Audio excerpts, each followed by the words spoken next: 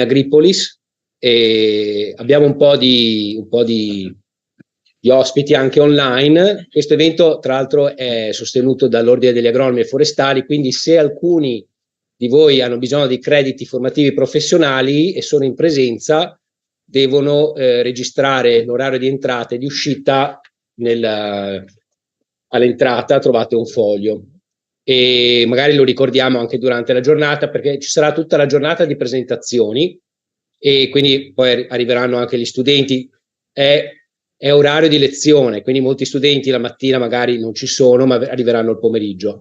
Quindi è una cosa abbastanza dinamica, ma va benissimo così. E quello che vorremmo fare è non soltanto una carrellata di presentazioni, ma anche un po' di discussione.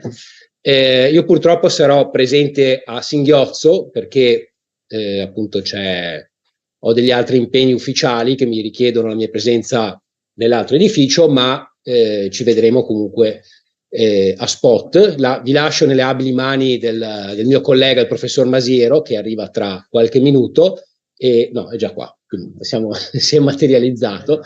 Porto i ringraziamenti del direttore del Cirgeo, il professor Guarnieri, che anche lì siamo impegnati su varie cose e oggi è a Roma, quindi non può essere qui a darvi il benvenuto. E inizieremo alle 9:10 con le prime presentazioni. Chiedo ai relatori di tenersi sui 12, massimo 15 minuti per dare spazio a un po' di discussione, che è la parte più interessante, secondo me, di questi eventi qua. Quindi io vi do il benvenuto e spero che le presentazioni siano di vostro gradimento e ci vedremo durante la giornata perché ne abbiamo fino alle 5:30, quindi c'è molto spazio per fare anche quello che si chiama networking, insomma, di incontrarsi e di fare due chiacchiere. Va bene? Intanto allora la prima presentazione l'avrete alle 9:10, quindi tra qualche minuto condivideremo lo schermo e penso il primo sia... Fai te la prima presentazione. Ok, perfetto. Quindi 5 minuti di break. Grazie Andrea, ti lascio.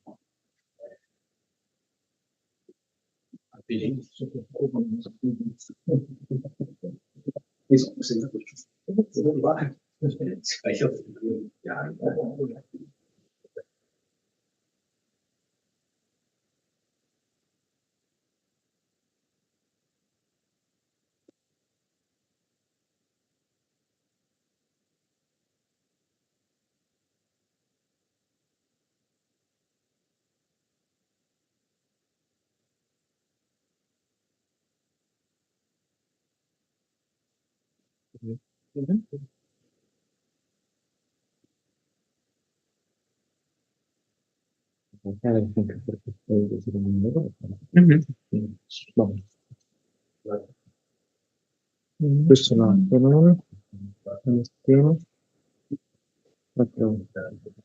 in realtà sono scambiati. Posso chiedere che c'è Papalardo che è collegato come webinar, credo, e non so se riuscite a abilitarlo perché... Dunque, spettatori probabilmente. Eccolo qua. Sì, Di parlare, penso direi. che si possa abilitarlo anche come condivisione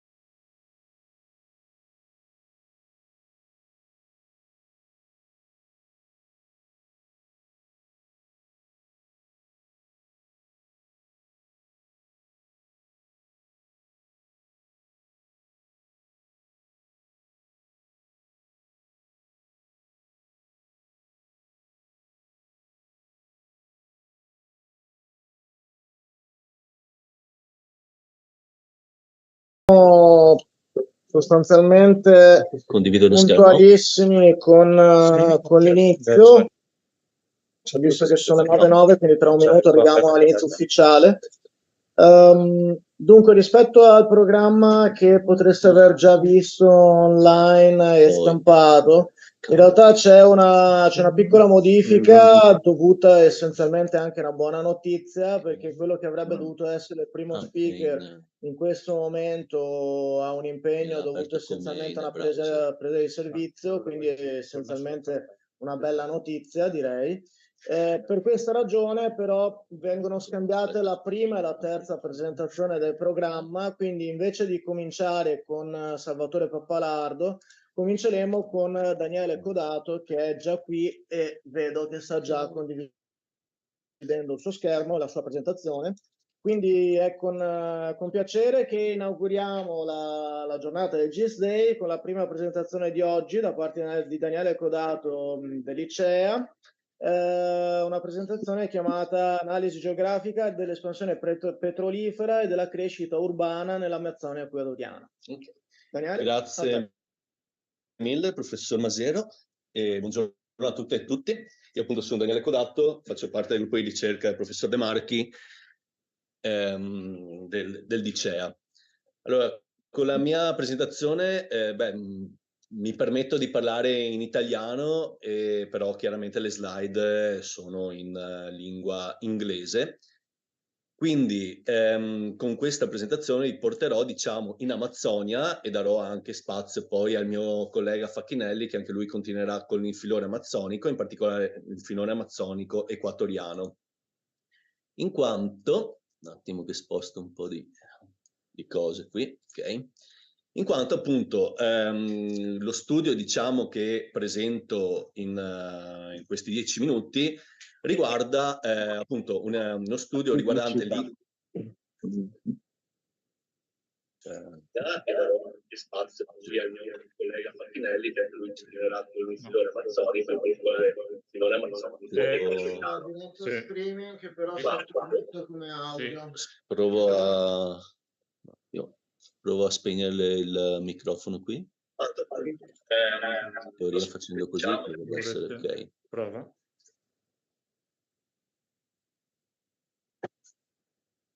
Ok, scusate. Ok, ritorno quindi. Allora, perché questo studio appunto è da anni che ci occupiamo di tematiche legate a estrattivismo e ai suoi impatti socio-ambientali in Amazzonia, e in questo caso appunto soprattutto focalizzata sull'Amazzonia equatoriana. E in questo caso abbiamo voluto esplorare anche la componente urbana, quindi l'espansione urbana, in quanto l'Amazzonia normalmente nel nostro immaginario è questa giungla verde, ok? Vuota, dove le persone vivono seminude, diciamo, in mezzo alla foresta. In verità anche l'Amazzonia viene definita come una urban jungle, ovvero proprio dove infatti la componente urbana supera quella rurale, al contrario di quello che normalmente ci immaginiamo. E in particolare nell'Amazzonia dell'Ecuador, diciamo, l'espansione urbana è intimamente legata anche all'estrazione petrolifera, in quanto l'Ecuador è un piccolo paese sudamericano, è importante, diciamo, esportatore di petrolio nel contesto sudamericano. E in particolare appunto il petrolio è esportato, cioè è prodotto, estratto, diciamo, principalmente nella sua Amazzonia. Ecco che appunto si è venuta a creare tutta una serie di dinamiche estrattive dove la popolazione locale beneficia molto poco e dove invece gli impatti socioambientali, soprattutto negli anni passati, qui l'estrazione è iniziata intorno agli anni 70, diciamo, tutti negli anni passati sono ancora ben presenti e ben evidenti. Quindi, diciamo, gli obiettivi di questo studio, appunto, dove qui mi focalizzerò soprattutto sulla componente di analisi GIS, hanno riguardato l'analisi e la mappatura delle attività petrolifere, quindi una ricostruzione delle attività petrolifere a livello spazializzato dal 1972, quando è stato perforato, diciamo, il primo pozzo produttivo in poi, L'analisi anche della, diciamo, l'espansione urbana, in particolare dall'85, quindi dalle prime immagini Landsat disponibili per questa zona, con un piccolo excursus più qualitativo nel 65, grazie al fatto che siamo riusciti a ottenere delle ortofoto per quella zona, per quel periodo, e poi appunto analizzare anche le relazioni spaziali tra espansione urbana e attività petrolifere, e anche le relazioni, diciamo, con gli aspetti socio-ambientali, in particolare con i territori indigeni e gli impatti registrati. Questa appunto è la metodologia. Tutta, diciamo, il flusso di lavoro è avvenuto come ricerca dati, soprattutto appunto geoportali, web feature services dei vari ministeri, Google Earth Engine, non ho mai capito come si pronunci, e poi in QGIS. Quindi per la sfera urbana, diciamo che ho diviso appunto in 3 sfere. Per la sfera urbana, diciamo, ci siamo affidati al dataset creato da questo progetto Map Biomas Amazzonia, ovvero una serie di organizzazioni amazzoniche, diciamo, stanno portando avanti questo progetto di mappatura dell'uso e copertura del suolo per amazzonico di anno in anno, usando appunto immagini Landsat e lavorando principalmente in Google Earth Engine attraverso il classificatore Random Forest Classification. E hanno reso disponibile questo dataset di dati, che è scaricabile attraverso un'app in Google Earth Engine o Engine. E quindi in questo caso si è diciamo, ricercato e fatto il download dei TIF dell'uso e copertura del suolo dall'85 al 2020 ogni 5 anni. In più appunto si è riusciti a ottenere alcune ortofoto del 1964-65, quindi pre-sviluppo petrolifero. Anzi, queste ortofoto erano state fatte per un progetto appunto di esplorazione petrolifera per una delle città, diciamo, studiate, per avere un po' un quadro anche qualitativo di cosa era successo prima.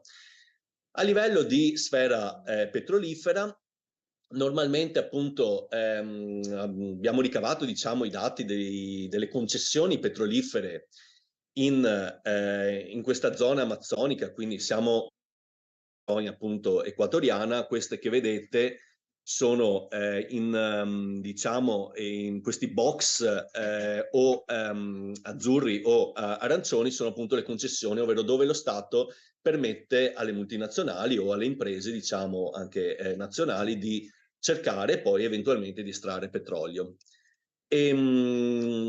A questi dati, al dato della concessione petrolifera, si è associato, diciamo, si è spazializzato il record della produzione in barili annui dal 72 in poi.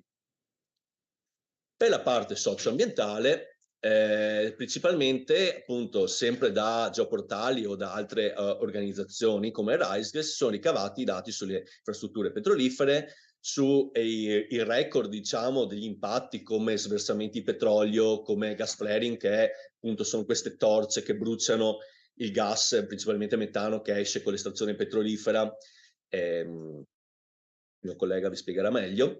E le linee di sismica, che sono un altro strumento, diciamo, per ricerca di idrocarburi. In più appunto diciamo, i territori indigeni e altri elementi, diciamo, di interesse. Vado velocemente. Quindi come risultati, diciamo, qui possiamo vedere la spazializzazione della produzione petrolifera nei vari blocchi appunto produttivi, mentre questi in grigetto sono i blocchi, cioè sono le concessioni o blocchi che sono in offerta, diciamo, ma ancora non sono stati o esplorati o sfruttati. E in questo caso appunto ci ha permesso anche di ricostruire a livello temporale dove appunto quali sono i blocchi che principalmente questi, scusate che c'ho zoom in mezzo, che qua da 48 anni, diciamo, al 2020 sono in produzione da 48 anni al 2020, e via via i blocchi più recenti come questi due, il 43 e il 31, che hanno iniziato da pochi anni a essere produttivi. Ecco qui, invece, questi sono i risultati legati soprattutto alle relazioni tra diciamo, la produzione petrolifera, quindi quelle concessioni, quelle aree in cui le concessioni sono attive e le aree invece dove le concessioni non sono attive. Come si può vedere, abbiamo cercato di fare questa analisi usando, diciamo, scale differenti, anche per poter, diciamo, andare oltre al Modify Area Unit Problem, ok? Quindi abbiamo cercato un po' di analizzare il fatto se effettivamente nelle aree petrolifere ci fossero più o meno, la percentuale di urbanizzato, diciamo, fosse più o meno maggiore o minore rispetto a altre aree esterne. Abbiamo fatto ciò, quindi blocchi produttivi, non produttivi, il resto dell'Amazzonia, dove si vede in blu sono quelli produttivi, appunto si può vedere che la percentuale urbanizzato è maggiore. Stessa cosa abbiamo fatto a livello di province, dove Sucumbios e Orellana sono le due province del nord, in questa parte qui, soprattutto estrattive, che quindi si può vedere soprattutto Sucumbios, che è la provincia, questa più a nord, dove da più tempo si estrae, che è quella che mantiene dall'85 al 2020 la maggior percentuale di urbanizzato, e in più si è divisa tutta l'Amazzonia, perché qual è il problema? È che queste aree comunque hanno, diciamo, estensioni molto differenti, quindi si è cercato anche di fare un'ulteriore analisi, si è creato una fishnet di esagoni per tutta l'Amazzonia e si è vista la percentuale di urbanizzato, la differenza di percentuale di urbanizzato nelle celle della fishnet all'interno delle aree produttive rispetto alle celle della fishnet in altre zone amazzoniche. E anche in questo caso si vede con Boxplot che la media e la mediana sono sempre maggiori per tutti gli anni nelle aree produttive rispetto alle aree non produttive. E anche questo, insomma, ci è servito per verificare, diciamo, questa ipotesi.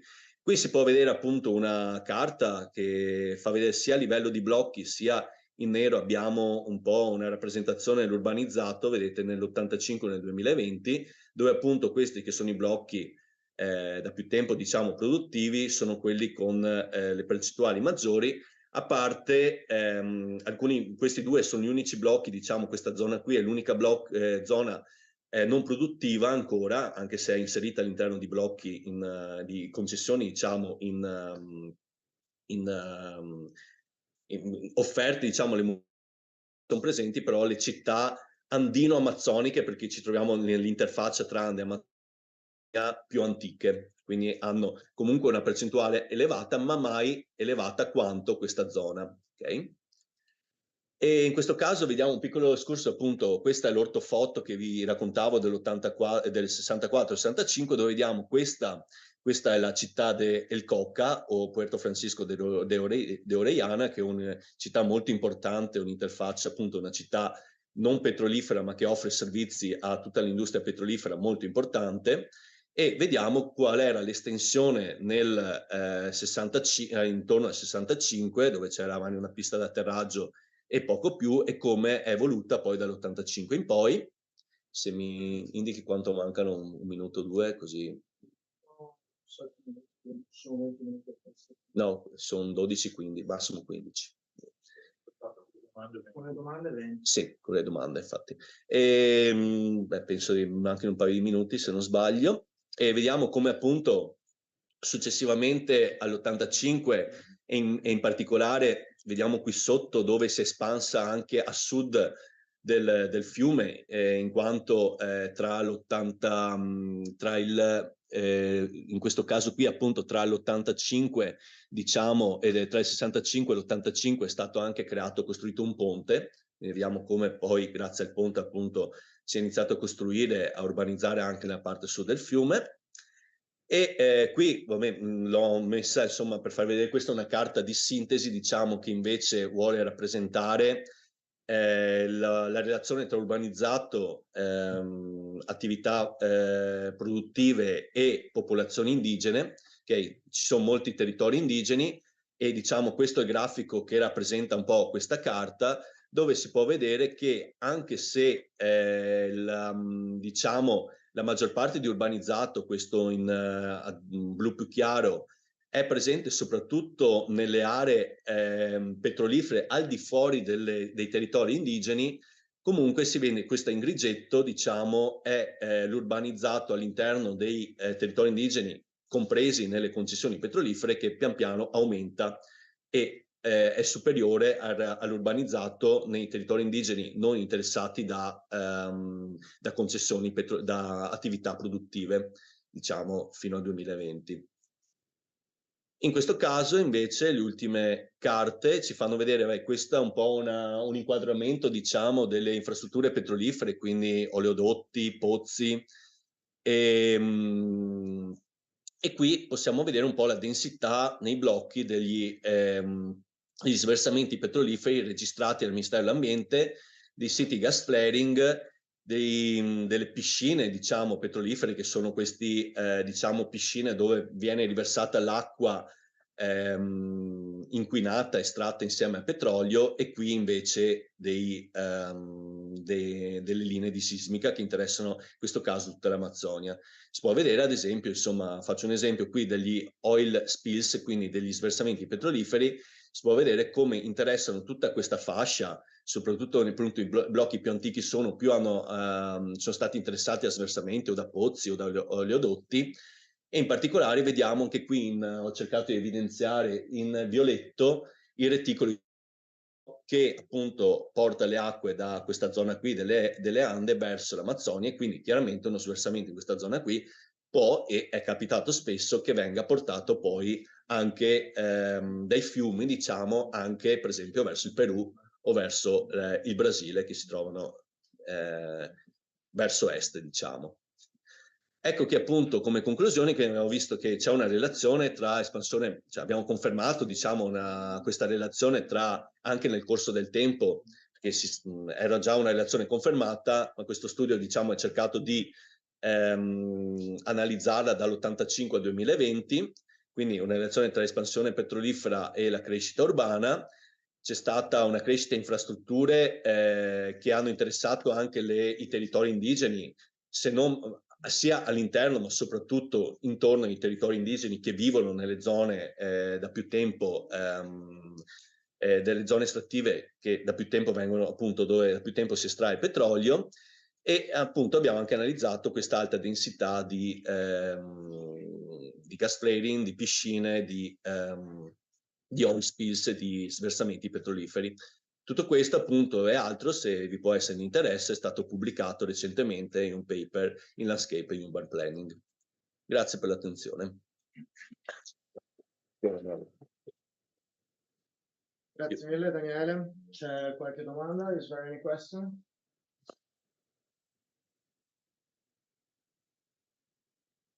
Probabilmente no, perciò grazie ancora. Grazie. So just to clarify, there are 20 minutes for each of the talk. However, in case of questions, it's a good idea to end your presentation a couple of minutes, 2-3 minutes before the time. Say that you may allocate something like 17 minutes for each of the presentations. For what concerns the language, in the meanwhile, I'm going to ask to Francesco to come here. It's up to the speaker to decide to talk in English or in Italian. So I'm just going to present in English those that have an English title, but then it's up to the speaker to decide. Thank you. No, it's okay English. It's okay English. That's fine. So our next presentation is going to be from Francesco Facchinelli of the Department of Historical and Geographic Sciences, University of Padova, and the name of the talk is Extreme Citizen Science for Climate Justice in Ecuadorian Amazon. And actually part of the title is missing here, but I guess it's fine. Okay. No well, you might even wait for a minute because we're okay in advance. So well, maybe I start and then we gain time. Okay. Because I may lose some time more. It's a good idea okay. If you start a little bit in advance, but not really so much. Thank you. Thank you. Sorry, Francesco Faccinelli, you are in speaker mode. Well, hello everybody, I am Francesco Facchinelli. I am a colleague of Daniele Codato, which presented just now. I am a colleague also of Salvatore Pappalardo, which will present after me. And this is a project which is carried on from the research group Climate Change, Territories and Diversities. Well, the main focus, sorry. Okay. As my colleague already mentioned, our focus of work is the Ecuadorian Amazon region. I will not say another time to you that there is an overlap between oil activities, indigenous population, and one of the most biodiverse areas in the world. Our research group has a medium long-term history of work. The Professor Massimo De Marchi started to work here since 20 years. So it's very grounded work, which was possible due to a long history of work with local organization. So, well, I will skip that part. The focus of this particular work is gas flaring, oil-related gas flaring, which means the combustion on site of gases which are extracted along, along with oil. Mostly are methane. Then there are. Don't worry. Okay. Thank you. There are other impurities. For instance, we have compounds of nitrogen, sulfide, and so on, and yeah, and many more. This means that additionally from having the emission of CO2 equivalent, because the methane it's burned, so supposedly it should be completely converted in CO2, in carbon dioxide and black carbon. We have also, for instance, acid rains. We have heat islands caused from the huge flame that are produced, and many other ways of impact that sometimes in this kind of environment where we have an amount of biodiversity which is still on, that scientists are still studying, are still researching. So we don't know exactly what there is and how these kind of activities may affect the complex Amazonian ecosystem. And of course, local indigenous population have some are more exposed to contamination due to pollution, the different ways of pollution of the air, of the water, and so on. So what we did, our work started by entering in contact and starting a extreme citizen science process with the campaign Apaguen los Mecheros, which recollects a wide range of local organizations from environmentalists to indigenous to religious ones. And so during the time, okay, in different phases of the process, we every time in contact with them defined the goal step by step. Well, I will not go through all the timeline. Just to say, in 2019 we started with them the participatory mapping of gas flaring sites in order to provide data useful for a protective action which was carried on from the local movements. In 2021 we were lucky, and the protective action, which is a legal process to ask, in this case, the ban of gas flaring sites, and it was won. Okay, However, the ruling was not so clear because it defined two different terms for populated for gas flaring sites near or far from populated center. So 18 months on one side and until 2013 on the other side. And for a geographer, of course, those are two very different measures. Well, what is not so clear, what does it mean, what is near a populated center, and what does it mean a populated center in a context where every 2 kilometers we free houses of indigenous people, no? So in short, the ruling was not so clear. Then we will go more deeper in that point. And then in 2022, the Ministry of Energy and Mines published a report with a list of gas flaring sites that should be closed, trying to apply those criteria that I mentioned before. So our work was, in that case, after the elaboration of the scenarios on the population, on the impact, and trying to define which gas flaring sites should have been closed, our third step of work was, of course, the analysis of this report. Well, I will try to go on fastly because I already used the time we gained in the beginning.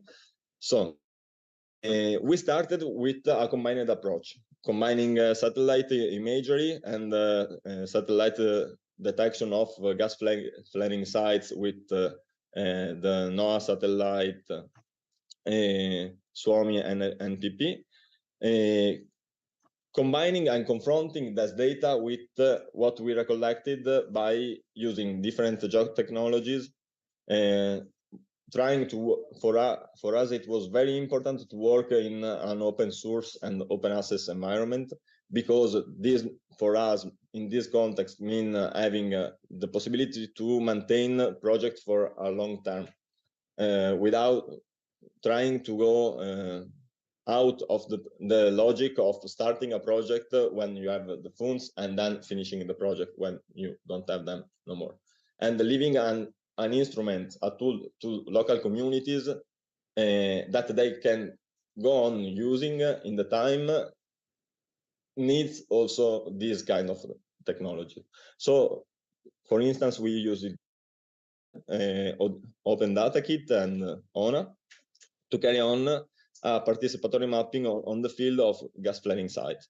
Basically, our dataset was composed of the photo, so the physical evidence of the presence of the gas flaring site, and the spatial data and some additional information. What we did when we went on the field, our first step was, of course, co-designing the goal and the methodologies of the study with the local communities and local movements. This allowed us, for instance, to decide not only to map, as we started, the gas flaring sites that we were seeing from the satellite imagery, but also to include all the other side. And later we will see how much important was this difference. Also, local communities had a key role in allowing us to access, for instance, the places where the oil fields, where the gas flaring plants were. And then our main objective was have been also to leave the capacity to use those technologies to local population, which, as a matter of fact, continued the monitoring after we finished the project. So, a bit of results. We mapped the 295 gas flaring sites in the whole Ecuadorian Amazon region for a total of about 450 stacks. And of those, 76 sites were in the Yasunin Biosphere Reserve and 4 in the core area. This is a map of the gas flaring sites in the Ecuadorian Amazon region. And what I think was really interesting is comparing the data we mapped with already existing sources. For instance, the NOAA annual dataset taken from nighttime imagery was included 63 sites. We mapped 223 more. The Ecuadorian Ministry of Environment had 180 sites, and we mapped 198 sites. So this study, this participatory mapping had a key role in highlighting how diffused is this kind of activity in the Ecuadorian Amazon region. Thus, additionally, being on the ground with local communities allowed us to identify a lot of additional phenomena which caused additional impacts. For instance, the gas venting that is caused basically from the presence of a drop of pressure in the gas. Thus, the flame is shut off, and until somebody goes to light it up another time, it stays emitting methane and other gases in the air without combustion. We also were able to see the huge amount of insects which were attracted from the flame, and this is what I mean when I speak that some impacts may be very specific of the context. The Ecuadorian Amazon, if you put a flare in the forest, it means that all the insects, and we have a diversity of in the Yasuni National Park, we have a diversity of insects in in 1 hectare of the Yasuni National Park there are as many different species of insects, sorry, as in the whole Northern America. Okay, so it's an important theme and additional impacts. So we did also some kind of restitution, like reports, and specifically with the campaign Apaguen los Mecheros. Then they presented the protective action, which was presented from 9 girls. We also left an online platform for participatory mapping. Then we have the ruling on 21st January 2021. Was emitted this ruling, which, as I said before, 2 different places. 2 different terms. So 18 months and until 2013. We thus tried to make how the ruling could be applied, to trying to identifying through different risk scenarios using metrics from literature regarding spatial impacts of gas flaring sites. So according to different distances, and through the database that we created on a populated center of the Ecuadorian Amazon region, we found different amounts we estimated the amount of gas flaring sites which should be shut off. This is basically a map. What I think that is particularly interesting of this study is that on one side we understand this risk analysis allowed us to also understand how using a smaller radius of impacts and to the very high risk allowed us to understand one sort of way of impact. But the presence of a huge amount of populated center, which are affected from, we reach up to 18 gas flaring sites in the 5-kilometer radius, made us understand that additional studies are required also in order to understand the multiplicative effect, the combined effect from different gas flaring sites. Because because it's a reality. Albeit there are not so many studies reporting 5 kilometers as a distance of impacts. It's also true that the presence of may affect it anyway. Then we carried on risk analysis based on the 4 main urban areas. So Nueva La Hoja, La Gioia de los Fascia, Xuxufindi, and Puerto Francisco de Orellana, and thus we were able to estimate the people affected from this kind of activities. To make it very short, in the very high risk scenario, we have 12,000 people which may be affected in the whole Ecuadorian Amazon region. And in the moderate risk, with 5 kilometers of impact radius, we reach 100,000. And yeah, as I mentioned before, in May 2023 was shut off the first part of the gas flaring sites, the one with the 18 months term.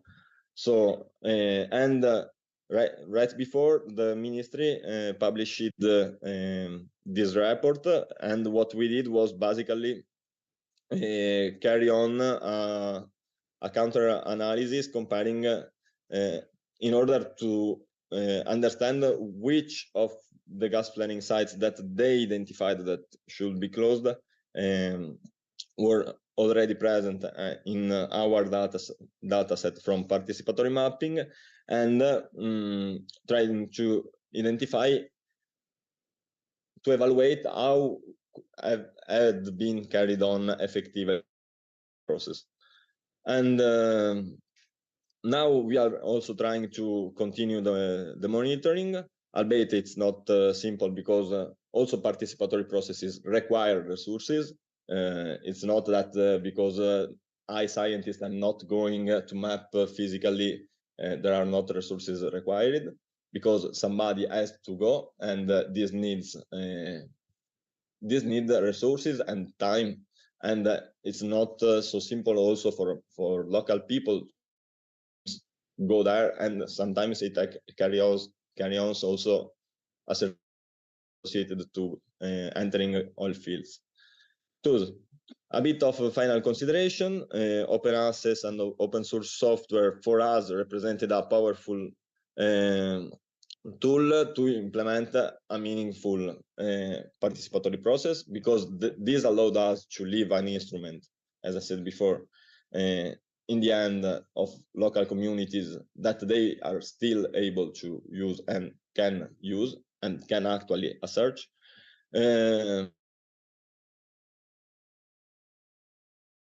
Well, I will cut it short. GIS can be a useful tool not only for decision maker of high level, but can be, well, our work was mainly give access to geospatial technologies, and this allowed us and the local communities to effectively empower them with their instance and their imaginaries of just futures in climate change. So there are a bit of scientific papers that you can read if you are interested, and thank you for your attention.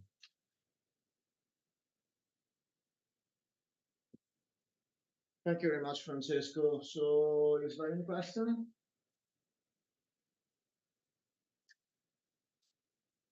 I guess it's fine. So thanks again. Thank you. So in a couple of minutes, we're going to have, I'm going to switch back to Italian because the next presentation is going to be given in Italian. So la prossima presentazione è da Salvatore Pappalardo, del Dipartimento ICEA dell'Università di Padova. Ora temo che andrà un attimo sistemata la questione dell'audio. Salvatore vedo che hai condiviso lo schermo e presumo che forse tu abbia anche provato a dire qualcosa. Puoi provare a dire qualcosa? Buongiorno Andrea, non ho ancora provato, mi sentite? Come previsto non si sente, quindi yeah, muted the speaker, so I guess we should turn the speaker on. At that point, we only have the risk of hearing again. Oh, it's not that one. Marco, You should why it's not? go out of this. I don't understand Italian. Okay. Well, it's not really.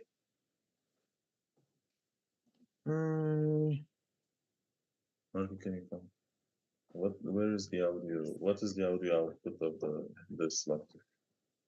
So Salvatore has the micro open, so it should work from that point of view. However,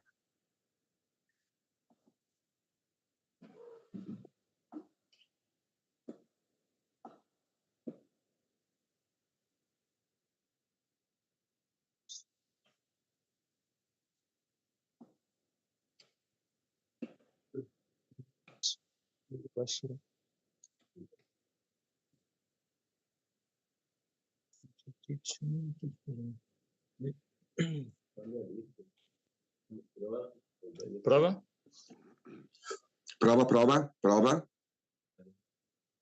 Prova. ok, Salvatore, ora direi che funziona, quindi direi che siamo praticamente perfetti con la tempistica, quindi parti pure quando vuoi. Grazie mille, professore Andrea Masiero. Per me e per noi è anzitutto un onore e un piacere essere a questo momento globale di condivisione di strumenti, tecniche e modelli nell'ambito della scienza dell'informazione geografica. Il mio intervento andrà a presentare una linea di ricerca che peraltro è visto già delle pubblicazioni, ossia gli impatti locali dei cambiamenti climatici in riferimento agli eventi estremi quali le ondate di isole di calore.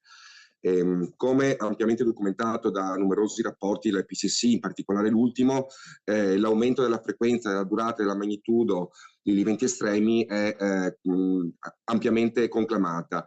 In particolare gli eventi estremi quali ondate di calore vanno a impattare su aree particolarmente dense di popolazione, quali sono gli ecosistemi urbani, che oltretutto hanno alcuni elementi di maggior esposizione legati alle infrastrutture produttive, al tessuto urbano, ma anche alla presenza di numerose persone che ci vivono.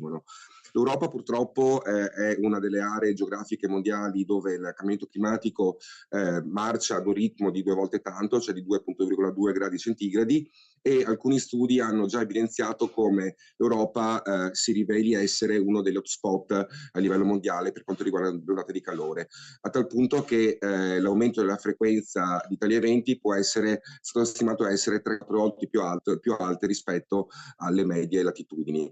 Addirittura dagli anni 2000 è stato anche registrato un tempo di ritorno che ha effettuato un salto di scala, ossia le ondate di calore sono passate dopo il 2000 a essere anziché essere 2 volte all'anno, il tempo di ritorno è aumentato 2 volte ogni 10 anni. Teniamo conto che in Europa circa 10 milioni di persone sono attualmente esposte alle ondate di isole di calore. Le ondate di calore hanno impatto, tra le varie cose, sulle infrastrutture di produzione energetica, di produzione elettrica, andando a determinare anche dei possibili blackout su scala metropolitana o su scala territoriale. Ecco, quando si parla di cambiamenti climatici e di impatti, molto spesso si tralascia la dimensione sociale e i diritti legata proprio alle questioni di impatto sul territorio locale, e su questo è fondamentale mettere a fuoco alcune questioni che riguardano la distribuzione non eterogenea degli impatti delle isole di calore sul territorio, così come la distribuzione non omogenea e differenziata e differenziale sulle diverse categorie sociali. Su questo, legati agli eventi eventi meteorologici estremi con ondate di calore, sicuramente gli estremi climatici come gli hot days, ossia i giorni con temperature ambientali superiori a 32-34 gradi centigradi, oppure le tropical night, dove la temperatura minima è superiore ai 20 gradi centigradi, vanno a costituire un importante fattore di rischio per patologie legate a colpi di calore o a giornate con estremi di calore elevati. Al tempo stesso, quindi, gli impatti degli estremi climatici non sono equamente distribuiti. Il cambiamento climatico non è democratico, sia rispetto allo spazio, sia rispetto ai diversi gruppi sociali. Recentemente un lavoro pubblicato su Nature Medicine, che ha analizzato le ondate di calore durante l'anomalo anno e l'anomala estate 2022, ha stimato un eccesso di mortalità legato proprio a questi eventi estremi di essere di 60.000 morti su scala europea. Purtroppo il paese italiano ha il maggior numero di morti, con oltre 18.000 casi sull'intera penisola. Il nostro studio si inserisce proprio all'interno della mappatura delle ondate e isole di calore, sia dal punto di vista fisico, ma vuole soprattutto includere all'interno dell'analisi di rischio integrata anche le vulnerabilità sociali ad esse associate. L'obiettivo del lavoro ha voluto in primis realizzare una metodologia open access spazialmente esplicita, che sia replicabile e scalabile, in modo tale da poter valutare il rischio da caldo estremo, includendo quindi la distribuzione non omogenea delle vulnerabilità sociali di gruppi particolarmente sensibili. In secondo luogo vuole proporre un primo indice legato al caldo estremo, che dia anche conto di elementi di giustizia climatica, per poter andare a supporto e quindi contribuire anche alla realizzazione e al co-design di piani di adattamento più giusti e più inclusivi. In particolare, gli obiettivi specifici hanno voluto in primo luogo identificare all'interno del periodo giugno, luglio, agosto dell'anno 2022 le ondate di calore, e all'interno di queste andare a mappare un fenomeno tipicamente legato ai contesti urbani, qual è quello delle isole di calore, per identificare i principali hotspot su una scala di indagine urbana e suburbana, quindi ad alta risoluzione. In secondo luogo si è voluto mappare il rischio associato al caldo estremo per i gruppi sociali vulnerabili sul territorio, e in terza istanza l'obiettivo specifico è quello di proporre un indice globale di rischio appunto sulla giustizia climatica per tutte le categorie considerate. Non ho detto, stiamo parlando di un'analisi integrata di rischio che ha scelto Padova come laboratorio territoriale paradigmatico, in quanto Padova, sia per caratteristiche di tessuto urbano, nota è la situazione circa il consumo di suolo, sia le situazioni legate agli impatti dei cambiamenti climatici, risulta essere purtroppo un caso emblematico su cui andare a metterci gli occhi e andare a sviluppare analisi. I materiali metodi si sono ovviamente sviluppati nell'ambito della scienza dell'informazione geografica, andando a lavorare principalmente, se non completamente, con tecnologie e software open source, per cui dall'utilizzo dell'inossidabile QGIS all'utilizzo di RStudio per le analisi statistiche. Dal punto di vista dei dati sono stati acquisiti da un lato in dati meteorologici dalla stazione ARPAV di Legnaro per un'analisi meteoclimatica di 30 anni, e dall'altra parte invece sono state acquisite le immagini dall'Ansat 8 per le bande 4, 5, 10 e 11, per poter da un lato derivare la cosiddetta temperatura superficiale delle superfici, la dell'ST, e dall'altro poterla calibrare sull'emissività dell'uso del suolo, e d'altra parte di poter produrre analisi spazializzate utilizzando immagini satellitari a media risoluzione. Integrazioni dei dati hanno visto l'utilizzo di uso del suolo da parte della Corinne Landcover, scaricando e acquisendo i dati di Corinne Landcover dalla regione del Veneto. Sono stati inoltre integrati dati rispetto alla demografia dal database del Comune di Padova, e inoltre sono stati integrati per l'analisi dati socio-economici legati in particolare legati ai redditi delle famiglie su base annua acquisiti dal Ministero dell'Economia e delle Finanze. Ecco, una carrellata complessiva dei dati utilizzati. Ci tengo a precisare che per quanto riguarda le vulnerabilità dei gruppi sociali alle ondate di isole di calore sono state considerate la densità di popolazione, la percentuale di stranieri, la percentuale di bambini al di sotto dei 5 anni, la percentuale di anziani sopra i 65 anni, la percentuale di anziani che vivono da soli e le famiglie appunto a reddito inferiore di 10.000 euro. Queste variabili sono ovviamente state acquisite ed elaborate in un ambiente completamente spazializzato per dare conto appunto anche alla distribuzione spaziale di queste variabili legati diciamo, alla dimensione sociale, economica, ma anche etnica. Sostanzialmente, per poter produrre una mappatura di dettaglio che vada in primo luogo a identificare le finestre all'interno delle quali si sono verificate ondate di calore su base statistica, per poter mappare l'intensità delle isole di calore e poter sviluppare un'analisi climatica, sono stati elaborati diversi elementi. In primo luogo, diciamo, la base statistica attraverso la quale sono state identificate le ondate di calore la base statistica si è articolata sulla formula di Russo, che ha permesso di lavorare sul nomadismo percentile e su una soglia del nomadismo percentile per le temperature massime giornaliere e una finestra di tre giorni consecutivi. In questa maniera si vanno a definire in maniera statistica le ondate di calore che si sono abbattute sul territorio padovano. In secondo luogo sono state utilizzate le bande TIRS di Landsat 8 per poter calcolare attraverso la formula di Oke l'intensità delle isole di calore. Banalmente si vanno a calcolare utilizzando diciamo, le differenze termiche tra una serie di PIN estratti in contesto rurale fuori Padova e le temperature che sono state registrate, le temperature superficiali, le temperature superficiali delle superfici che si sono registrate all'interno del territorio comunale di Padova.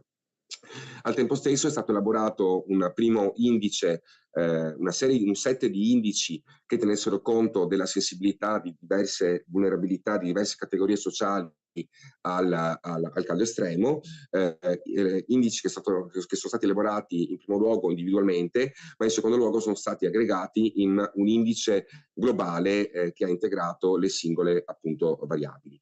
Dal punto di vista diciamo, della pesata, l'analisi di rischio ha voluto attribuire al 50% diciamo, il pericolo legato alla forza, alla magnitudo delle isole di calore, mentre ripartire con un 25% e un altro 25% alla vulnerabilità all'esposizione legata alle diverse categorie sociali analizzate.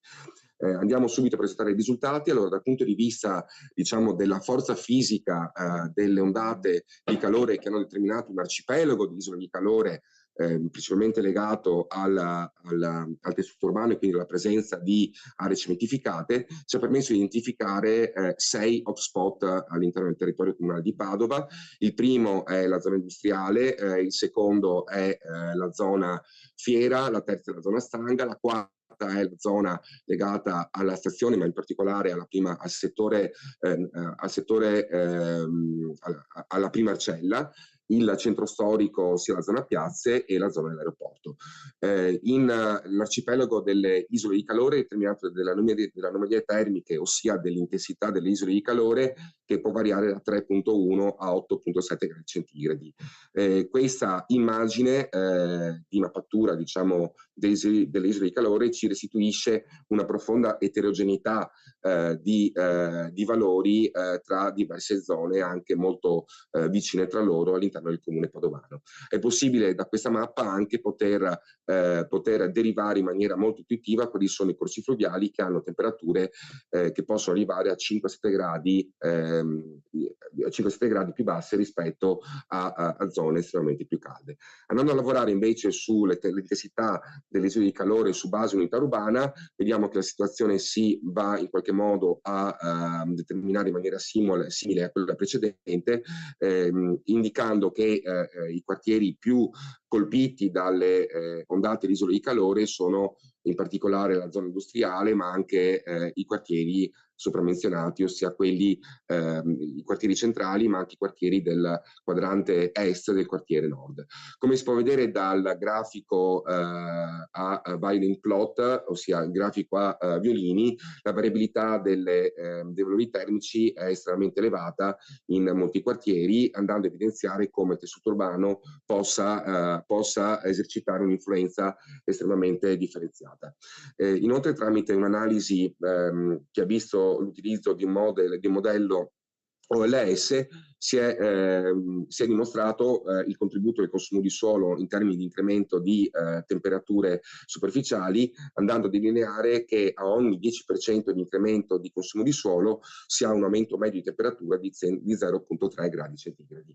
Andiamo a presentare gli ultimi risultati riguardo appunto all'analisi integrata di rischio, andando a lavorare con l'analisi di rischio per quanto riguarda singolarmente le variabili bambini, la zona sicuramente le unità urbane all'interno del quartiere Arcella, ma anche del quartiere Stanga, sono sicuramente quelle più sensibili e più a rischio per quanto riguarda le ondate di isole di calore. Per quanto riguarda invece il rischio legato esclusivamente agli anziani, si vanno a evidenziare le zone, i settori del centro storico, in particolare le unità urbane 1.1, 1.2 e 25.2. Per quanto riguarda invece l'indice di rischio climatico relativo ai migranti, anche in questo caso qua i quartieri Arcella e i quartieri Fiera sembrano presentare i valori appunto più alti. Complessivamente, andando a integrare ed aggregare l'insieme di tutte queste variabili, la compresenza tra le diverse categorie sociali distribuite sul territorio va a evidenziare nuovamente come principalmente l'area dell'Arcella e l'area della Fiera siano i settori urbani che dovrebbero essere prioritizzati dal punto di vista degli interventi di mitigazione alle ondate di isole di calore. Per concludere, questo studio mette in luce quali sono da un lato le aree critiche dal punto di vista della magnitudo e dell'intensità delle isole di calore, ma dall'altra parte evidenzia la necessità di considerare anche le vulnerabilità sociali all'interno delle analisi di rischio. Per poter contribuire e poter sostenere una pianificazione orientata all'adattamento climatico inclusivo e giusto, bisogna tenere anche in considerazione la densità del consumo di suolo e dove siano distribuite e come siano accessibili gli spazi di verde urbano, ma al tempo stesso tenere anche conto in maniera estremamente importante di quale sia la distribuzione spaziale delle categorie più vulnerabili, per poter andare a implementare le cosiddette nature-based solution, parchi urbani, in particolare andare a rispondere ai 3 pillars dell'Unione Europea su il Green Deal e il consumo di suolo, ossia andare a lavorare sull'implementazione di urban forest, ossia di foreste urbane, sull'implementazione e valorizzazione delle cosiddette blue infrastructure, ossia canali e fiumi urbani, e andare anche a lavorare sul cosiddetto deseeding, ossia sulla desigilazione di aree pavimentate per poterle restituire con aree vegetate e quindi poter contribuire alla mitigazione delle ondate di isole di calore. Per chi voglia approfondire, questo lavoro è stato inserito all'interno della Special Issue Climate Justice in Future Cities, GIScience Approaches for Inclusive Urban Resilience and Adaptation. Ringrazio tutti per l'attenzione e ripasso la parola a regia. Grazie mille Salvatore. Allora, c'è qualche domanda?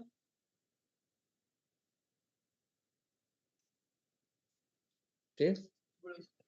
Una curiosità, se questo studio ha avuto poi un'implicazione pratica sui decision maker della città di Padova, per esempio, è già stato fatto un passo in avanti sull'implementazione delle nature-based solution.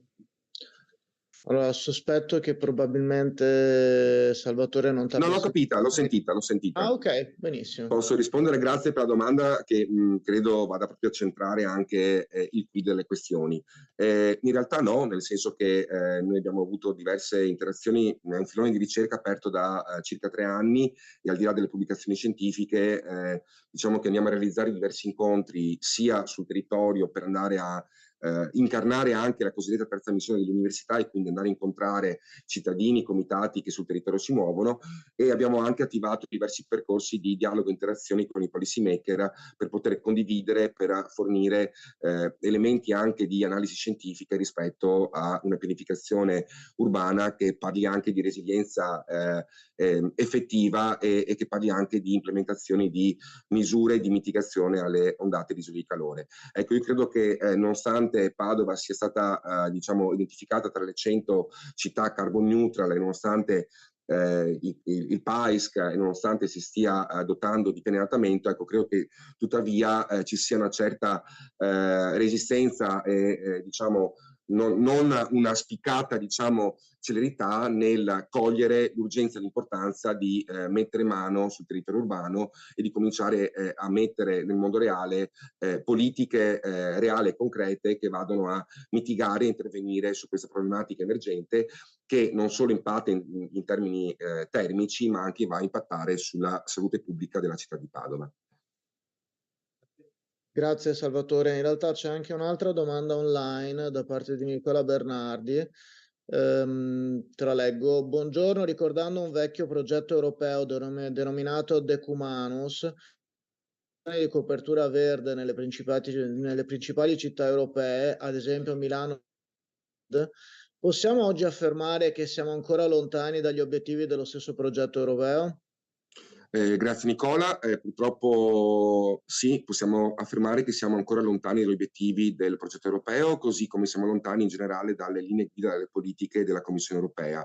Purtroppo abbiamo sotto gli occhi quotidianamente le politiche che si danno in questa città. Il consumo di suolo è una delle principali criticità che va a amplificare le isole di calore in contesto urbano, e purtroppo vediamo ogni giorno come ampie porzioni di territorio, ampie porzioni di suolo permeabile vadano inesorabilmente a essere impermeabilizzate e quindi cementificate. Quindi credo che ci sia un'urgenza di intervenire e di diciamo, gridare con forza quale sia la necessità di mettere in campo politiche e misure e strategie di mitigazione e di resilienza climatica. Ok, grazie mille Salvatore, direi che grazie a voi la tua presentazione, perché siamo giusti, ancora congratulazioni per la nuova posizione. Grazie. So let's move to the next speaker, who is going to be Gunta Gruber. She is also going to present remotely. So may you please try to speak and share your display?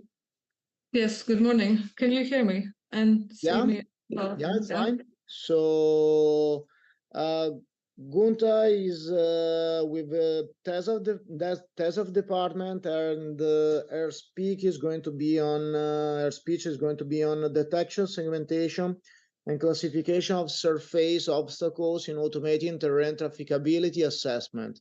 So Gunta, please feel free to start whenever you're ready. Thank you very much. Perfect. Thank you. Okay, so my name is Gunta, and as mentioned before, I'm part of the sub-department. Several a little part of the work that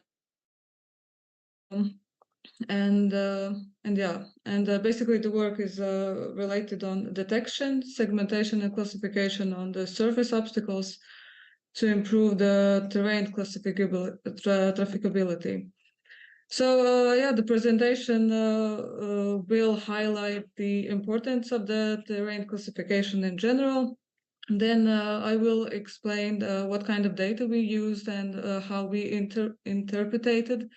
What was one of the study frameworks, what kind of field survey we did, and what are the results and findings and follow-up actions that are planned to be done.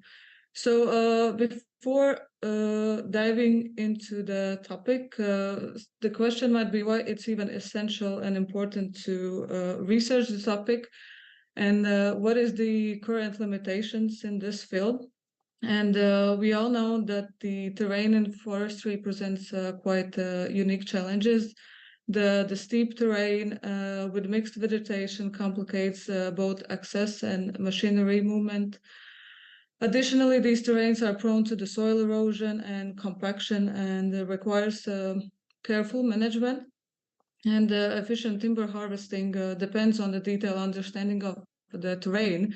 However, the current timber harvesting planning methods often requires a lot of detailed information on the terrain and tree and assortment data. And while the traditional methods such as the field measurements might require some information, they are time-consuming, costly, and may not provide the level of detail that are necessary for the projects. And furthermore, applying all these terrain classification systems and roughness estimation on the whole harvest or the whole harvest or the stand site might be very challenging due to the complexity and variability of these environments. So remote sensing models can handle these three-dimensional data, providing more profound understanding of the terrain characteristics. And furthermore, the whole project, the whole progress in the sensing technologies in general including machine-mounted sensors like the lidars. Drones are coming to upfront and opens up new possibilities to capture the terrain data in more details.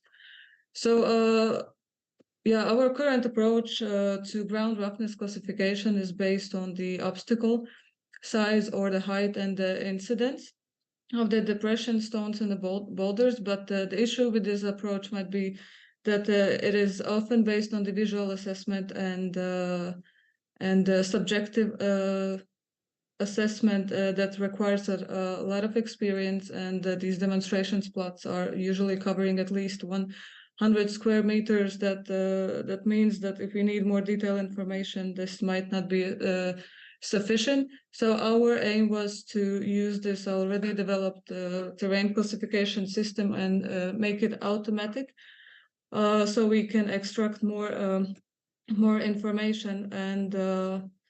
And here is the example how the approach of the roughness classification works based on the mentioned parameters. And this basically includes counting the obstacles within each plot. The next part would be estimating the obstacle height that is divided into 4 classes according with 20, 40, 60, and more than 80 centimeters. And then we count the obstacle number and make the calculation for obstacles per hectare in each plot. And the last part includes the following already established rules. If we have a very dense area of the obstacles and we need to estimate whether we count it as a separate ones or not. So to achieve and to improve this classification and segmentation, we are trying to implement several different methods. And the first step basically includes the data collection, and in this case it was the drone images. And I'm not going into details into this step because probably most of the people is already aware how this is done. But this includes the image processing and the product extraction from the data that are digital surface model, orthophotos, and the point cloud. And later, this information is used for the object detection and segmentation. And the first part of the method includes the 2D image processing or the orthophoto processing, where we annotate the images for the obstacles that we are interested in.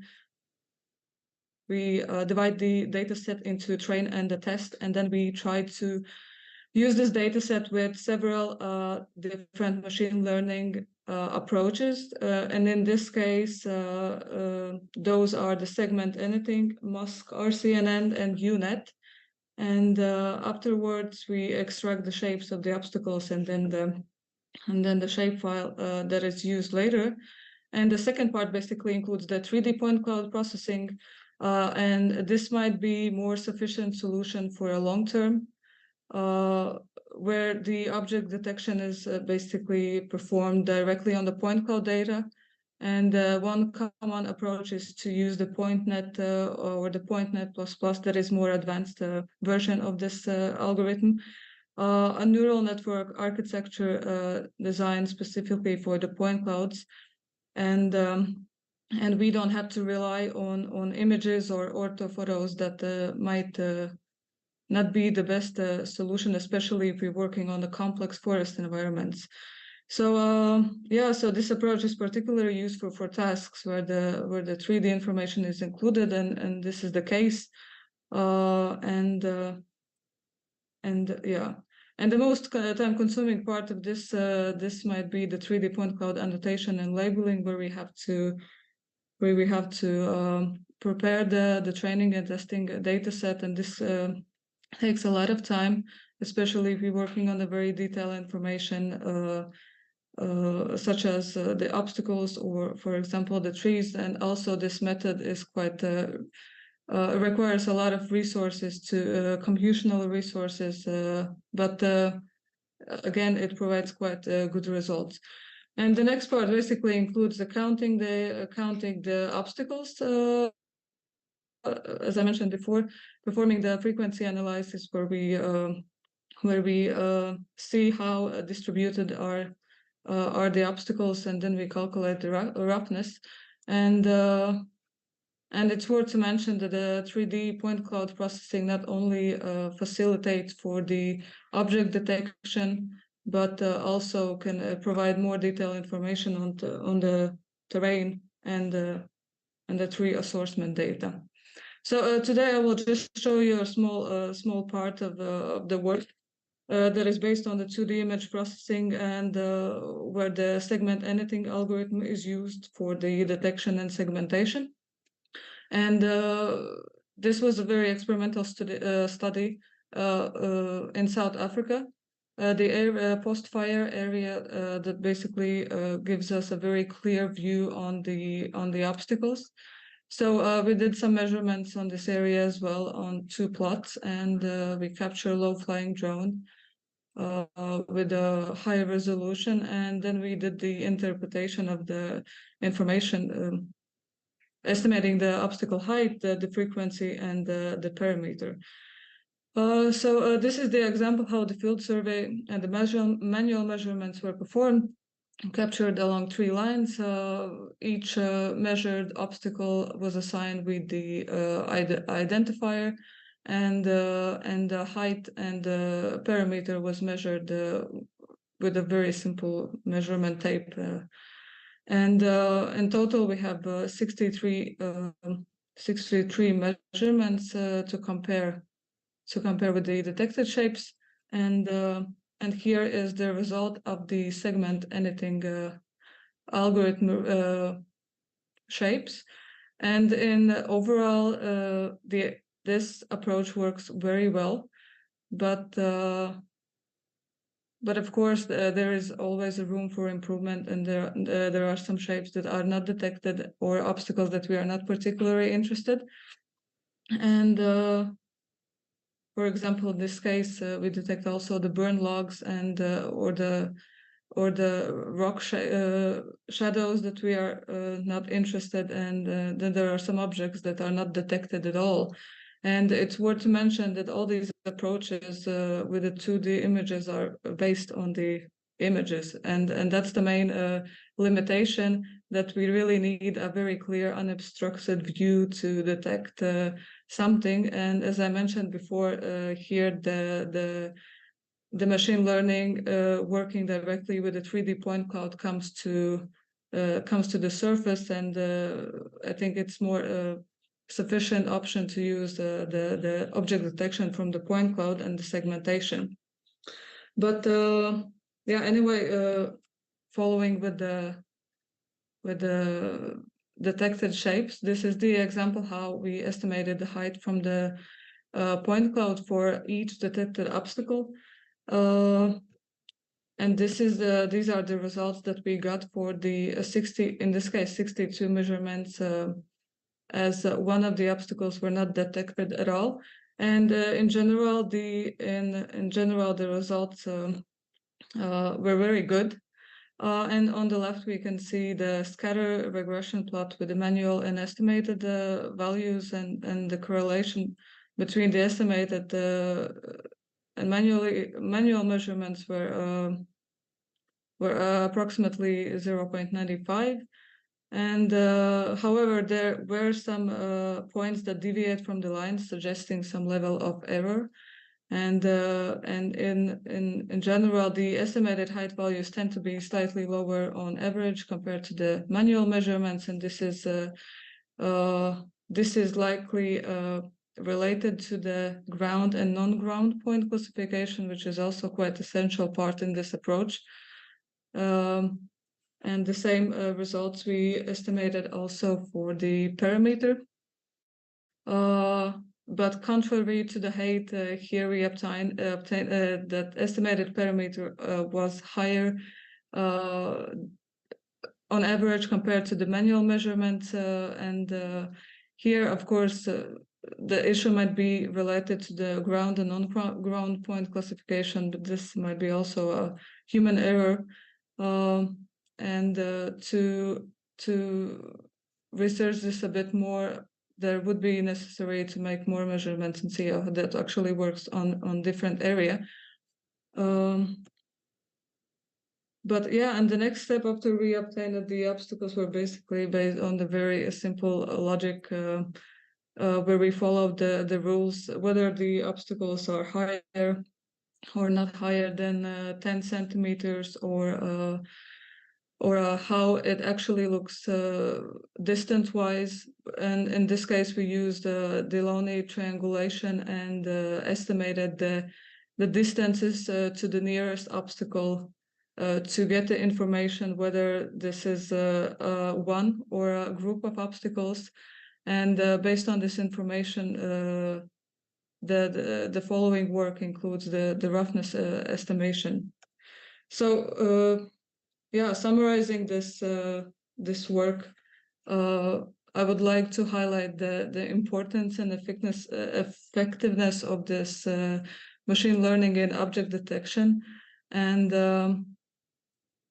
evaluation of various object detection methodologies. And this is the work that is following up and still in progress, especially the classification of the 3D points. And then we also obtained additional data this year. That was another low-flying drone imagery together with a terrestrial laser scanning data, which is basically used for the training to extract the obstacles as well as the trees, and to see whether something has changed in this area during these past 2 years. With the vegetation growth, removing temporary obstacles and detecting new obstacles, and also using this information to segment the low vegetation for the model in general. And the challenges in this approach was basically what I mentioned before, was the ground and on-ground point classification, and this can be improved with more advanced methods, and this is the plan for the following. And summarizing the whole presentation and the takeaway messages, basically would like to emphasize the importance of the AI models and the machine learning. And maybe for someone who has not worked with this, it's highly useful, and especially for this project, overcoming obstacle assessment challenges is one way how to find these solutions, especially related to the terrain trafficability and classification. So yeah, this is very short, and thank you for your attention. If you have any question, I will be happy to answer.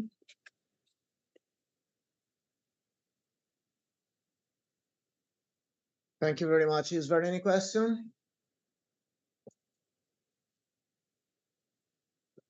I have a very short one. It's actually mostly a note, more than a question. So to the best of my understanding, you mostly have worked on segmenting images or better orthophotos. And I guess you mentioned that you have some troubles in making, well, at least in trying to transfer this kind of segmentation to a 3D case, to point clouds. However, I think you can simply reproject the results that you obtain. I guess the results that you are considering are on orthophotos that come from images. So, and from those images, you may even have built the 3D information of the point clouds. So I guess that you can exploit the camera parameters in order to realize how to reproject the results on your 3D data that you already have on the 2D ones. So it's mostly a note. But by the way, it's yeah, okay, thank you. So just to give you an idea, I have a PhD student in Florence that is making something similar on building point clouds and the images. So in order to ease, for example, the segmentation of different parts of the buildings for BIM production, but that's it. So no worries. Anyway, thank you again. Thank you. So let's move to the next speaker, who is going to be Andrea Meleri from the Cultural Heritage Department of University of Padua, with a presentation that is going to be a GIS on the borders, mapping on cultural landscape along the lines Numidicus, Algeria, in Algeria, I guess. Yes. I think we may also need to find your presentation, I guess. Right. And I guess it should be this one. Okay. Okay, maybe I could be a little short because I was timing for 12 minutes. So in any case, maybe I will try to stretch myself a little. Okay, just let me check that everything is working. Okay, so I'm reporting for the Department of Cultural Heritage, that is specifically archaeology. Padova. I work it's not myself only, we are in a group. I also put the name of Jacopo Turchetto, who presented, I think, last year on similar topics about archaeology. So just to give you a context, this will be a short report on our activities about our activities in Roman North Africa border areas, that activities that are heavily relying on GIS-related procedures and tools. So I will be not very much an archaeological cut of these of our activity, but more focused about GIS issues and that we have in these peri-desertic areas. Okay, so just to give you some context, this is our area. Okay, Algeria is mostly in this area. Can you see my pointer? You cannot see my pointer. I guess you can activate it. Okay. Right click and then. Okay, so this is our area of study. You see superimposed the network of Roman roads on North Africa. More or less what is shown is the territorialization area during the maximum expansion of the Roman Empire in North Africa, which was a very rich and productive province. On the south part of this map, you see we really see the beginnings of the Sahara Desert. So our area of research is located in interface between the last populated and cultivated areas and the pre-desert and then high-head desert of Sahara. More or less, this is our area, okay, on the border of the territorialization. Here you see the title, the meaning of the title of my presentation, Limes Numidicus, meaning the Roman border in this area. Numidia is one of the ancient name of parts of Algeria, okay.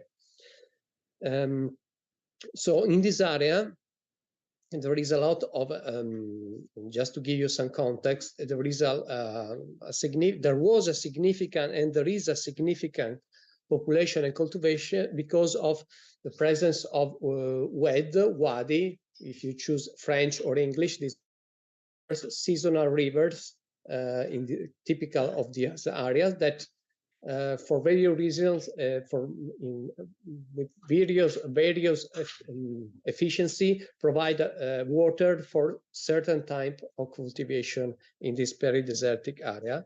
So the population and cultivation can arrive just to the border of the pre-desert because of the presence of these weds in French or wadi in English. So I will skip on the sources. We are mainly, you have to understand that we are working in Algeria, which was a French territory until the independence war in the 60s of last century. Okay. And so there was a lot of research activities from the 19th century and the 20th century. Then the Algerians got the independence fighting for it. And then there was a civil war in the 90s of last century. So more or less what we have is a recovery of documents that now, as we speak, the Algerians are going back to researching these topics after the independence war, after the civil wars. So mainly our sources are not so updated. They date back to at the beginning of the last century. Topographic, using strange coordinates, not so precise, or also we have these very good sources of aerial photographies, zenithal photographies, which was very unique for the time period it was made, which have absolutely no geographical coordinates. They are just identified more or less by the name. No, the north is not always given. You have no scale, so it was not. It was just a military man in his late 50s, in his after the war, doing some aerial photographers for the Ministry of Land Management, and as a side work, he worked also in collaboration with some archaeologists, because this was very pioneering stuff to do large scale zenithal photography in this area. So, okay, we'll skip on the sources more or less. So, and also we want to, we are also more recent sources with more accuracy. And also we are, our objective is to put everything together with Google Earth history. You know, you can go back and see how it was the landscape now in 2020 up until the beginning of this century, more or less, with some resolution. We use multispectral maps from Digital Globe Worldview. We use also Corona satellites, okay, from the 60s, because these areas are very not much studied specifically, so you have to look into a large collection of data to find something in this border area. So the tools, of course, QGIS, I presented here 4 years ago, and I sometimes find myself explaining why we use QGIS instead of ArcGIS, but I think it's no longer necessary. But till some time ago, I had to explain. In any case, we use QGIS because we work with developing areas, so no license is needed. We can freely use in our Erasmus Plus courses. This is during the pandemic. This is the only shot one of the workshop.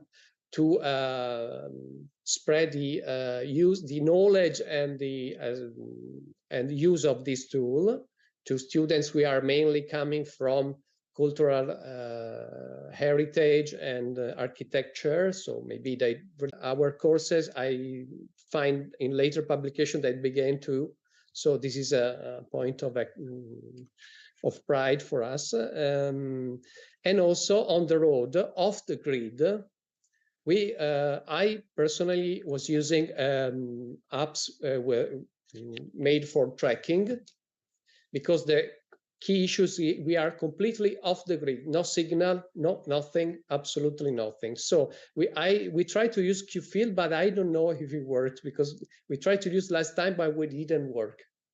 So we switched back to tracking application, because we are out completely without signal. Okay, we are nearby the desert. Okay. So this is an eye-opening question to you. Do you know if QField works with no signal? This is because this will impact our future. So the integration is made, of course, all these different sources. They go into QGIS, and of course, we are going to feedback control on the ground. Okay, where with the tracking application, recording your position in continuous. Okay. This is just a general layout of an example of the georeferenced aerial photos over archaeological atlas of the 11 GISday atlas. As you see, we can almost have a quasi-satellite view of this area after the war. Okay, because we are in some area the mosaic is almost complete. Okay. So to give you some specific, be more specific about this contact that is a GISday, I would like to speak to you about a couple of issues and cases. Okay, this is how differentiation in deserted areas where there are no landmarks aside from weds. The roads are very recent. They were not present in the 50s.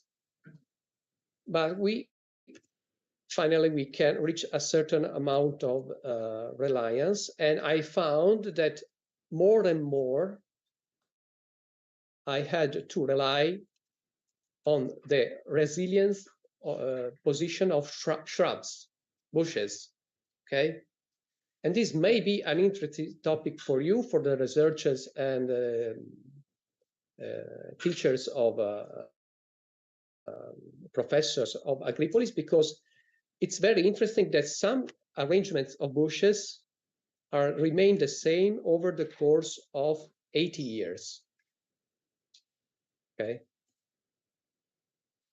And these can have some use, because we are thinking of using these bushes as markers, arranging them. Of course, we cannot do as we have to collaborate with someone who knows something about plants. So one of our idea is to use these bushes in order to mark visibly, for example, the line of the limes, because this would be eco-compatible and completely fail-proof marker, which need no maintenance. It has very low impact on the apparatus. I think is very. It doesn't seem very invasive. So even if we are nearby, you have to consider 1-2 meters of sand. Then maybe some underneath there is something. Okay. So this is a study that can be done if someone is interested to study the resilience of this kind of genus of plants and the possible application in cultural heritages as landmark, marking the landscape of the ancient passage of the limes over a road, maybe, or something like that. So many of these maps georeferenced in desert area, maybe not specifically this one, but there are maps, there are photos which are even more remote in area which there are no weds, just sand and bushes, I found myself relying very much on the bushes and shrubs as control points. You see, this specific arrangement remains the same. Okay. So another issue is that we don't always have zenithal photos. More than often we have oblique photos or not zenithal. If, for example, this is an area where in this spot they identified a Roman fort. This is the fort of the auxiliary of the Legio Terza Augusta, which was probably a horse-ridden soldiers. Okay. If you search for this area has no identification north, south, nothing, just the name. They just tell you in the book that is of Dusan, which is looking across the Wed. So if you look at this area, it's almost impossible to understand. Probably I can understand that we are looking in this direction, sideways. So the first step is to look for something, for example, less in the past, less populated or with less tracks of cultivation in Google Earth history. You know, you can go back. And maybe now you can try to understand the layout of this WED with this specific area here, that is this area here. So in two steps, you can try to georeference a side picture, which will result in a distorted image, but just a starting point. And then over that, you can try to georeference that over that. And this is more or less what I have done. So you can see that more or less I am recovering some of the structure, trust me, but if you have time, you will see that some of the structure are still there. And over that, the map of the Dusan. This is not just an exercise, but because we do this in GIS, we get precise coordinates and we get with foot on the ground, okay? Boots on the ground, as the military say. The X marks the spot, so the X was placed exactly here. You can see that what happened is this a peri-urban area. When they built this area, more or less they saved the area where they were not able to build because there was a presence of a fort. So this is a negative that enhanced what was a positive in the past, okay? This is the relevated area, and this more or less follows the square of the original Roman fort. When you go on the ground, you find exactly what you expected. This is a courtyard. This is a shed made with reuse of stones from probably the original Roman wall. This is a remains of Roman wall with characteristically shaped Roman bricks and concrete, ceramic, typical of Roman. You can see maybe the handle of a vase, vessel. And then as a last final example, an area which now is an artificial basin, because the problem of water in this area is very important, with just a market that was placed on the map because it was along the Roman road and in the very center of production area. This is our truck going exactly and precisely to this point, which should be along the road in a production area. We actually found, with less than 30 meters from the destination point, an imperial milestone dating exactly to the year this area. So we have an upcoming event on 29-30 of November in our department, which is also online. If you're someone interested, you can write me.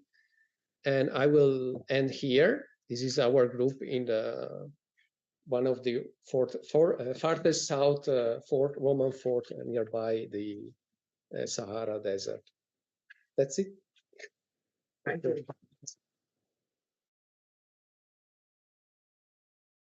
If anybody has any question? We used to field on the field without connection, and it was okay. It works. Of course, you can't use the base map, the online base map. You have to. Yeah, because with the application, yes, there was also that issue, because I didn't use it personally. It was Jacopo who took it to my video. With the tracking application, I download offline the base map. Yes. Also come with QField. I have to try. You can create the QGIS project with orthophoto. We have some strange issues that we are usually working over. You have to. There are no problem. We will try on the field. Something strange happens in this area every time. So what works here usually. Thank you very much. Okay, so thanks again, Andrea, and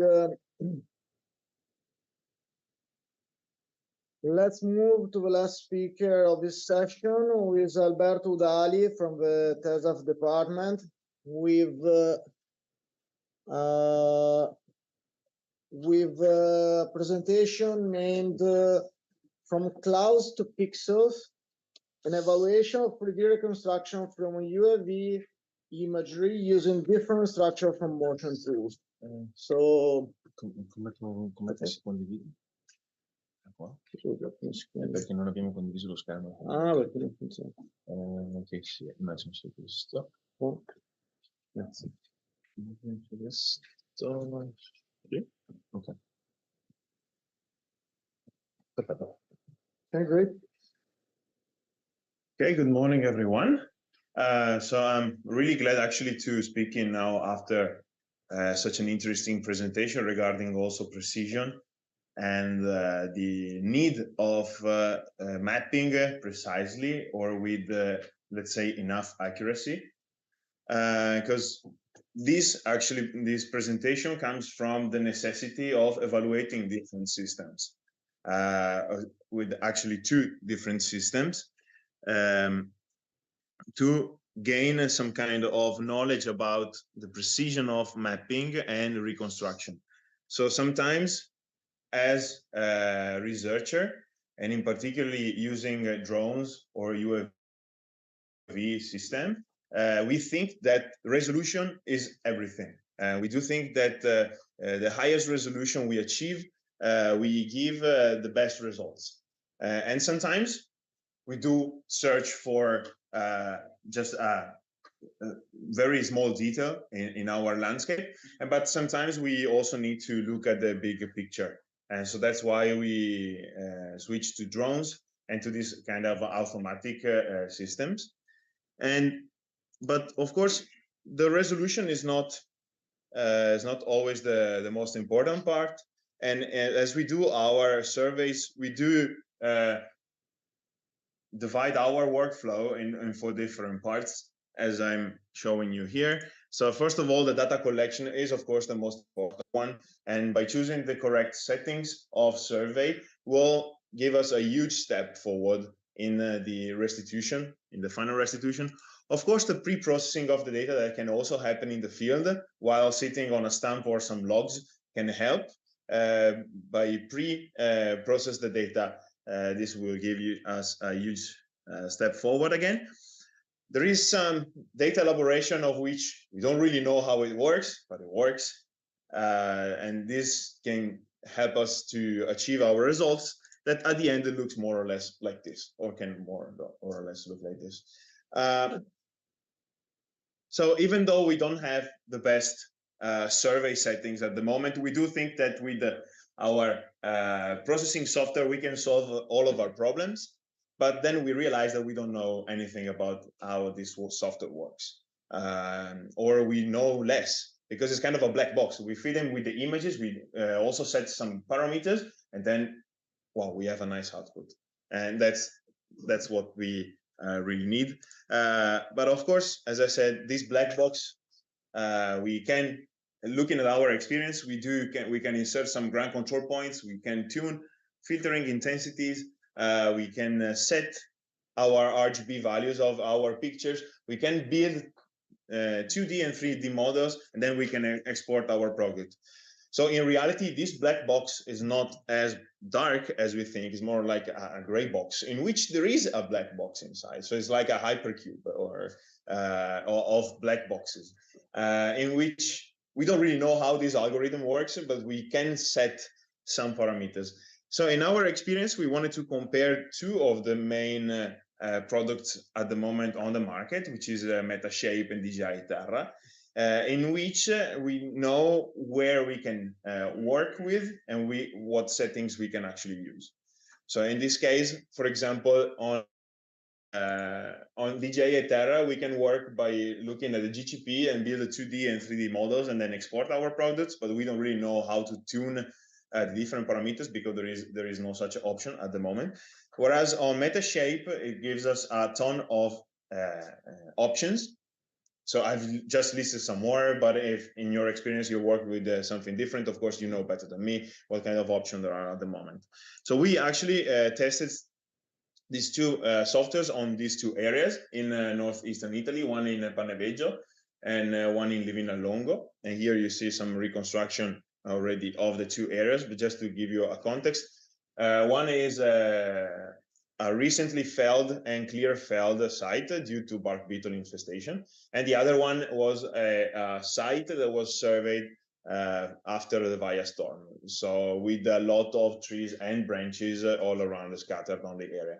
So two very complex environments that we are actually trying to have information as accurate as possible.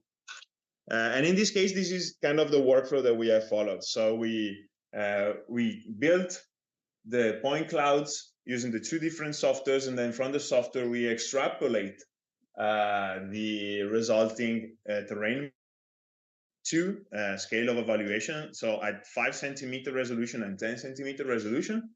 And then and this is going to be the results I'm showing you, we did some evaluation on the point cloud, for example, visualization and the statistics using Cloud Compare Elas tools. And then we evaluated the DSM, so the surface model restitution, as well as errors on the control points using Cloud Compare again and ArcGIS. So on the first area, which is going to be the Paneveggio area, from the restitution of the two softwares, from this point of view, from this side, we don't really see any major difference emerging from the two images. But if we look at, again, very good in the detail, and I hope you can actually see or perceive something.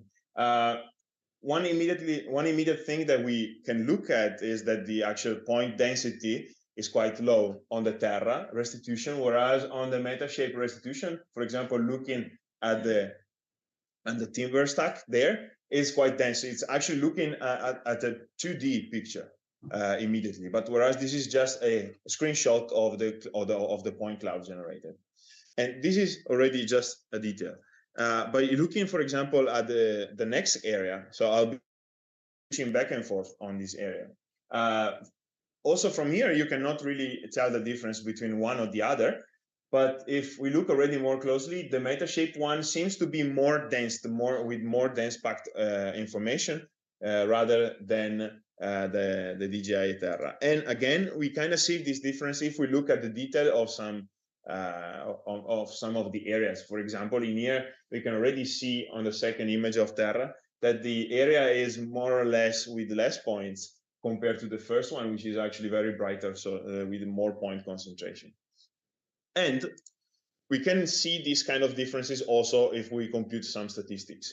By looking, for example, already at the sparse cloud, the two softwares, at least for the Paneveggio area, they have the same kind of number of points, for example, so the same density. But for the sparse cloud, for example, on the second area, we already see some difference already from the software. And if we go more into the elaboration side, we see that, for example, in the dense cloud, the difference is now emerging quite nicely. And if we look at the point spacing, So the distance between each one of the point of the restitution of the point cloud. For Metashape, we have 4 centimeters between each point, whereas for Terra, we have 14. So already a big change, a big leap, and we now getting to know more how this is going to affect our results. Because with less points, we expect to have a more coarse, a more interpolated, and with more errors. Whereas with more points, we expect to have a more complete reconstruction of the terrain. And if we look at the surface model restitution, I've just highlighted here 2 areas. For example, at 10 centimeters, we already see that there is some difference, and the Terra is picking up more noises. Look, for example, at the circle, is picking up more noises than the Metashape. Or Metashape somehow in the reconstruction is eliminating some of the noises, giving a more truthful reconstruction of the reality. And if you look also at the timber stack, there is more coarse reconstruction on the actual side. This is our, of course, Nadir taken picture and reconstruction, because it's an ortho picture. If we look, for example, at a more refined resolution at 5 centimeters, we see more or less the same output. So especially here, and if we look at the road and the reconstruction, the 5 centimeter, of course, reconstruct better the output, but then we still see that, for example, Terra in this case is giving us a more interpolated results, so with more noise. And the same we can actually see on the second area. Although this image is a little bit darker, but the road reconstruction in Metashape is more smooth. So it's somehow reconstructing better the road, whereas in the Terra reconstruction is more pixelated. And also here at 5 centimeter, this is even more peculiar. So we can actually see some kind of differences, and also in the trees reconstructions. But this is not enough. So since each area to be reconstructed needs some ground control point, we also try to see the error and how this is affecting our reconstruction. For example, on the first area, we had some systematic but significant errors on 2, 3 control points, and of course affecting the final restitution and the final errors and how they are spreading.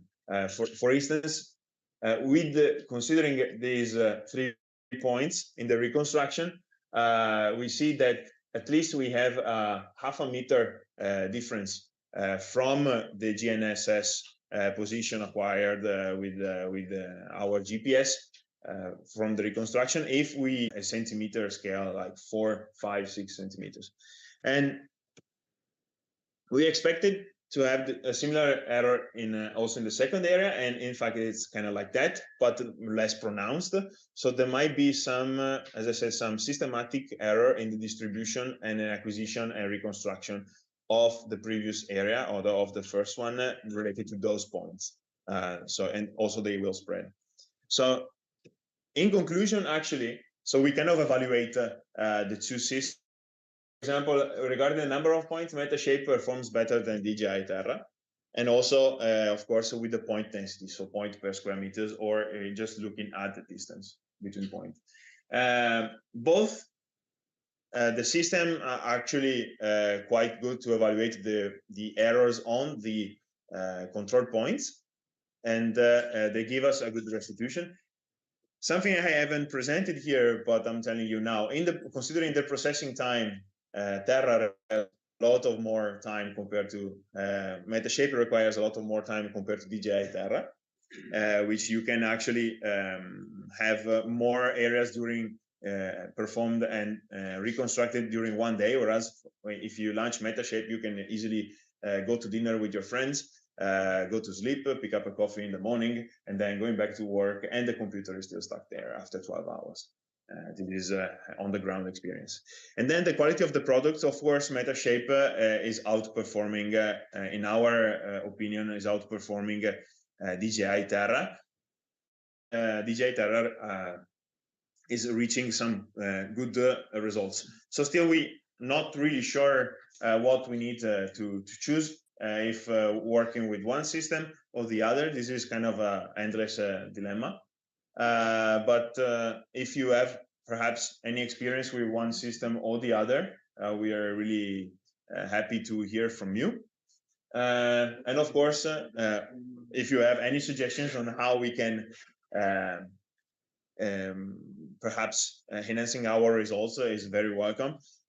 Finally, the final choice really depends on the personal needs of everyone and every researcher, because it's kind of a compromise also, the costs of the two softwares and the licenses. Thank you.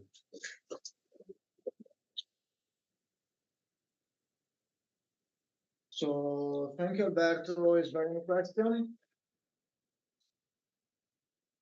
In my understanding, you are saying that generally, because I personally use only Metashape and also an older version,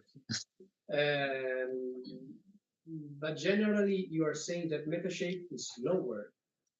Okay, so this is what I heard also, because probably the big choice is if you have a lot of data, like on a vast area taken by thousands of photos with a drone. Because personally, I work with 50, 100 pictures of a structure.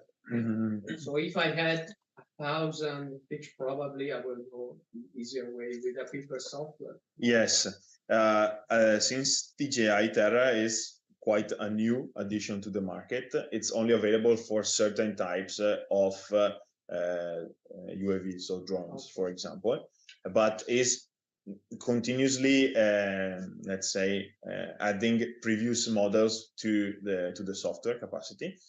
Then, of course, the final depends on your final needs. Do you need a 10 centimeter resolution? How many pictures? And how many pictures are you taking? Because, for example, for the first area, the one in Paneveggio, just for doing one, because it was one of my work, we did a field activities of a month, and we took a flight each day. So at the end, actually, we took 2 flights per day. So those are like 250 images per flight. So Metashape, to process one, it took 16 hours to get one at, let's say, medium settings of filtering and reconstruction. GISday, of course, with the results, it took 30 minutes to process just one. So I was able to actually do 8 of them in the morning, more or less 8 of the 30 of the 60 flights. But at the end, the restitution of GISday, we don't really know like how the software worked, because we just set the ground control points. Then we said, okay, we want our final restitution to be exported as a last file. Then we want the orthophoto with the highest resolution possible, and just high, medium, low. That's it. And then just wait and see the results. So in your case, for example, if you have just one area, for example, and not yes, the scale is different. Yeah, the scale is different, but if you just have one, for example, object, one building, one area, and you want to achieve the best results possible, Metashape, I think, is still the solution. If you have to repeat that measure over and over the time, probably switching to one of these systems is better. Berto, both the software and the commercial license software. These are commercial software. Those are commercial software. You can access them through their official provider. For example, as university, we do have licenses for Metashape as educational licenses. GISday is not available at the moment for the university or with any educational licenses, as far as I know. No, we haven't tried Drone. Open Drone Map. Because we as two groups in the department, we acquired the DJI 3 enterprises a few months ago. So we had those 3 months of free license. So we immediately tested the software, and we wanted to compare also the restitution in this sense to see if it's worth it to actually buy the license for the GISday. But at the moment, we still have to convince our supervisors of the decisions. a very short note. I probably would have many things to tell you, but I'm not going to do it because probably I'm going to waste a lot of time for the others. Whenever you make a comparison, you should also specify which are the settings that you are using for making the comparison. Just to make a very short example, you said that you obtain much more points for what concerns meta shape with respect to the other one, okay? And you also told me that you needed much more time to make the computation. Probably generating so much points is one of the reasons for needing so much more time. So if you want to make a comparison in terms of quality is one thing, in terms of potential in generating more points is another thing. If you want to make a comparison in terms of how fast it is, probably you should compare it in terms of whenever you produce a reasonably similar amount of points, because the amount of points that you generate is a very important factor for what concerns that impacts the computational time. So no, of course. That is something very important. Another important thing is that your reconstruction failed on something like 30% of the, I don't know if control points or checkpoints, I don't know, because you mixed the two of them probably. I don't have any idea, at least for what concerns your figures. It wasn't really so clear which were control or checkpoints. I don't have any idea. But the point is that having more than a meter of error on 3 among 10 or something similar of your control checkpoints, I don't know, is really quite a huge amount. Furthermore, you didn't tell us which was the GISday of your acquirement. So there are many things that you should have probably have said in order to help us understand if the comparison is fair or not. Another thing that you should also probably know is that this software are optimized for certain graphic cards. So depending on which you are using, and if that software is optimized or not for your graphic card, also the computational time can be pretty different. So there are many things that you should specify whenever you make a comparison. So what I'm trying to tell you is that what you've done may be useful, but in order to help the people understand if what you have done is really useful or not, you should say many more things probably. Yeah, but there was no time in 12 minutes. Okay, so it's up for the next time. Sorry. So thank you for being here, and let's close the session. We are going to meet again in half an hour, I think. I'm not going to be here, so I'm not going to waste your time again. And I hope that Professor Pilotti will be back in time. Otherwise, probably Marco maybe, or somebody else will present. The next speaker is going to be Georgia Stoppa. I don't know if she is here. Okay. So I unfortunately have a meeting in the next 20 minutes. So if Francesco will not be back in 20 minutes, probably you will be presented by Mark. So have a good coffee break and enjoy your GISday.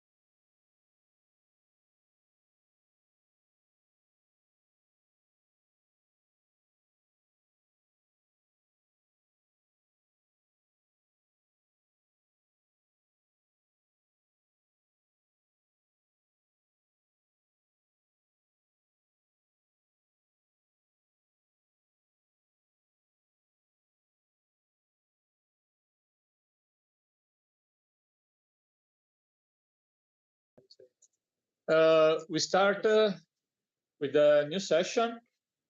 So I would like to introduce you Giorgia Stoppa, and she has a presentation about geospatial method for health surveillance. So a quite a different topic related to human health, I suppose. Yes. Yeah. Okay. The floor is yours. And you have 20 minutes in total with the questions. So. Okay. Thank you. Hello, everyone. I'm Giorgia Stoppa. I work at the Unit of Biostatistics, Epidemiology and Public Health. I'm a postdoc at the University of Padova. And today I'm talking about geospatial method for health surveillance.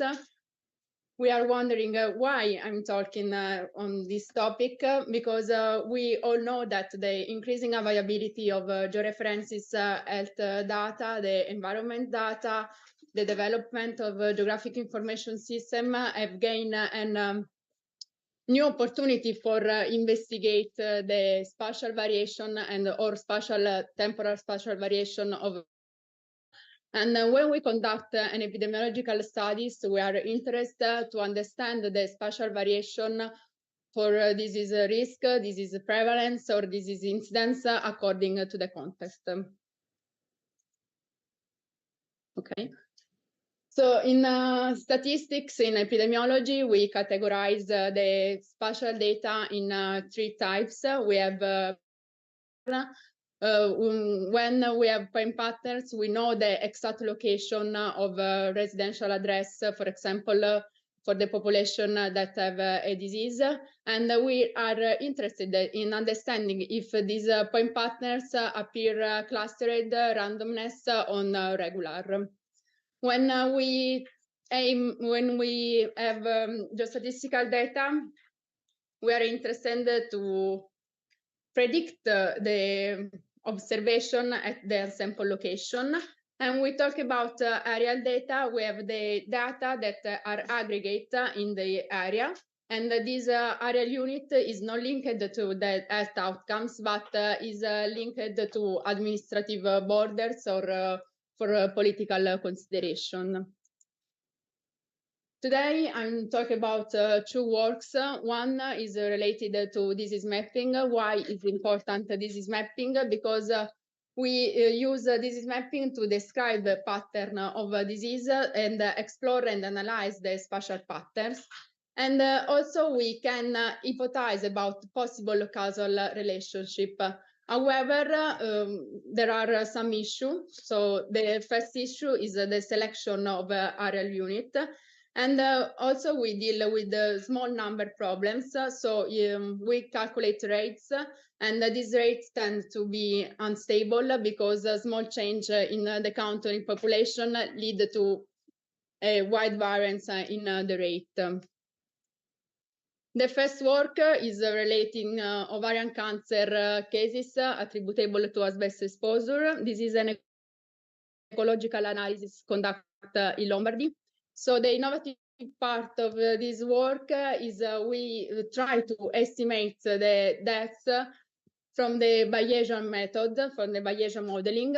And so we collect the death counts from 3 diseases, ovarian cancer, pleural cancer, used as a proxy of asbestos, and breast cancer. Why we choose asbestos? Because we know that asbestos is one of the most severe and widespread occupational carcinogens worldwide. And also we focus on ovarian cancer because it's the most common cancer in women. And in 2009, the International Agency of Research on Cancer concluded that there is a sufficient evidence for a causal association between exposure to asbestos and ovarian cancer. So we adopt a Bayesian framework and rely on literature. We assume that the correlation between different diseases depends on shared risk factor. In this model, we assume so the pleural cancer and ovarian cancer are linked for asbestos exposure, while ovarian cancer and breast cancer are correlated regard reproductive and lifestyle factor. This is a mathematical specification of our Bayesian model. This is a trivariate Bayesian model. I'm not going deep in the detail, but I want to focus on the shared component that we have specified. So we specify a shared clustering between pleural and ovarian cancer, a shared clustering between breast and ovarian cancer, so we can take in account the spatial structure of the data. And as I said before, we also estimate the attributable fraction. So I don't know if you are familiar with this concept. Attributable risk can be interpreted as the proportion of disease cases that could have been prevented is one or more risk factor for that disease had been eliminated.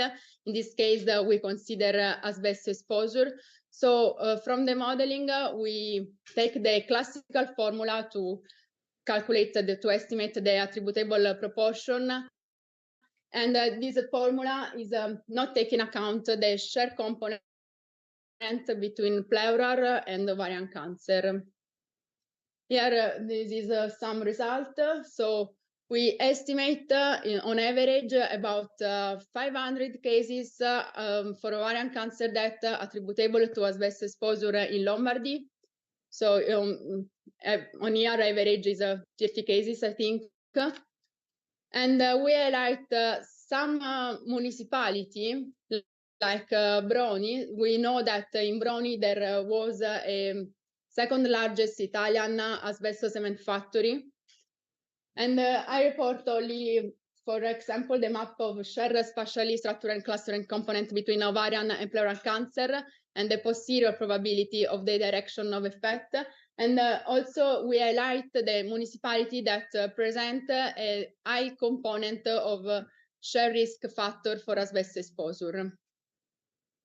So in conclusion, I want to highlight why it is important to conduct an analysis like this, because this can have some implication on surveillance and public health. For example, distribution of asbestos-related disease is important to define prevention and surveillance program. For example, we can think to start a survey for women that suffer for ovarian cancer and investigate the occupational component. And also Bayesian modeling is helpful because can control and stabilize the crude rates. The second example is, and we move on geostatistical data. So we know that geostatistical methods are important in different files. And we analyze PFAS contamination, PFAS food contamination in Veneto region. So we propose a simulation-based approach for identify the maximum amount of displacement that protecting confidentiality and avoids the deterioration of geostatistical inference. And we illustrate this through a case study on food contamination in the red area of Veneto region. The methods is a classical geostatistical model. So we specify a binomial distribution and we assume an exponential correlation.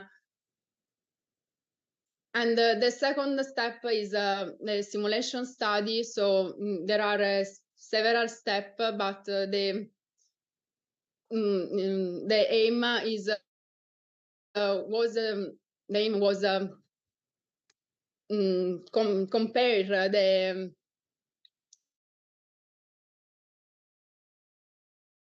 and unmasked coordinates. So in this case, we can share the public data with the location geomasking, with the geomasked location. And this is the map of predicted food contamination I don't know if you are familiar with the PFAS contamination, but we highlight the area of plume contamination of the river. And we can see from the simulation result that up to the 3 kilometers, we have a deterioration of geostatistical inference, but we are confident that if we share the data with a geomasking coordinates with the maximum amount of 3 kilometers, we preserve the inference and minimize the error. In conclusion, we provide an example and a solution in case of a conflict on data transparency between citizen and public health institution. And we conduct this research masking, we conduct how this simulation study is a simple procedure to share the data.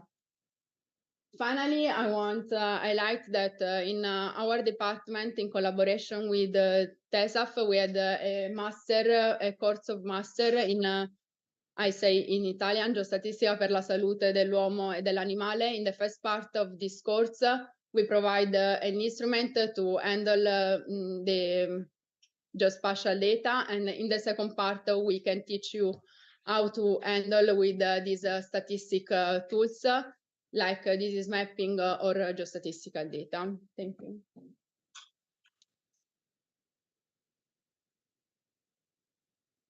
Thank you, Giorgia, for your presentation. There are some questions from the audience. No questions? Online, I think we don't have a question. I have just a curiosity. On the slide 15,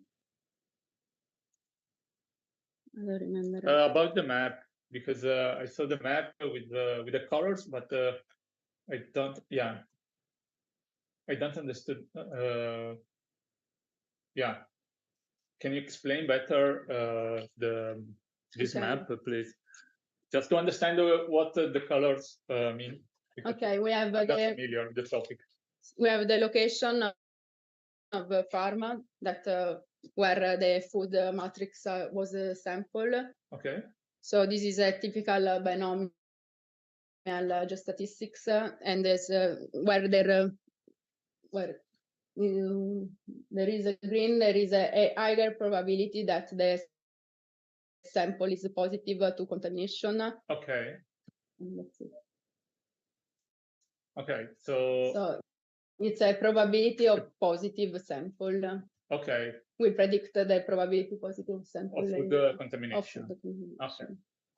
So the gradient from white to green, green indicates the higher probability of positive sample.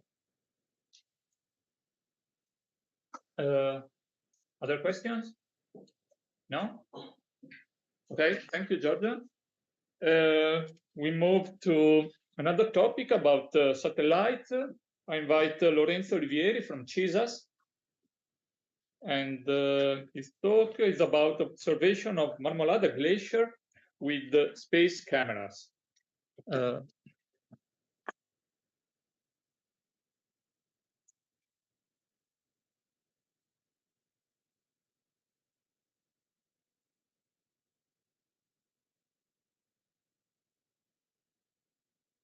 Okay, thank you very much. Good morning, everyone.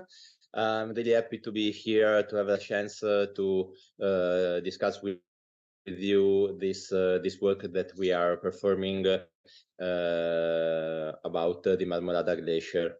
The talk for today is organized as follows. I will give you a brief introduction on the Marmolada Glacier and on the source data that we are using for this kind of work. And then we will see two different utilizations, the study of the collapse of last year and the study of the snow coverage evolution and characterization, and then a few conclusive words. So starting from the introductory part, I think most of you have skied on the Marmolada Glacier. This is currently the largest glacier in the Dolomites. There are other few glaciers, but they are quite small and they are all dying off. The Marmolada Glacier is lying on the northern slope of the Marmolada Massif, but its extension is reducing year by year. Since 1888, that was the first measurement of the characteristics. I think it's not shared.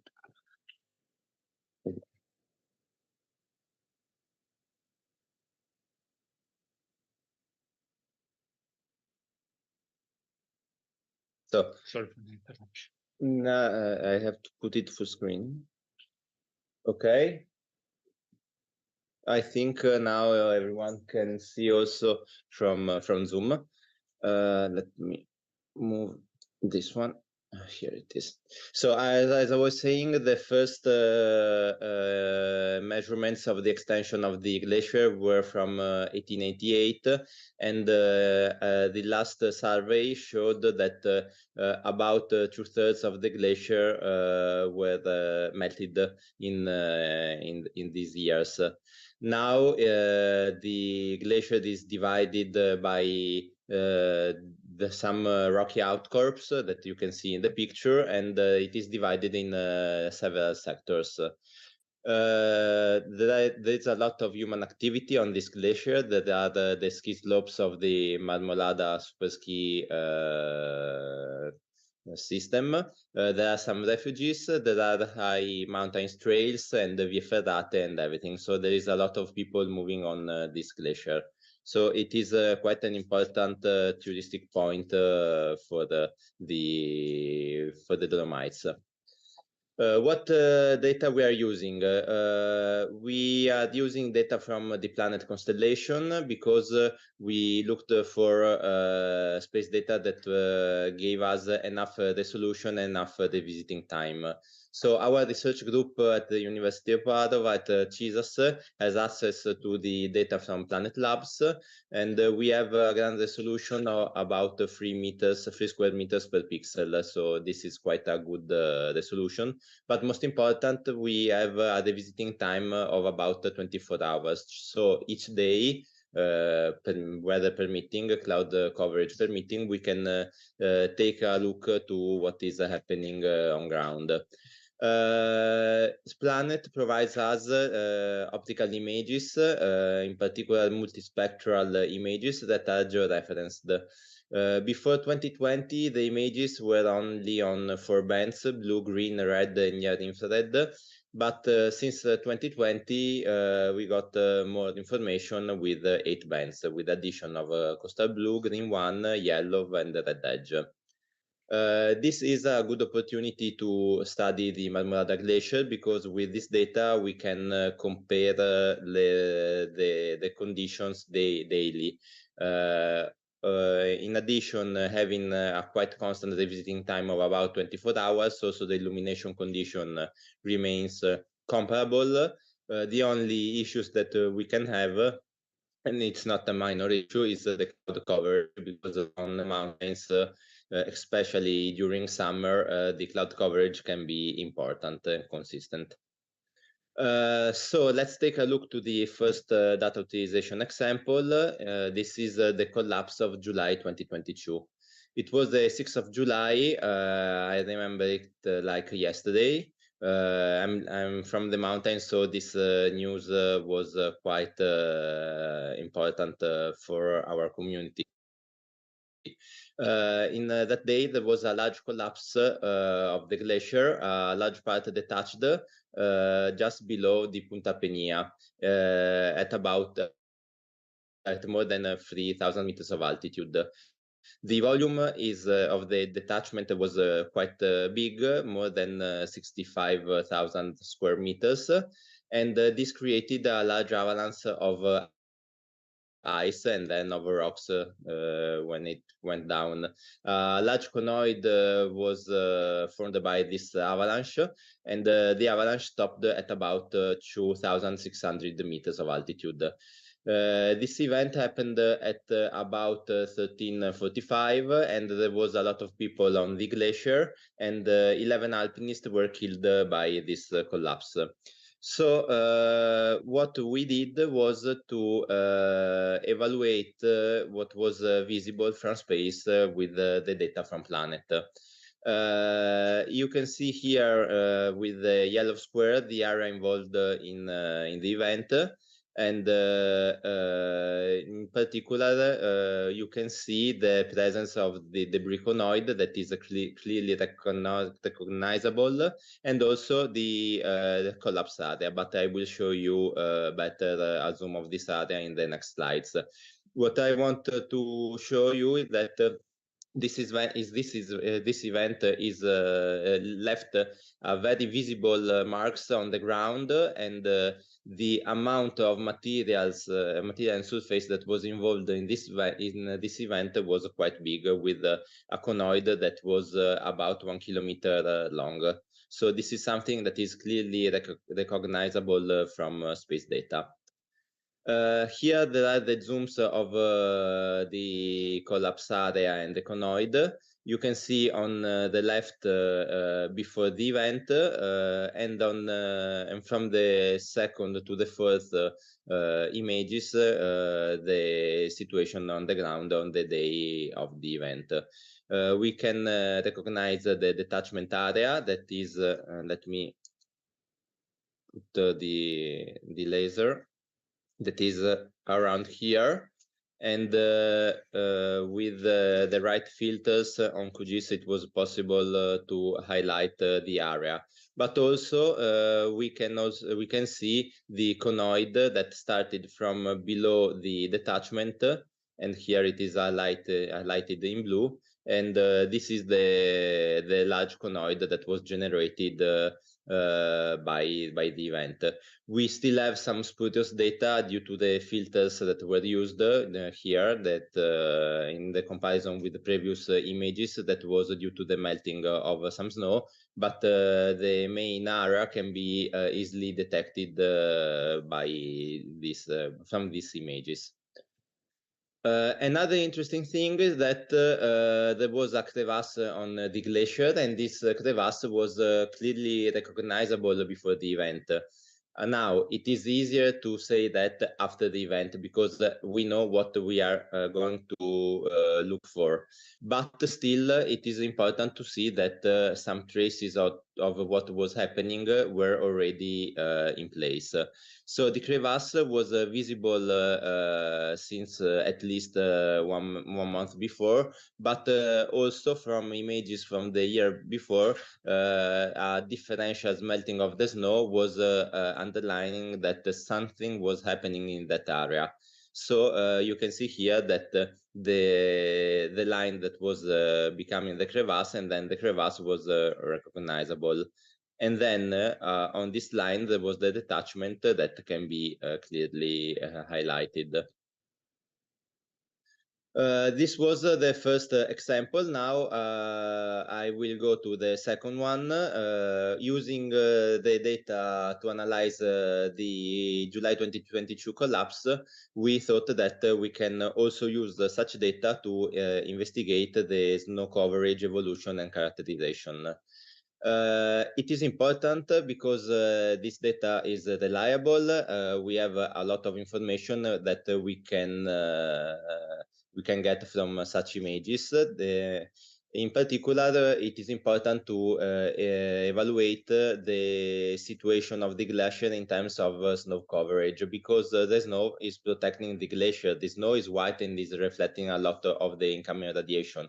The glacier is darker, and so without the covering snow, it can melt faster.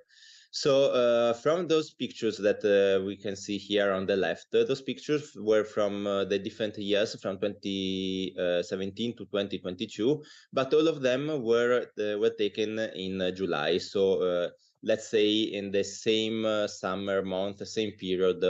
And you can see that each year that there are quite different coverage conditions. and they are related mostly on the winter precipitations and the summer heat, but we will see later mostly on the winter precipitations. So the situation on the glacier can change dramatically from one year to the other one. How we did that? We used some information regarding the reflectivity, the albedo of the snow, because we can see that both the snow, the firn, and the ice can have a different spectral albedo. In particular, the ice is darker, and when we go to the infrared band, the difference is way higher. So we used the normalized different snow index. This index is usually employed in literature to detect the snow and characterize it, and see also the ice and characterize it and see the difference with respect to rocks or vegetation. The NDSI that we used was based only on the planet data, so we used the green data and the near infrared data. You can see from the pictures down here that this was from 2021, this from 2022. We have a satisfactory detection of the snow coverage on the glacier that is highlighted in green on the original picture. What we have seen by this with this analysis, the images that you can see here are in for 2022. We can see that there could be strong differences among the years, but also during one year due to the melting. But most important, we found that there is no correlation with the summer temperatures. The most important variable here was the winter deposition, so the amount of snow from the winter, and this is clearly affecting how much snow is remaining during the summer. So we were able to reconstruct the surface of the snow deposit, and this was quite satisfactory in all months, but in August. In August, we saw that there were darkening effects on the ice, and those may be related to dust or pollutants that make the ice darker, and so it is harder to detect it with respect to the ground and the terrain around it. Another interesting thing that we have observed thanks to this analysis is that we can recognize the different deposits that we have from the space images. In particular, we characterized the snow, the white ice, and the fern in a single class, and the blue ice. And each of them is here represented in the different images. The snow in blue, the white ice and the fern in green, and the blue ice in red. And you can see that the evolution of the surface covering is quite recognizable during the summer months of 2021 and 2022. In 2021, we had a lot of snow. It was a really snowy winter, and in July there was still a large coverage of snow. And still in August, that usually is the worst period for the glacier, we still had a lot of snow covering the glacier.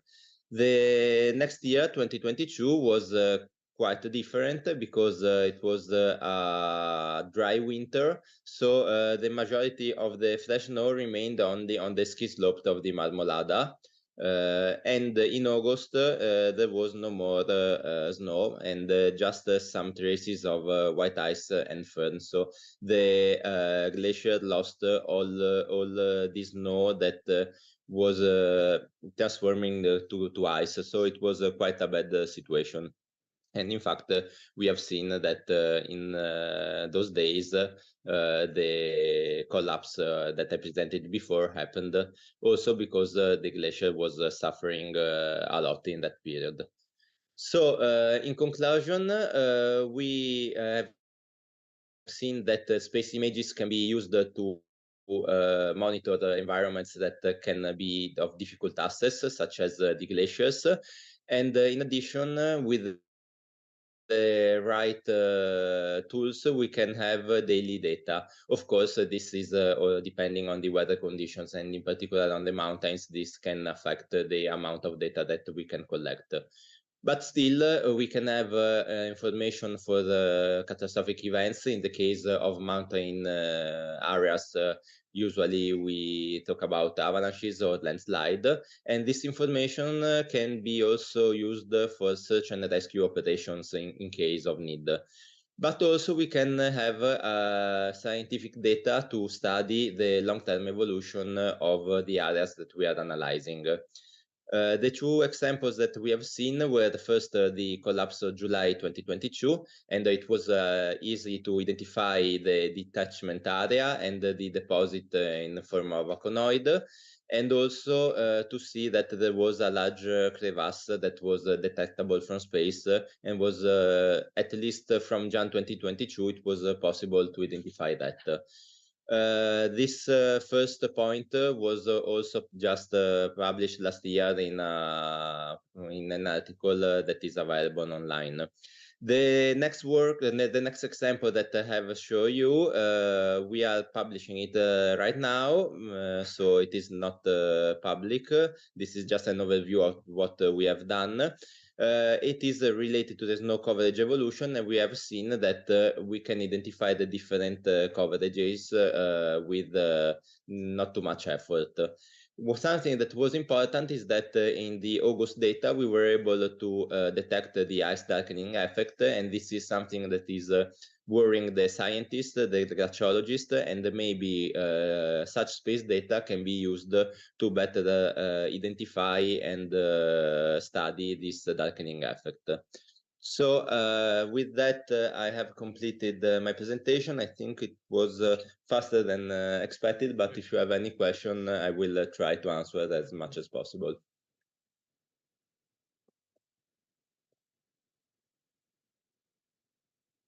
Thank you very much, Lorenzo, for this interesting presentation. Some questions from the audience? No questions? Lorenzo, what is happening now in the area di distacco? In the detachment area right now, well, the ice is exposed, so the largest part of this of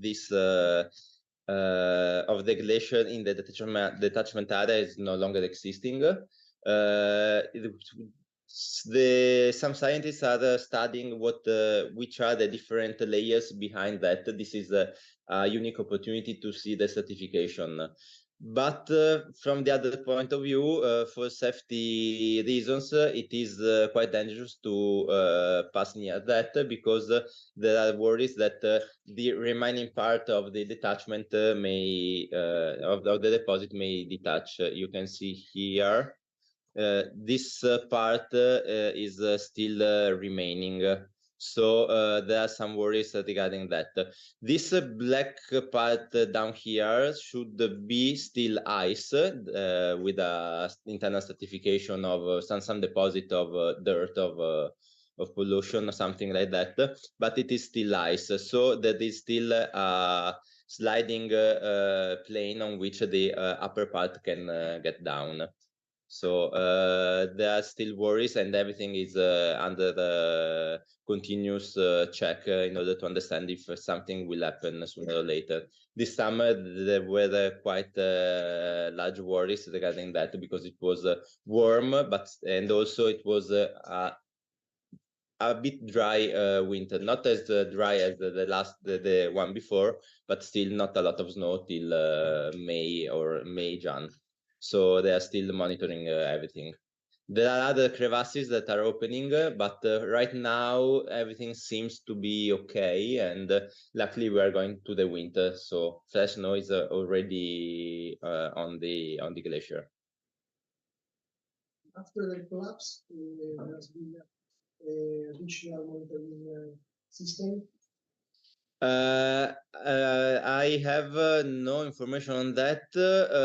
I have read that the Protezione Civile and I think the University of Trento were placing sensors and making surveys with LIDAR, but I cannot confirm this. I have no literature data on that. Thank you very much. Other questions? No? Online, we don't have questions, but if you want to, you can write on the chat. And I think we can move to the next speaker. Thank you very much for the presentation. The next one is about spatial data plotting in Python, combining with the Google Earth Engine workflow. Presents Bowen, Bowen Cow. And Bowen.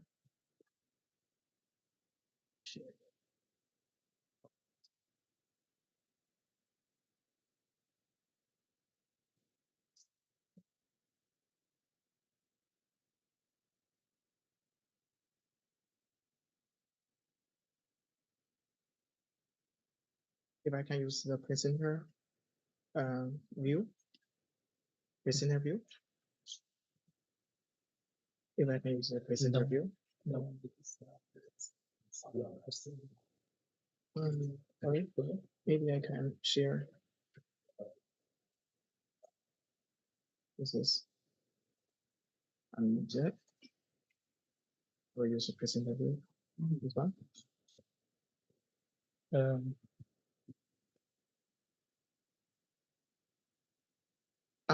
Here. Show with presenter view.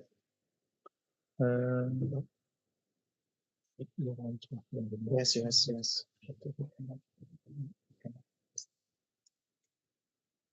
No. We will share the PowerPoint. We cannot receive the load. Yeah, it doesn't matter. Yes. So how we can present because it's doesn't.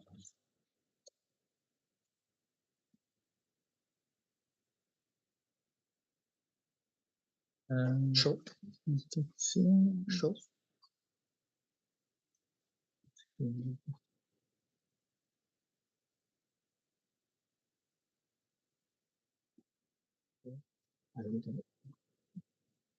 Yes.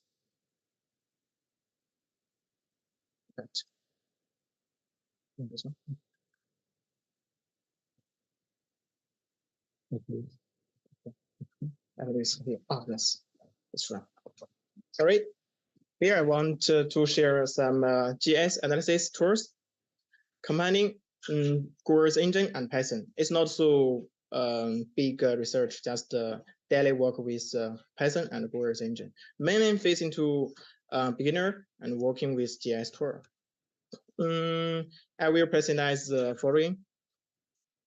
As we know, the GIS is generally as a tool for spatial analysis. But nowadays, the spatial data set is always too large to be analyzed using GIS software in our computer. So we need some approaches to improve our efficiency. You may already know about GIS engine or have been using it. But if you are trying to use it with Python, you need to understand what it can do better. Once your work involves satellite imager and climate modeling data set, GIS engine is an excellent choice. It will save you a lot of download time and analysis time. It will save you a lot of. Continue. We have just a problem now. Okay, no problem. Because all analysis is sorry for the yes. On the white line they cannot see your presentation. Okay, now it works. Okay, thank you. You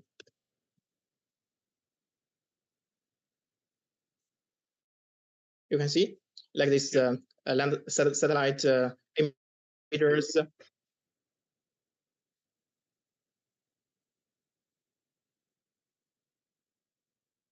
The speaker mode. Okay.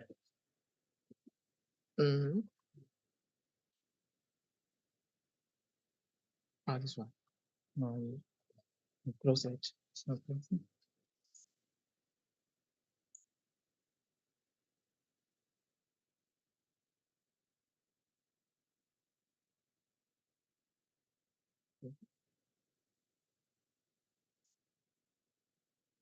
Yes. There are not allowed.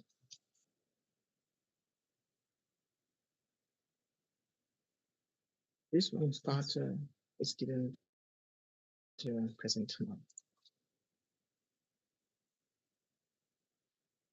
No, it's from one. Close it.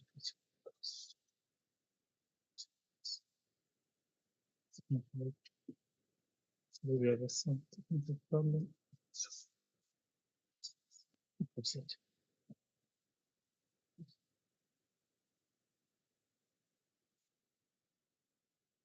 Others present. Yes. We share this. Now it's not sharing.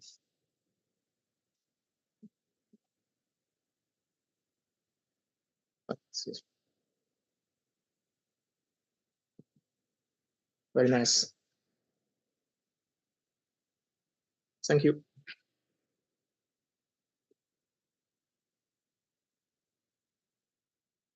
For large-scale analysis with Force Engine is very powerful, but it cannot fulfill all GIS analysis work online. In general, we need to distinguish our work. Typically, we use Force Engine to reduce image process on large-scale dataset.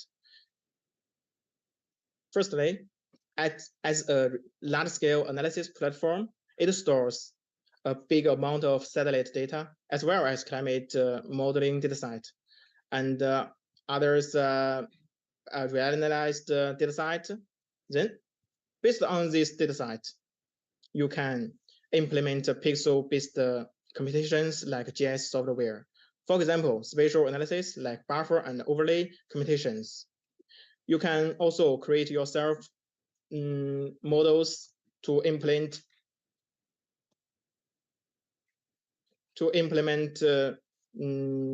regression and predictions and so on.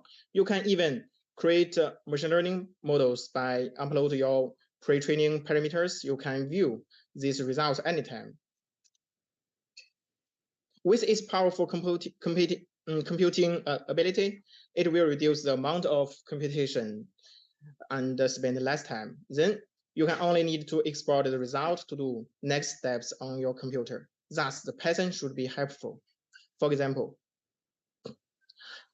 a common topic of climate change and soil erosion. Maybe you know the ERA5 climate modeling dataset, which is available on GIS Engine. As a case, Mekong River, which is from Tibet Plateau and flow into Southeast Asia. Based on a specified period and research area, it's easy to extract a daily temperature and precipitation distribution. As you can see, this is a time series of temperature. All operations are immediately visible.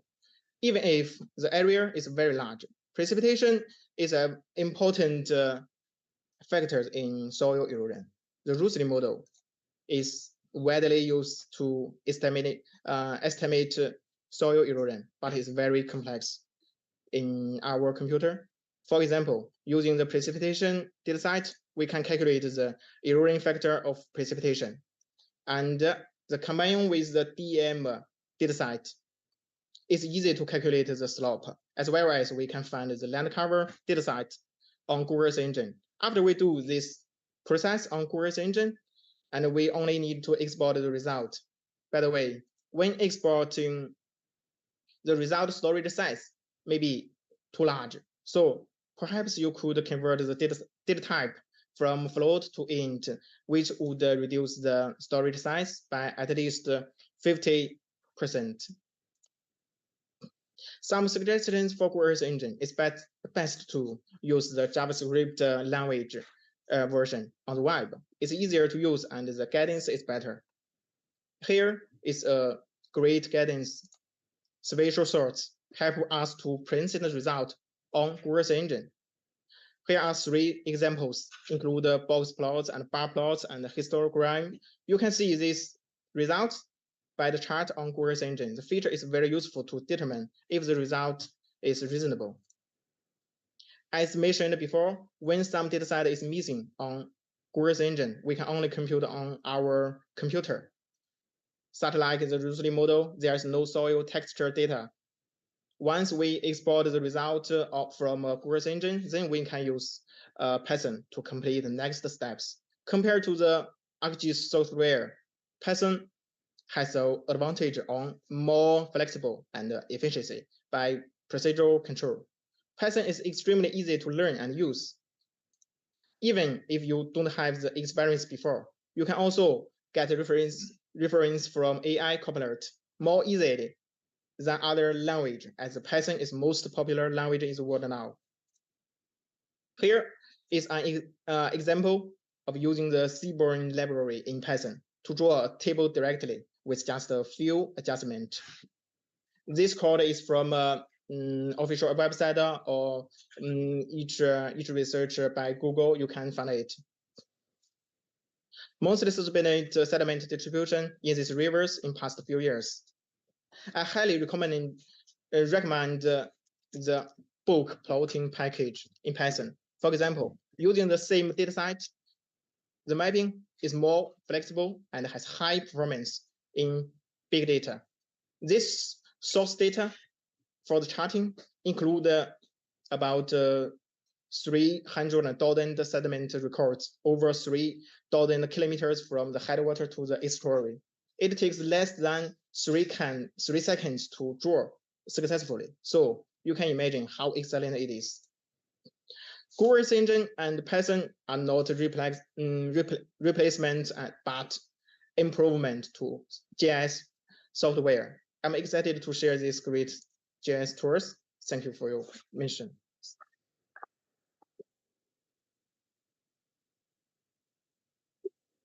Thank you for the presentation.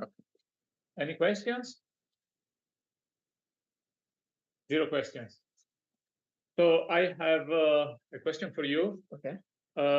When you run Python to plot the data, yes. So you first query the data on Google Earth Engine and then use Python, or from Python you can connect with Google Earth Engine yes. and automate the next process. Steps. Yes. It's the next step. Yes, next step. Okay. Combined with the result from GIS engine, because some image process very complex and complicated on our computer. Yeah. So can imagine. So it's possible theoretically use only Python to process the image through Google Earth Engine and the plot. Yes, we can. We can use Python, but I think it's best to use the JavaScript version. Okay. On the website. On the website. Yes, okay. It's better. Thank you very much. Thank you. If there are no other questions, I invite Davide Gabrieli for a presentation about satellite-based energy models to estimate the crop yield, an automatic approach on the regional scale.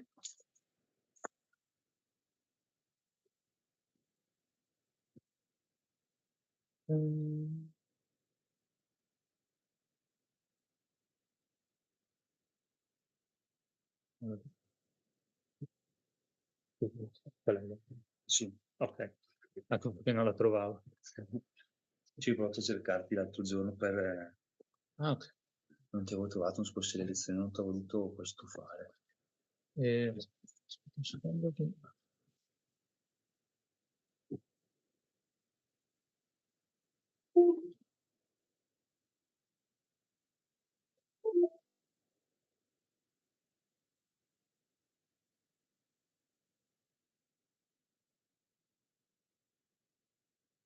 Qui? Esattamente. Prima?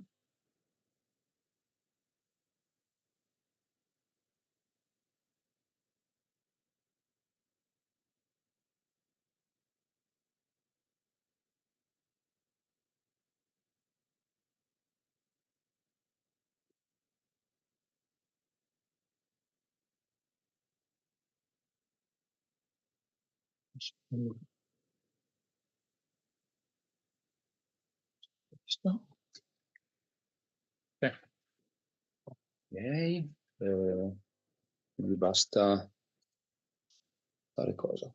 Così? Sì. Perfetto. Okay. La mia presentazione sarà in italiano. Allora, il titolo di questo lavoro è Satellite Based Energy Models to Estimate Crop Yield and Automatic Approach at Regional Scale.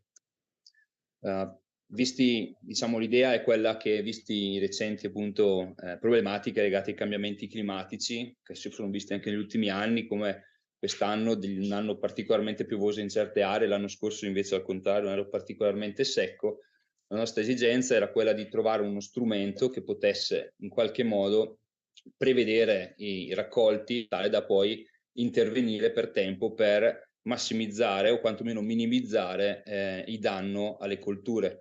Quindi si è pensato di utilizzare dei modelli radioattivi uniti al remote sensing e alle tecniche GIS al fine appunto di creare questo strumento e che possa poi darci una mano per la gestione delle irrigazioni, il monitoraggio dello stato di salute delle colture e quantificare i danni da eventi estremi e anche altre, insomma, problematiche. I modelli che sono stati impiegati sono stati il Metric, che è un modello basato su immagini satellitari, dati meteo, che dà fondamentalmente come prodotti l'evapotraspirazione e una mappa di water stress, una mappa di coefficiente di stress. Questa mappa di coefficiente di stress è utilizzata poi per il secondo modello, che è il Biomass Estimation Model, che grazie a questa, diciamo, mappa unita all'NDVI è capace di fornirci una mappa a sua volta di accumulo di biomassa giornaliera, interpolando queste per ogni immagine, interpolando queste per ogni giorno della stagione colturale e applicando un harvest index è possibile quindi stimare una mappa di resa finale. Questo è più o meno il workflow che è stato adottato, quindi un pre-processing per la preparazione dei dati, il filtro dei dati, delle parti di prodotti satellitari quali NDVI, l'AI, l'albedo e la banda del termico unita alla stazione meteo sono i tre principali input per il modello Metric, il quale restituisce una evapotraspirazione, la quale paragonata all'evapotraspirazione di riferimento, quindi la Perman-Montier, ci restituisce un coefficiente di stress idrico. Estimation Model insieme appunto al dato meteo per quel che riguarda la radiazione solare e questo ci ha fornito le nostre basi di biomassa che sono state interpolate, alle quali è stato applicato inizialmente un harvest index, chiamiamolo fittizio, da cui poi è stato effettuata un lavoro di calibrazione e validazione per ottenere un harvest index reale e quindi una mappa di resa reale. L'area su cui è stata, diciamo, provato questo approccio metodologico è l'area della Regione Veneto, in particolare ci siamo focalizzati su quell'area che riguarda le colture erbacee, quindi la parte più bassa del Veneto, la quale poi è servita come maschera per il DEM, il quale fondamentalmente per i modelli un po' la base su cui vengono fatte tutte le varie computazioni. Inoltre, scusatemi, per invece quel che riguarda le immagini satellitari abbiamo utilizzato il Landsat 8 e 9, abbiamo preso in considerazione il periodo 2021-2022, quindi da ottobre a ottobre, circa 220 cubi di immagine che sono stati tagliati, adesso qua non so se sta funzionando, non sta funzionando, l'animazione sono stati ritagliati salvare spazio della macchina e fondamentalmente i 4 tile utilizzati sono quelli che potete vedere, quindi il 19-10-28, anzi è meglio dire 191-029, 192-028 e 193-028. Ok, per quel che riguarda invece i materiali che riguardano il suolo. Sono state, diciamo, raccolti i dati meteo di questo periodo, quindi dal ottobre 22, ottobre 21, ottobre 22, 53 dati di stazioni meteo ARPAV. Sono stati presi in considerazione 185 campi, chiamiamoli target, per testare il metodo, attorno ai quali in automatico sono state identificate 185 aree di 15 km di raggio. Il raggio di 15 km è un raggio di default ad oggi pensato perché possa contenere al suo interno la stazione meteo di riferimento di quel campo e possa non essere al contempo troppo lontano dal campo, tale da andare a investigare condizioni troppo diverse, diciamo, e quindi essere più precisi nelle stime.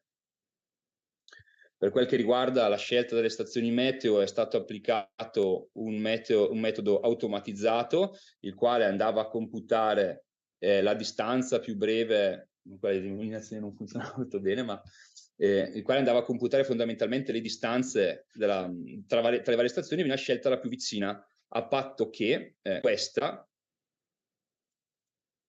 fosse entro certi, diciamo, range di differenza di quota, nel senso che se noi abbiamo una stazione meteorologica a una quota troppo elevata, potremmo avere un dato meteo che non rappresenta di fatto le condizioni del nostro campo. In questo caso quindi viene utilizzata, come si può vedere dall'immagine, la stazione più lontana e scartata la più vicina.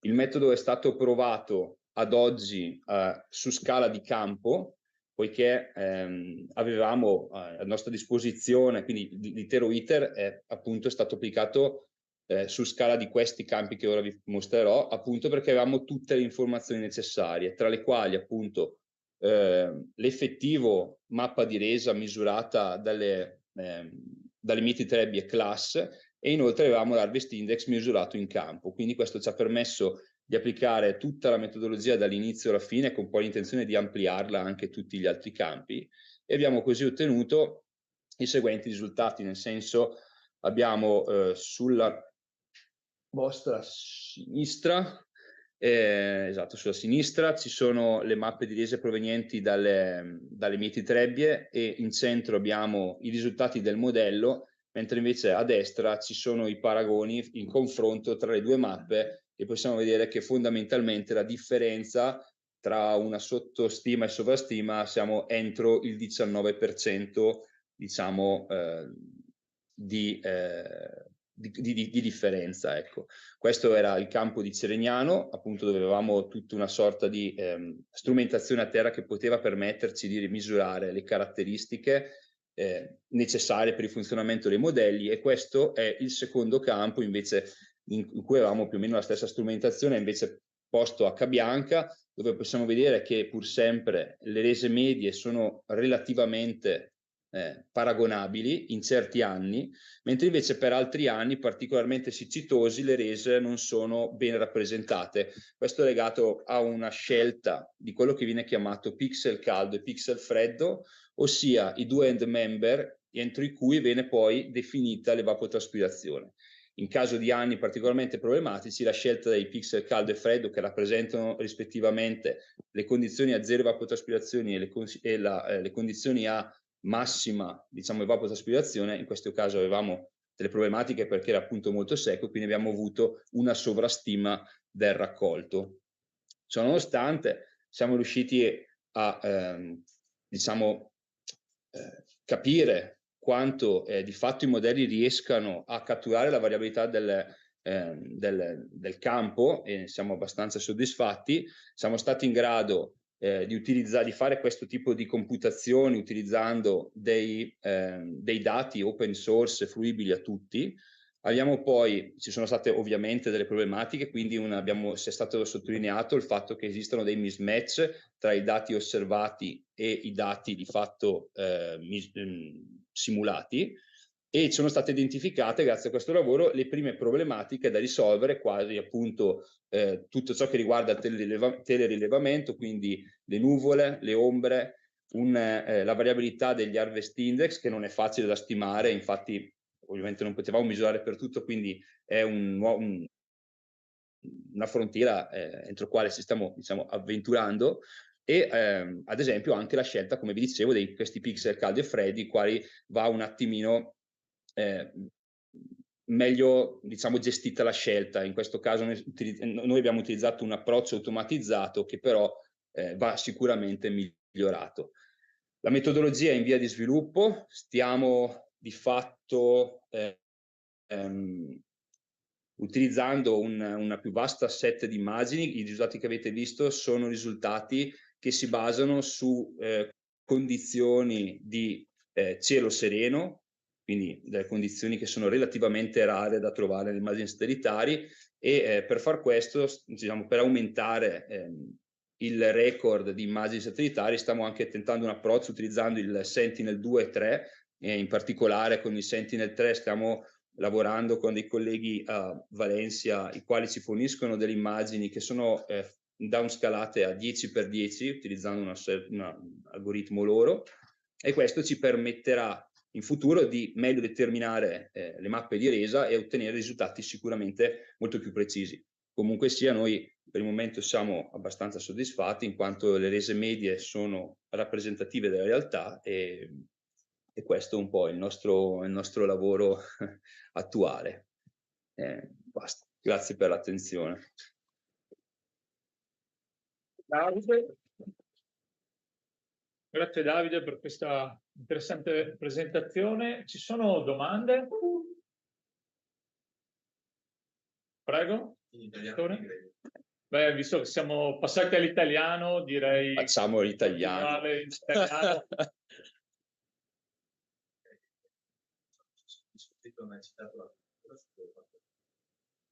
Allora, le culture abbiamo provato a farle su mais, scusi non ho infatti menzionato, per Legnaro abbiamo provato a fare un test sulla soia, mentre invece quel che riguarda Cabianca abbiamo testato invece il mais per i 2 anni che sono stati poi mostrati. Quindi... Su questo, valutazione sulla criticità del modello rispetto alla cultura utilizzata. Qua è un po' presto per rispondere, però sembrerebbe che i risultati migliori forse sono dati sulla soia che non sul mais, forse per una serie di scelte di parametri che vanno ovviamente ancora perfezionati e calibrati ad hoc. Quindi abbiamo utilizzato dei parametri abbastanza buoni, però sicuramente va affinato un attimino la scelta dei parametri appunto correlati alla cultura di interesse. Un ultimo quesito che è molto ancora più in là, quale sono la tua visione di scalabilità, ovvero da ambiti di verifica, come avete potuto fare voi, ad un ambito in cui si fa una stima sostanzialmente sul territorio più vasto? Sì. Cosa manca per poter approcciare una scalabilità? Allora, manca principalmente la determinazione dell'harvest index, nel senso che grazie a quello noi siamo in grado di trasformare le mappe di accumulo di biomassa della stagione in raccolto.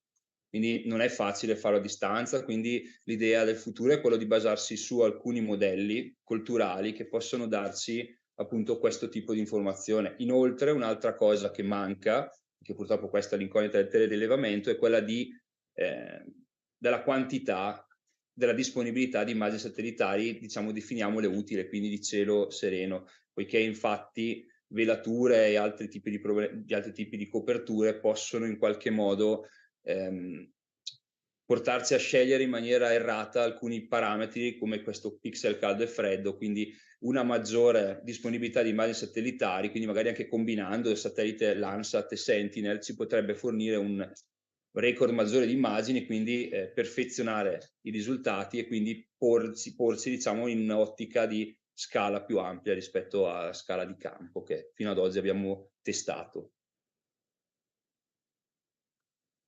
Altre domande?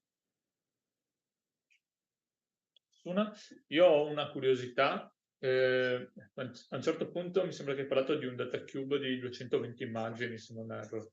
C'erano 220 cubi di immagini. Cubi di immagini. Ecco, quello che volevo capire io era un po' come li gestisci a livello software o tecnico. Sì, io ho usato fondamentalmente, ho creato degli script in Python e utilizzo fondamentalmente quelli, perché cioè, un QGIS fatto, un ArcGIS fatto immagine per immagine sarebbe una roba impossibile, però di fatto il linguaggio di base, che è il Python, è lo stesso per QGIS e ArcGIS, quindi uno potrebbe benissimo utilizzare quello. Personalmente mi sono affidato su degli script che ho sviluppato durante questi ultimi mesi, insomma. Quindi per collegarsi poi alla domanda che ha fatto il professore sulla scalabilità, comunque diciamo una componente automatizzata, assolutamente di programmazione è necessaria. Assolutamente sì, infatti quello che si vuole mettere in evidenza riguardo alla metodologia è che quasi tutti i processi che possono essere automatizzati vengono fatti fare alla macchina, e poi si stava pensando, ma questo per i prossimi anni, anche di applicare alcune tecniche di machine learning per cercare di trovare i valori soglia più opportuni, il riconoscimento di nuvole, di ombre e quant'altro, insomma, quindi per una scalabilità dello strumento è chiaro che delle componenti informatiche di un certo tipo vanno anche sviluppate e soprattutto ottimizzate, perché spesso insomma, non è facile unire la velocità di calcolo allo spazio e in qualche modo avere risultati in tempi veloci, insomma, per poter quindi c'è un ragionamento anche di risorse hardware che servono per supportare questo tipo di analisi, e verosimilmente si può usare schede grafiche con CUDA secondo te, oppure per parallelizzare i conti, oppure è ancora una cosa? Questo è ancora un po' in là, sì. Grazie. Prego, grazie a voi. Se non ci sono altre domande, abbiamo salvato 10 minuti. Ha tornato anche il professor Pirotti. Just in time. Bene. Chiudiamo la sessione della mattina adesso e riprendiamo al pomeriggio alle 2:10 per la sessione pomeridiana.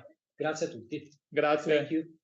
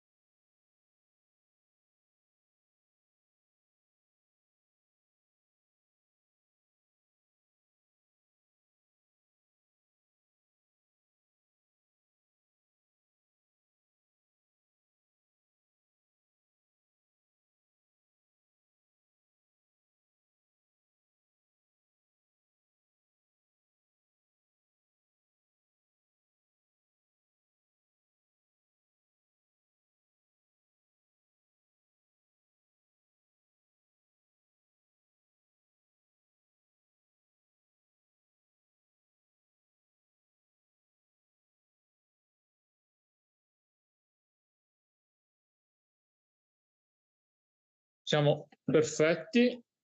Parte?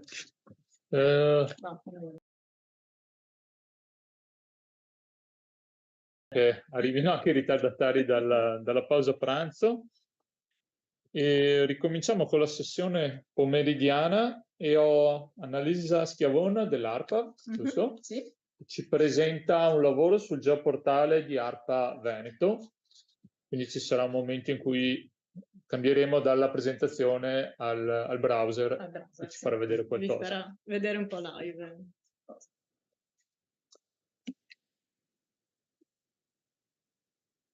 Secondo me possiamo anche cominciare, sai che sono slot da 20 minuti sì. E ne risolviamo qualcuno per le domande, però finché non arriva gente, se vuoi andare anche un po' più lunga e entrarti nei dettagli, penso che va bene, sì. Ci sia il tempo, insomma. D'accordo, allora, io presenterò in italiano, quindi ricambio lingua, abbiate pazienza. E dunque volevo farvi vedere, presentarvi un po' il geoportale di ARPA Veneto, cioè dell'Agenzia regionale per la prevenzione e protezione ambientale. E quindi ha il portale che per le informazioni geografiche e ambientali di ARPA. Nasce soprattutto con la finalità di dare un approccio nuovo, intuitivo, moderno, quindi di tipo geografico, alle informazioni ambientali che ARPA diffonde, che ARPA raccoglie, registra e diffonde. E sempre appunto rientrando comunque nella legislazione degli open data, quindi che by default, per cui in maggioranza, nella maggior parte insomma, dei nostri dati noi li rilasciamo in modo aperto. Però altre finalità che ha questo progetto è anche di realizzare un database condiviso, ufficiale, agenzia che verso l'esterno per i dati geografici, in modo che insomma non ci sia più tutta quella aleatorietà di condivisione di dati geografici che c'era prima tra le varie versioni. Ed in più, insomma, utilizzando tutte le tecnologie open source, si vuole anche promuovere questo tipo di approccio. E, questa è una breve slide in cui presento un po' l'architettura informatica. Il geoportale l'abbiamo basato su GeoNode, che è un progetto open source, che è un sistema di condivisione e di gestione di contenuti, che è proprio dedicato ai dati spaziali, ai dati geografici. Si basa come web server su GeoServer, e come database primario a Postgres con l'estensione PostGIS, anche se poi comunque configurare anche in modo che sia integrato anche con altri database, tra cui anche Oracle, MySQL Server, insomma, vari altri. È realizzato con il framework Django, che è quindi basato sul linguaggio Python. E in breve è comunque una piattaforma web per lo sviluppo proprio di infrastrutture dati spaziali. Inoltre ha proprio il marchio dell'OS Geo, quindi dell'Open Source Geospatial Foundation dal 2018 è a tutti gli effetti effettivamente open source. Le principali caratteristiche del geoportale sono quelle di offrire un approccio moderno, intuitivo, come con un WebGIS, insomma, abbastanza moderno, di offrire per l'agenzia, quindi per tutti gli utenti della rete aziendale, un'autenticazione con l'LDAP, quindi è già integrata nei vari sistemi di autenticazione della rete ARPAV. E la grande novità è che sono direttamente gli utenti, quindi gli utenti GIS che realizzano dati territoriali e che creano e gestiscono questi dati, che li possono caricare nel geoportale in autonomia, creare mappe, quindi poi anche occuparsi dello stile e la metadatazione. Poi ovviamente c'è un processo di autorizzativo, per cui passerà comunque per il nostro servizio, per il servizio informatico, per la pubblicazione ufficiale, che però è solo alla fine un controllo formale, che siano compilati i metadati ovviamente dati da pubblicare. E inoltre ha previsto anche il collegamento con i dati analitici di ARPA, perché comunque anche attualmente abbiamo comunque un approccio, quello tradizionale, quindi come dati alfanumerici, che è preponderante in tutti i nostri sistemi, per cui questo diciamo che è arrivato, l'approccio geografico è arrivato in un secondo momento. Per quanto riguarda la legislazione, soprattutto dei metadati, quindi soddisfa la normativa SPAE e in Italia quella del repertorio nazionale dei dati territoriali, quindi che è stato istituito con il codice, con il CAD, con il codice dell'amministrazione digitale. La maggior parte dei dati, appunto, dicevo, sono caricati dagli utenti, quindi dai vari servizi, dei vari dipartimenti, quindi sono relativi alle più svariate matrici ambientali. Parliamo quindi del Dipartimento dei Suoli, dall'aria, dalle acque marino-costiere, che in autonomia appunto caricano e realizzano i dati, però poi ci sono comunque una certa percentuale di dati che sono anche in tempo reale, o meglio sono collegati ai nostri applicativi ARPAV, per cui per esempio c'è il catasto delle fonti di pressione ambientale, che è un nostro applicativo che noi utilizziamo per censire tutti i siti che hanno, tutti i siti che producono insomma di attività commerciali che hanno una qualche autorizzazione ambientale, quindi le discariche, i depuratori e tutte le attività che hanno un'autorizzazione allo scarico nelle acque superficiali, nei corpi idrici. Sono anche censiti i pozzi, piezometri, insomma varie altre entità che insomma possono causare una pressione ambientale. E un altro database molto importante per noi è DBNIR, che è il database dei sistemi di telecomunicazione, quindi cellulari e anche radio TV. E questo è un applicativo a parte insomma di ARPA, in cui praticamente i gestori di telefonia inseriscono i dati relativi agli impianti di telefonia, alle antenne, per le quali richiedono l'autorizzazione, e lo sottopongono attraverso questo sistema, quindi attraverso un applicativo web caricano i dati, lo sottopongono ad ARPA che dà un parere tecnico facendo delle varie simulazioni, e in caso di parere favorevole il gestore al ritorno decide se attivare o non attivare l'impianto. Una volta attivati questi impianti, quindi diciamo che una vista sul database degli impianti attivi con pochi dettagli tecnici, perché comunque sono sotto questo invece segreto professionale, vengono importati all'interno del geoportale. Quindi c'è un collegamento diretto tra gli applicativi e i database. Insomma, c'è stato anche abbiamo anche integrato non da molto dei dati ambientali, dei dati meteo. Dati meteo riguarda, diciamo un po' come progetto pilota, abbiamo per ora inserito solo 4 indicatori, 4 variabili, che vengono aggiornate in base al database del nostro sottosistema SIRAV meteo, per il meteo, praticamente ogni giorno. La cosa anche interessante del geoportale è che siccome appunto è basato su GeoServer, espone tutti i dati che sono presenti in esso attraverso dei protocolli standard OGC, per cui tutti i dati hanno un punto di accesso e possono essere utilizzati attraverso web service di tipo WMS, WFS e VCS. Quindi tutti i nostri dataset, oltre a essere consultabili dal geoportale, scaricabili, è possibile fare dei collegamenti tramite GIS desktop o tramite altri client web GIS, chiunque può creare un proprio applicativo web e collegarsi attraverso questi servizi web ai dati, che quindi anche a quelli è interessante per quelli aggiornati in tempo reale, perché ci si può ovviamente collegare. Infatti poi nel pomeriggio vedrete anche un esempio di applicazione di questi servizi tramite la GIS online. Dunque, io quasi adesso, io qui ho inserito delle altre slide in cui faccio vedere un po' il funzionamento, però appunto ve lo farei vedere online, dal vivo. per cui dunque, si vede il sito.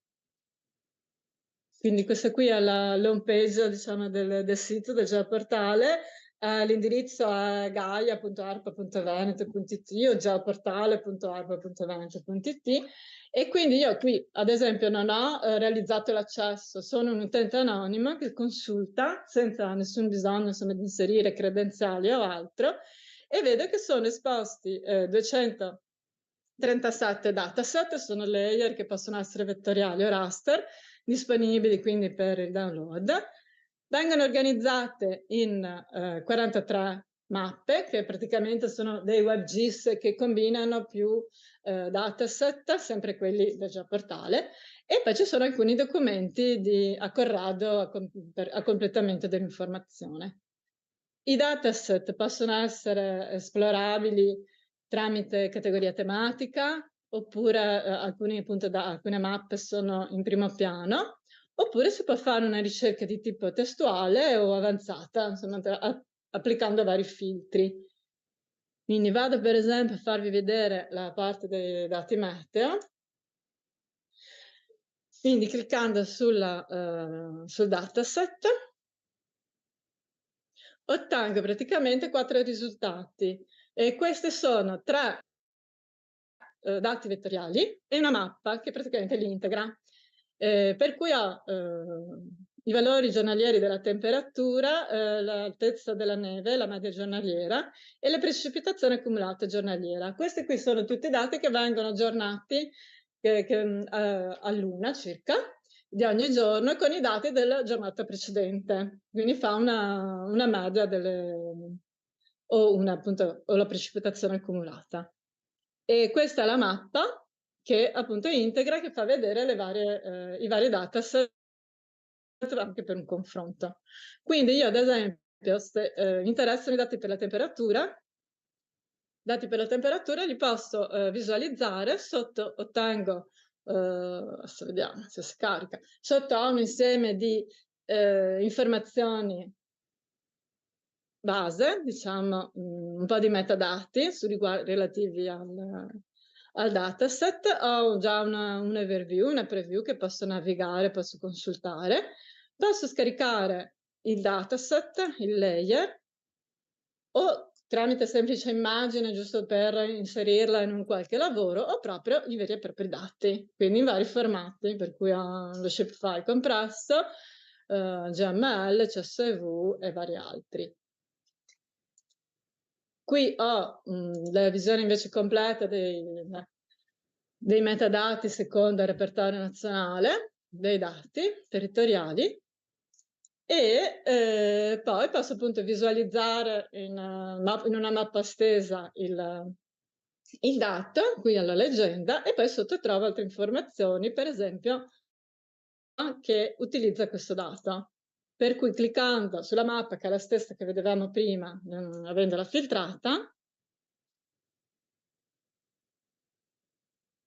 posso, in questo caso qui per esempio, invece se io faccio scarica la mappa, ho solo l'immagine, perché è un'integrazione di più dataset, per cui se mi interessa qualcuno dei dati che sono contenuti in questa mappa, qui devo cliccare sul dataset di riferimento e poi andarlo a scaricare.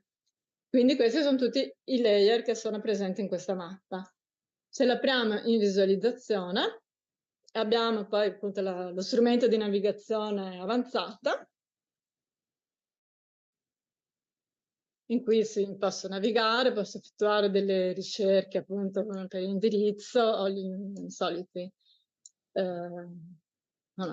soliti strumenti di navigazione, WebGIS, e qui a fianco ho i livelli che compongono questa mappa. Quindi di default ho solo visualizzato i valori della temperatura, i confini provinciali, oltre i laghi, i corpi idrici lacustri, con la propria leggenda.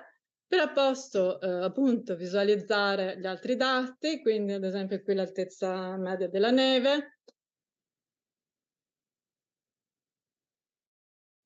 con questa leggenda. Se io faccio delle consultazioni puntuali mi si apre la finestra con i valori generici della temperatura relativi appunto alla stazione, in questo caso Caldaibaldi, e il riferimento insomma alla giornata con la minima, la media e la massima della temperatura a 2 gradi, a 2 metri di altezza. Okay. Poi qui posso appunto spostare la visualizzazione, quindi come meglio credo, posso aggiungere anche altri livelli del catalogo, posso andare a zoomare se faccio degli zoom, posso anche cambiare lo sfondo, quindi ho tutti gli sfondi di basemap disponibili, tra le quali per esempio anche gli ortofoto.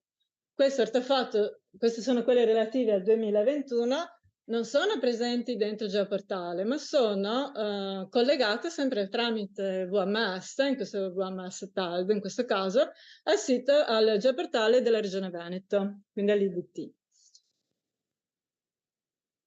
Per cui insomma, sì, la cosa bella è poter andare sempre verso una sempre maggiore integrazione tra i vari sistemi.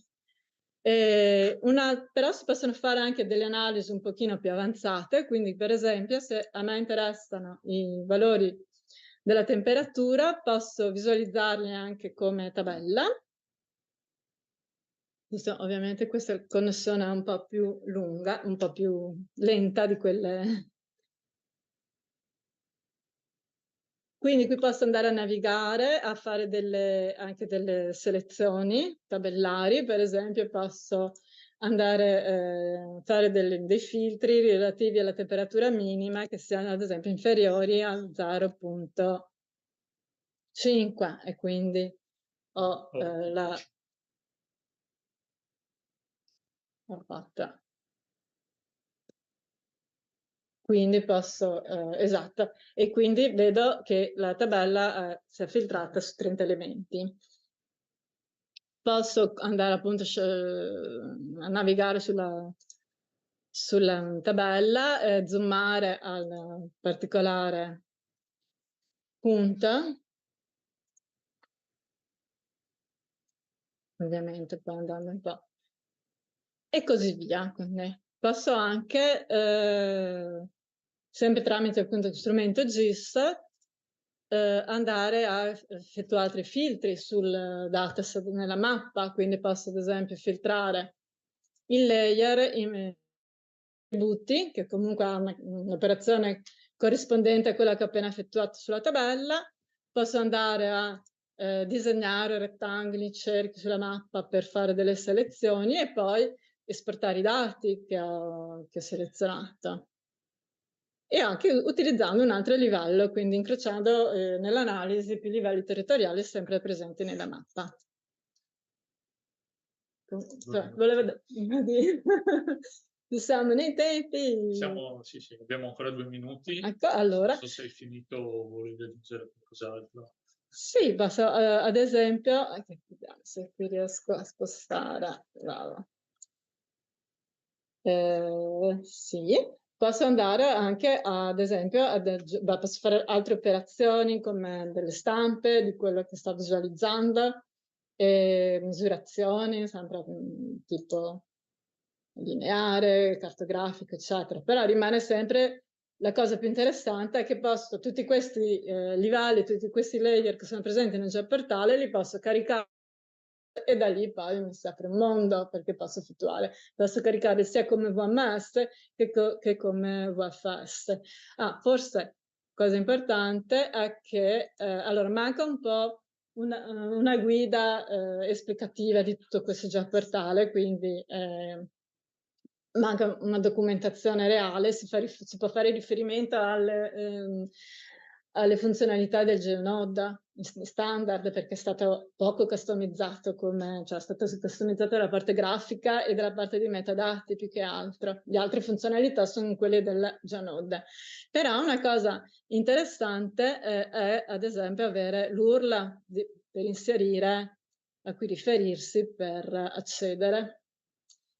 per accedere ai dati. Quindi sia su QGIS io ho più familiarità con questo strumento, ma anche tramite altri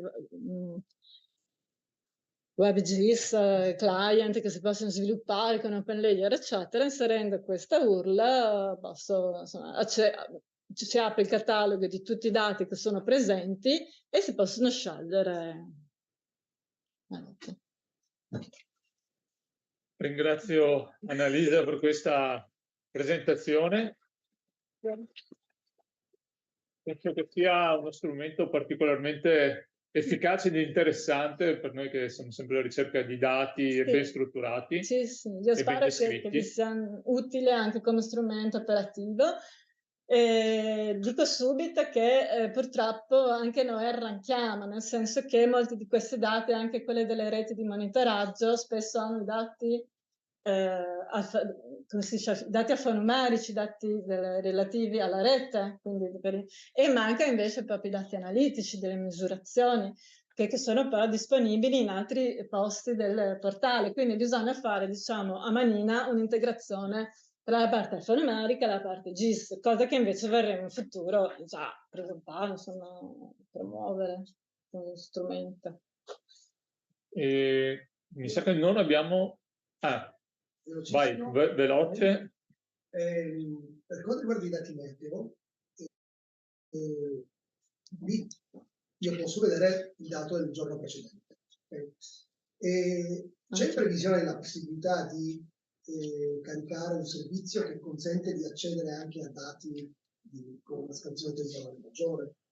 Quindi caricare un UFS, per esempio, che mi consente di accedere anche ai dati degli ultimi 30 giorni, che poi in realtà sono linkati in una tabella esterna. Esatto. Caricarli come servizio...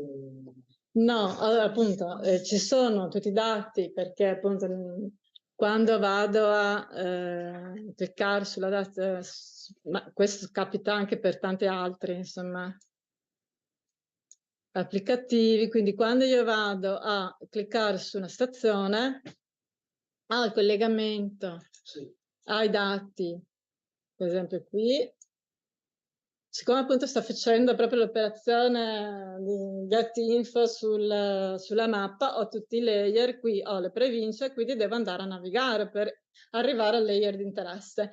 Quindi qui ho i valori giornalieri della temperatura, ho i dati in diretta dei meteogrammi, che quindi mi dà il meteogramma degli ultimi 3 giorni, e le misure giornaliere, quindi misure tabellari degli ultimi 60 giorni, che posso andare a scaricare. Però i dati, per esempio, questi sono disponibili in formati XML e CSV, quelli di prima no, neanche, sono solo semplicemente navigabili così, però non sono presenti come servizio VMS, quindi VFS, per cui in realtà quello che mi dà il VFS è solo il dato del layer del già portale, quindi in questo caso l'ultimo giorno, il giorno precedente. Purtroppo dipende, cioè io potrei anche fare una qualsiasi altra statistica su questi dati, potrei fare la media su 3 giorni o una media mensile, però comunque in qualsiasi scelta prenda, quello poi si riferisce a quella mia configurazione. Grazie Annalisa. Ancora complimenti per questa implementazione. Chiamerei se c'è Daniele Pinna. Eccoci. Daniele ha una presentazione. C'è qualcuno che ascolta in inglese? Sì. Facciamo in inglese. So, identification of soil tillage operation by satellite remote sense.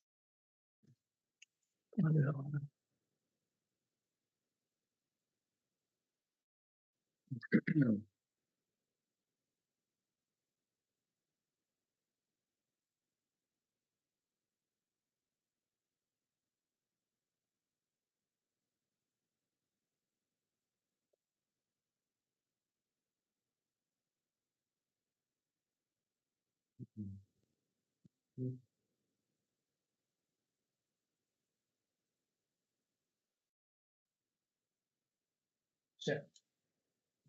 Ok, direi che ci siamo.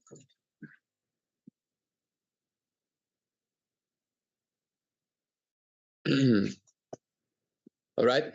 Good afternoon to everybody. I'm Daniele Pinna, here from the TESAF department, and today I'm going to talk to you about the very first part of a small work that we've been carrying out together with my colleagues Francesco Bettucci and Marco Sozzi.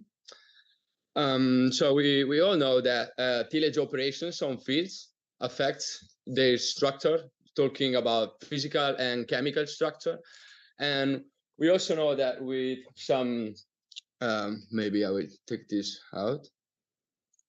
Wait.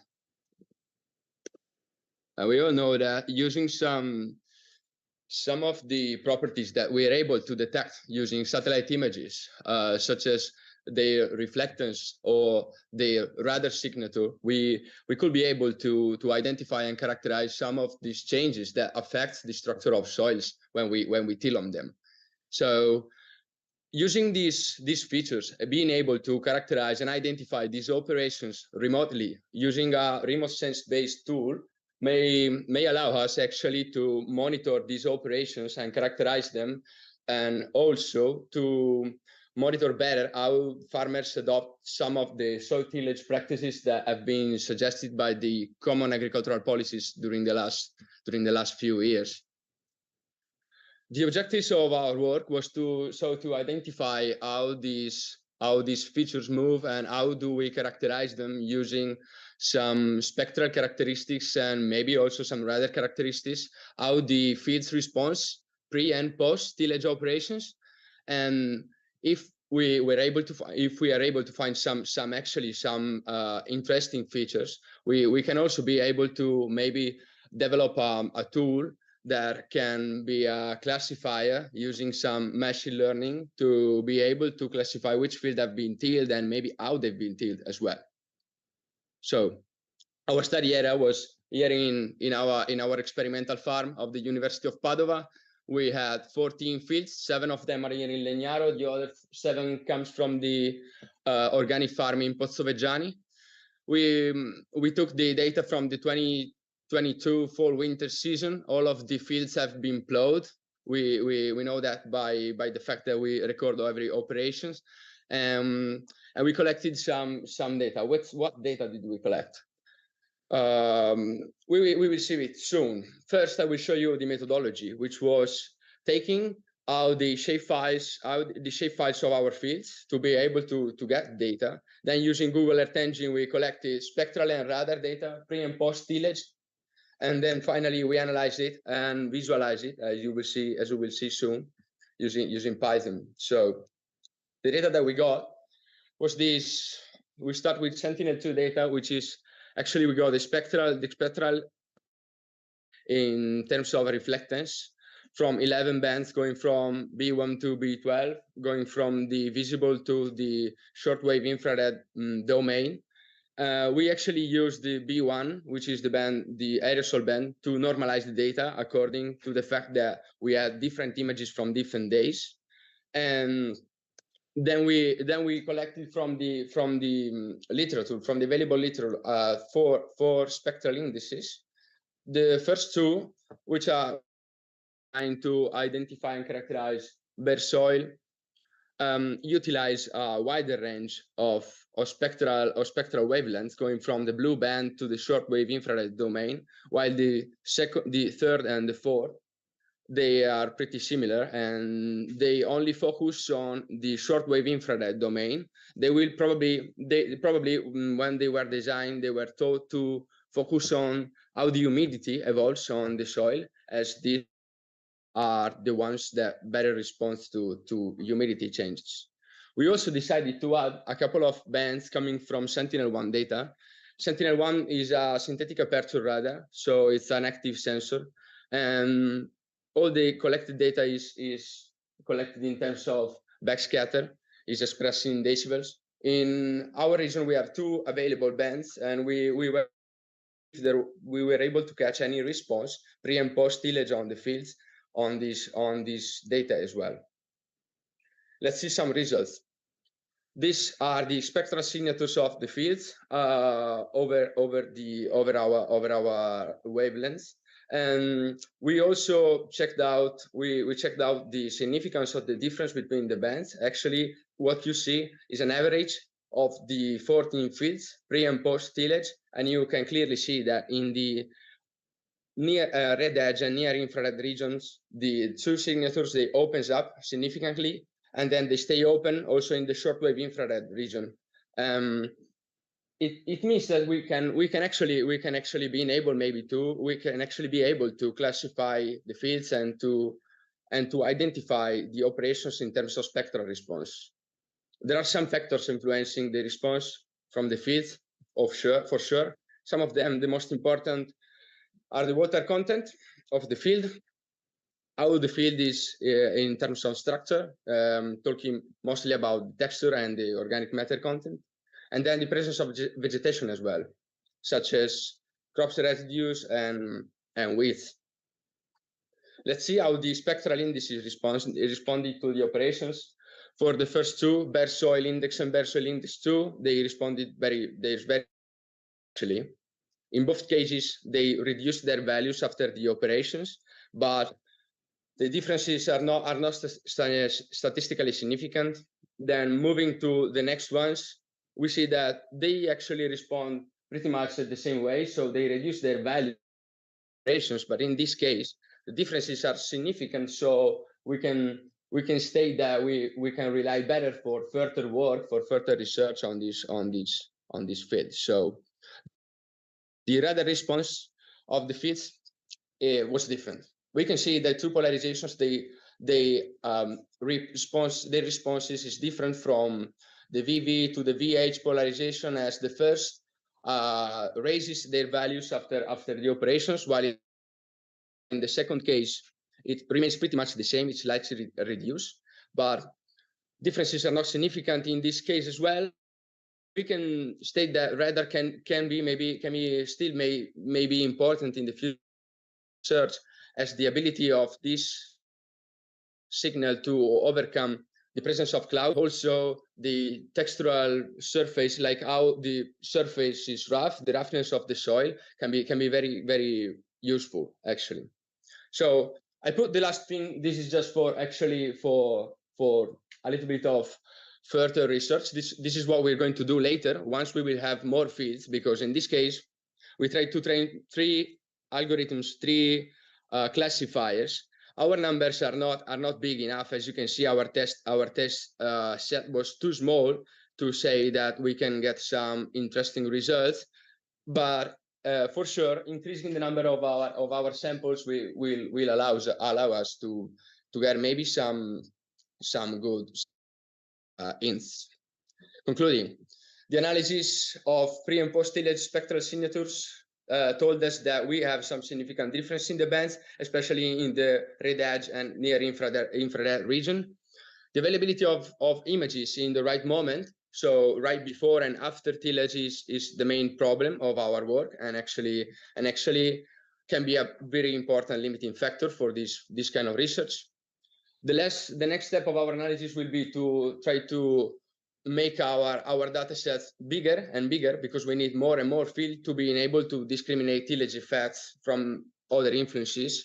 And in the end, having more data will maybe allow us to develop machine learning reliable models based on the algorithms that I just showed. This is our conclusion. Thank you very much for the attention. And if you have any question, I'm here. Thank you very much, Daniele. We have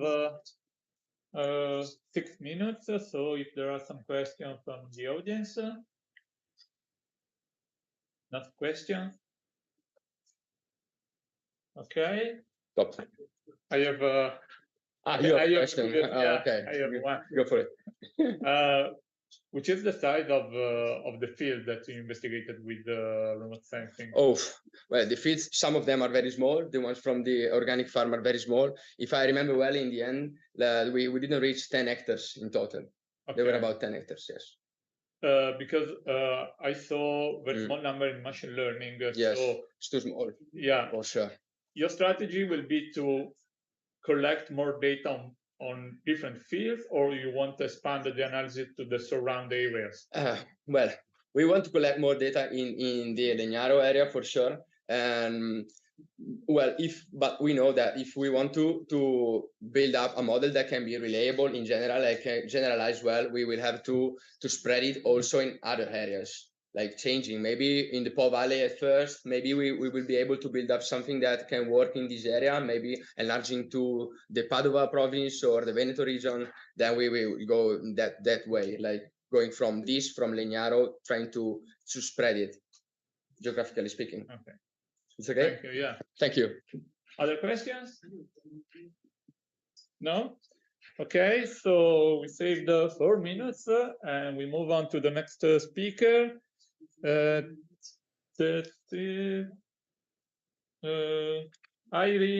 Ayana. Okay, here. And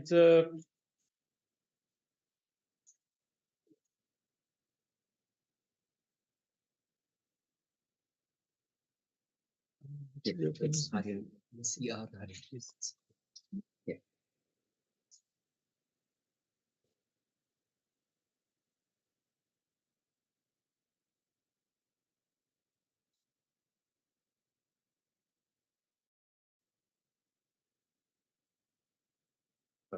Thank you so much. Yeah. Sure. All right. Good afternoon, everyone. I'm Harin Ayanna from the TASEF department, and I'm here to present a little project of mine that I developed with Professor Lorenzo Pico. And it deals about unraveling the role of Eurasian beaver populations in ecosystem restoration through species distribution modeling. So we are mainly looking through Poland, and we studied about habitat distribution of Eurasian beavers in Poland. And yeah, first to start with, we will talk about the ecosystem restoration potentials of beavers. Let's picturize a landscape and let the ecosystem engineers do their magic by not only building dams and lodges, but also acting as a significant biodiversity booster. And what I mean by biodiversity booster is the mere presence of beavers facilitates other organisms and brings up habitats and wetlands that are required for various other species. And the presence of beavers not only creates wetlands, but acts as a buffer for wildlife, protecting the habitat around them.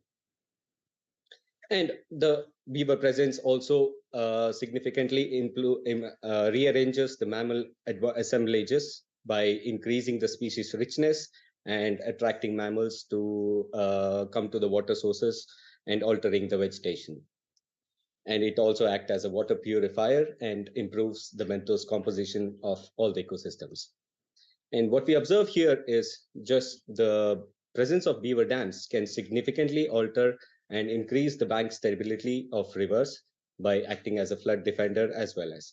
And in the sixth image, you can see the presence of beavers has created n number of channels by their dams, and this has enhanced the vegetation of that locally. And furthermore, this is a particular research done in the US. They just induced certain dams that replicates the beaver dams, and eventually the river took turns to cause into banks, widening the incised channels and creating wetlands, thus by creating a complex haven that irrigates new stands of willows and alders and create a maze of pools and side channels for fish and other wildlife. So when we understood the ecosystem restoration of potential of beavers, it is very important to project the species to future and observe how they thrive in future based on the environmental conditions. So our first objective is to identify and review the current status and historical distribution of Eurasian beavers and predict the potential future habitat through species distribution modeling. Species distribution modeling is a computer-generated algorithm that predicts species occurrences based on geographic space and time. And by overlaying environmental layers, we will know how the climate change are affecting the species occurrences. So by elucidating the potential variables, we are able to what extent can environmental and land use factors such as land cover and human population density influence the potential distribution of Eurasian beaver populations? Furthermore, let's emphasize river restoration through beaver conservation.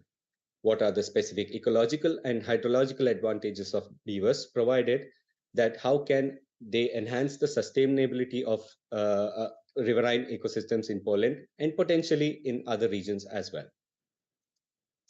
And yeah, our study area, in the beginning of the 20th century, the global population of Eurasian beavers was roughly 1,200 because of increased overhunting due to fur and degraded habitats, and also pollution led to a huge decline of these species in the past century. But over the years, people got aware, and various countries follow reintroduction programs to bring this population back. And now, in the year 2010, the population of beavers roughly exceeds 1.2 million. And as a case study for our research, we considered Poland to study how the beavers are currently distributed, and we projected the same species occurrences to the year 2081 to 2100, that is roughly 60 years from now. And we tend to observe how the potential shift of habitat occurs because of changing environment.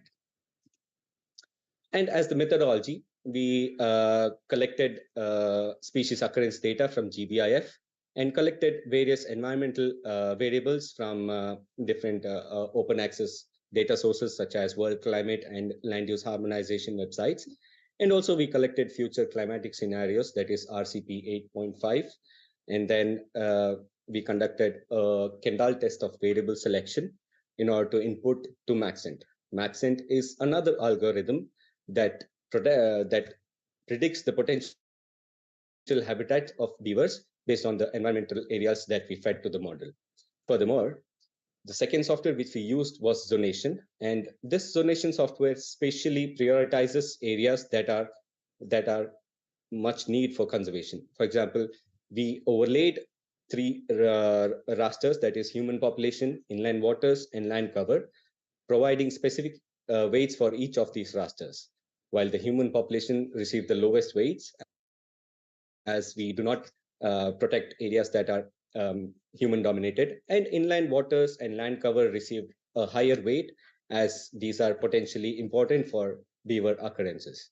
Finally, by overlaying the protected areas raster, we were able to identify and connect and prioritize areas that are need of high conservation for beavers. And finally, we obtained a habitat suitability map. And as I mentioned about the Kendall test, it basically creates a correlation matrix between all the variables. And we selected certain important variables that are potentially significant for beaver occurrences. And what we see in the right-hand side are the important variables we fed in the model. And the first result we obtained was this ROC curve, the receiver operating characteristics curve. And we observed that the performance of model was extremely good, as the AUC values of each of these values was like 0.855, and the test data also showed a 0.839 values. The Maxent algorithm also gave out a jackknife test. That means what we see in the right-hand side, all these important variables are projected through jackknife test, and we observed that based on the AUC values, there are several important variables that contributed for the occurrences of beavers, such as the annual precipitation, the precipitation in the driest month, also in the wettest quarter and the warmest quarter, as well as land use harmonization variables. The urban land and C4 annual crops did play an important role for beaver occurrences. Furthermore, what we have to visualize here right now is a particular map that shows the current distribution of beaver habitats. When we overlay the environmental variables of present day, we observe this particular map, and all these red areas depicts the high suitability of beaver occurrences. And now we included the future habitats that for the reference year of 2081 and 2100, we observed a potential shift of beaver habitats. Like if you observe closely, this was the previous and this is in the future. So we can conclude here that there is a shift in beaver populations for the future. Furthermore, this is a representation of how we utilized protected areas map to overlay the maxent output, that is the probability distribution of beaver occurrences. And we, through ArcGIS Pro, we were able to spatially overlay protected areas and zonally prioritize special areas, and areas within the dark green region are one of the important locations that we need to prioritize to enhance or to influence the beaver occurrences. And lastly, a binomial test was run mainly to analyze the model predictions, and the predictions correctly anticipated the data 73% of the time with a success probability of 0.73. Finally, high quality beaver habitat was discovered outside the protected areas, emphasizing a necessity for conservation efforts in these places. Annual temperature in the coldest quarter, rangeland, C4 annual crops are the prime necessity for the availability of suitable habitats in future. However, there is no direct proof that C4 annual crops are crucial for beavers, yet the jackknife test demonstrated that it is one of the important variables for beaver occurrences. Although the simulated environmental variables for the reference year 2081 and 2100 shows us a possibility that rising human impacts and climate change will alter the habitat quality of beavers in the future. So this leads to a question that climate change is real, so we have to take action now. Finally, to conclude this study, the study effectively utilized species distribution modeling to review the historical distribution and the current status of Eurasian beavers in order to predict the potential future habitat. The model elucidated several factors such as precipitation, land cover, water resources, and human population density that significantly influences the potential distribution of Eurasian beavers. The study also promotes a key nature-based method for sustained river ecosystem restoration initiatives in Poland and beyond by embracing their presence and leveraging the ecosystem restoration potential of beavers. Finally, I also had to add the future prospects of this study. Like several studies have promoted beavers as one of the cost-effective tools for ecosystem restoration, unlocking a huge potential for future amidst the global crisis. Inclusion of several more variables such as riparian zones, wetlands, and also predator presence can greatly enhance the STM accuracy. And finally, the development of beaver population management techniques serves to emphasize the delicate balance between protecting human infrastructure and preserving the environment. Yeah, thank you guys. This one is that. Thank you very much for your presentation. Any questions? Don't be shy. I'm sorry, I was too fast in my. It was okay. No question from internet. So, see. Thank you very much for your nice presentation. I was just wondering if the prediction of the probability distribution of the beaver in the future is based on some particular model prediction. Yes. How did you predict? Yes, basically we created a holistic framework. We overlay environmental variables, land use variables, and the species occurrence of the present day, and then apply the projected future and predict the same occurrence for the future. Okay, so it is a heuristic Yeah. I was thinking about a statistical model to predict. Yeah, and another point, just it is not anymore common to select coverage based on statistical significance. So in coverage selection, we usually we are starting to use kind of machine learning techniques like lasso or something. So just a Absolutely. suggestion to try another way to correct your comment. Thank you for your suggestions. Other questions? No? Okay, I think, thank you very much. I think we can move on to the next speaker, that's Lorenzo Martini. Professor Pirotti. I'm not speaking, but I'm listening. Joint presentation.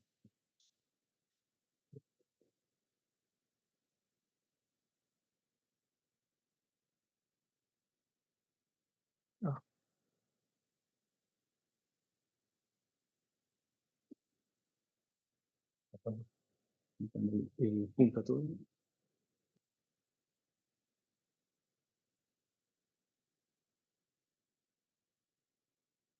The presentation is about multi-temporal analysis to support the management of torrent control structures. Yes. Okay. So good afternoon to everyone. Again, I'm Lorenzo Martini. I work here at the TESAP department as a postdoc. Today, I'm presenting a recent study that we carried out in collaboration with the colleagues from the University of Udine. So we'll start by recalling a paper that was published quite recently in Nature, which the authors presented how European rivers are highly affected by human activities. And they pointed out the role of in-channel barriers in fragmenting the river ecosystems. So they predicted something like more than 1 million of in-channel barriers, so transverse structures inside the channel that are basically disconnecting the upper part of the stream to the lower part, so reducing the connectivity, so the exchange of water, sediment, and organisms inside the river system. And this is something that the European Union is starting to address. So they aim to restore riverine environment by reconnecting 25,000 kilometers of rivers by 2030. So they're trying to have a more sustainable and natural landscape. Also pointed out the role of the maintenance condition of these structures in the impact to the riverine ecosystem. So it's not just a matter of how many barriers do we have, but also a matter of the maintenance status. So if on one side we have this, let's say, new tendency of reconnecting the rivers, on the other side, as we know, especially in the alpine sector, so in mountain areas, we have the need to reduce the impact of extreme events. And so it is common to find check dams and bed seals in our mountain streams. So structure like this built, again, transversally to the mountain stream in order to reduce the slope and therefore reducing the sediment fluxes. So in this, let's say, context, what we know about torrent control structures like this one is that they are effective only if maintained in the long term. And therefore, we need a multi-temporal investigation on the interaction between these structures, so torrent control works, and also sediment dynamics.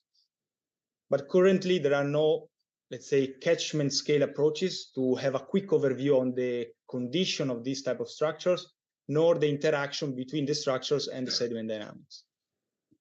And this is exactly the objective of our study. So to assess the effectiveness of torrent control structures, thanks to an integrated approach in order to support watershed management interventions. So here we have our study catchments. So we had 4 catchments in the Friuli Venezia Giulia region. So we have the Vegliato Basin in the Julian Prealps, then the Agozza Miozza in the Carnia area, and then finally the Uccelli Basin in Valcanare. So these study areas share common characteristics. So they have let's say, a limited catchment area, maximum 11 square kilometers. They feature high precipitation and high sediment availability. They are highly dynamic. And therefore, they built in the past a lot of torrent control structures, so more than 100.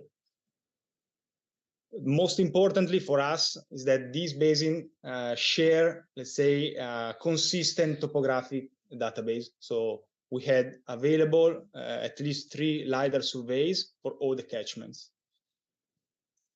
This is the methodology. Later I will go in detail of just some of the steps in the workflow. For now, we focus on the 2 components, left and right. So on one side is what concerns the field campaign that we carried out to survey the torrent control works and assess their status and functionality. On the other side, we, let's say, developed an analysis on geomorphic change detection in order to monitor and quantify the past sediment dynamics. So these 2 components, the data that we collected from these 2, let's say, components converged, of course, into a GIS environment. So a little bit more in detail concerning the first part. So field surveys, what we have done is we developed a maintenance priority index in the field. So this index that put in combination functionality and status. So just to be clear, here an example of a check dam in the Miozza Basin. So we first address the status. It's not properly overlapped. Okay, the status, therefore, we looked at the physical condition of the structure itself. In this case, it was damaged, so we are in the middle part of our matrix. And then we assess the functionality, so the inter-element and the structure. We found, for instance, that, of course, it's not overlapping, that the sediment was completely overfilling the structure and also outflanking it, so bypassing the structure completely. Therefore, we assigned a functionality low, and we obtained, trust me, a 0.88 of this new maintenance priority index. We also put some colors in order to have a better communication in the maps that we will see later. On the other side, concerning the, let's say, geomorphic change detection. So as I said, we had 3 different LiDAR surveys, so multi-temporal topographic surveys from 2003 to 2018, in order to generate, let's say, robust DTMs, digital terrain models. We had first to co-register, so to align the raw point clouds. And we have done that by extrapolating some stable areas, so areas that didn't change through time. So we aligned this area in order to minimize the error and maximize the morphological changes. We use the same co-registration matrix found in the stable areas to the whole, let's say, to the full cloud of all the basins. In this way, we were able to reduce the cloud-to-cloud distance of 1 order of magnitude, more or less. So all of this just to generate robust and, let's say, reliable DTMs that we used for generating DODs, so difference of DTMs or difference of DMs. So we subtract the old DM to the new one in order to highlight the morphological changes occurred during that time window. We have done that for the 3 periods in order to have 2 DODs for each catchment. So at the end, 8 DODs. So some results for in the MPI, so maintenance priority index, is a very simple index to apply in the field, but also very helpful because it gives us direct of the current condition of the whole torrent control system. So for instance, just to make an example, we know that in the Vegliato catchment, we have a large number of structures that are heavily damaged or destroyed, MPI equal to 1. In the Agozza catchment, we have the largest number of green ranked structures, so very good structures. In the Miozza Basin, we have the largest number of blue ranked structures. Therefore, those check dams that are showing a lack in functionality rather than in the physical status. So it gives us, let's say, a good picture of the condition. On the other side, as I said, we generated 2 DODs for each basin. Just to make an example, this is the Miozza catchment. The DOD provides information about the morphological changes in that specific period, so highlighting erosional process red and depositional processes in blue. And they also give us quantitative data about the volumes of sediment that could be generated during that time window. Therefore, it is another important information to give to watershed managers in order to plan some particular interventions. The most interesting part, though, is to connect the two informations. So we have a couple of examples here. First one in the Vegliato catchment. This check dam was damaged quite recently. And as you can see, the whole downstream part of the check dam is deeply eroded, as you can see, and is now, let's say, threatening the condition of the whole check dam. And you can see this information in the past, thanks to the DOD. So as you can see, the most recent DOD highlight a large and deep erosional process that was the cause for this situation now. Another example, the check dam that we've seen previously.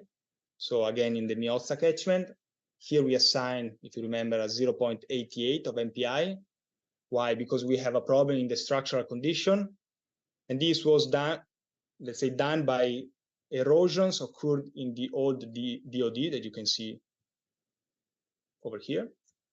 And then the functionality, if you remember, the problem was the overfilling and outflanking of the structure. And if you can see it, you can also trace back this issue in the past.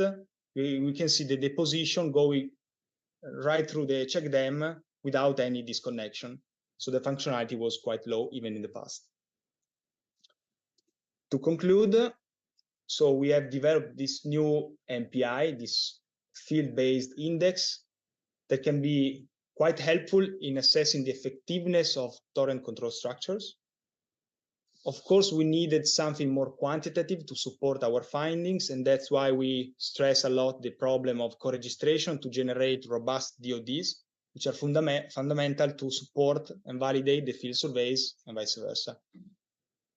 And in general, the whole approach, let's say, is helpful because it can define where to intervene, where to act, because we have an overview of the whole channel control system. And in this way, we are able to prioritize, so to act in some spot rather than in another. And all of this was quite recently published, luckily. So if you want to see more, please check our new paper in Catena. And I'm done. I hope in time. Yeah, thank you very much. We saved a lot of time, 8 minutes. Thank you very much. Any questions? Right, so you created different digital terrain model using which data from region, which yes. So I generalized everything basically. So 3 catchment, we obtain data from the region because they are doing LiDAR surveys every 10 years, more or less. So those LiDAR surveys were available.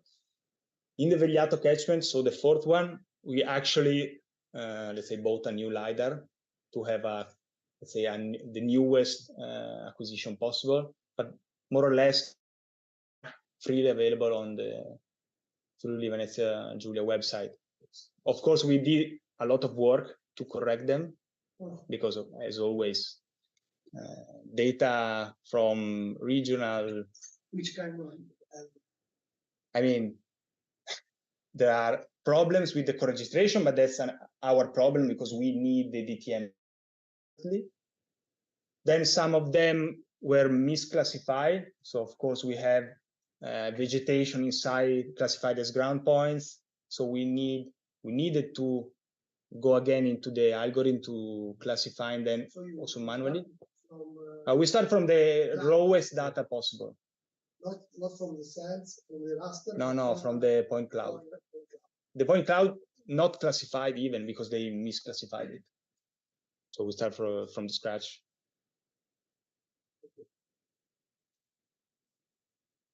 Other questions? No? Okay, thank you very much, Lorenzo. In the next talk, we continue to talk about LiDAR and GIS with Luca Mauri. And in particular, about fire behavior modeling in withdrawn from forest system. Okay.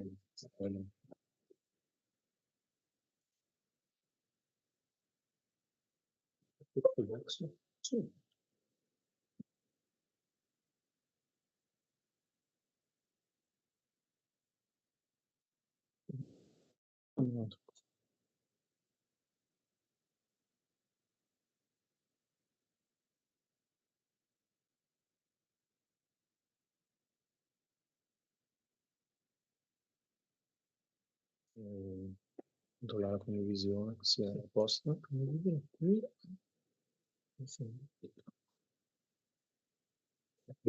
No, scusa. No, sì, adesso lo facciamo. Sì. Okay. It's working? Yeah, it's working. Okay. So good afternoon to everyone. Well, thanks first for the opportunity for being here.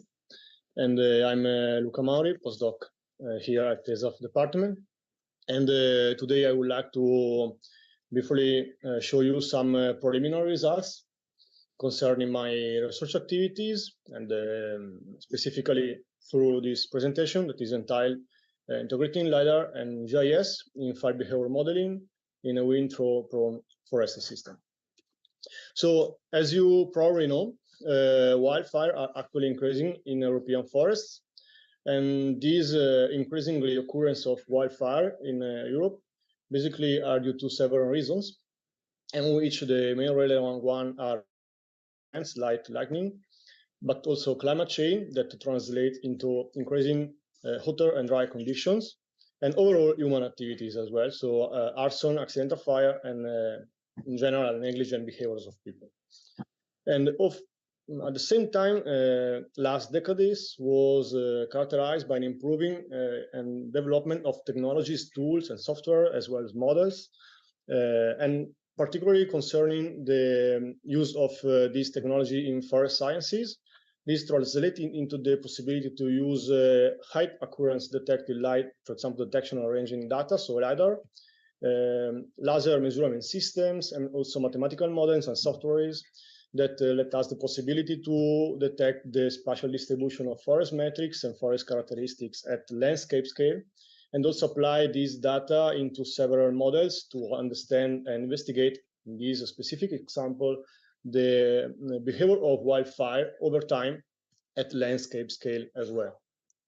And well, the general objective of this research is to improve the investigation and mapping of wildfire behavior in a wind-prone forested area by integrating LiDAR, GIS, and empirical model at a high resolution detail.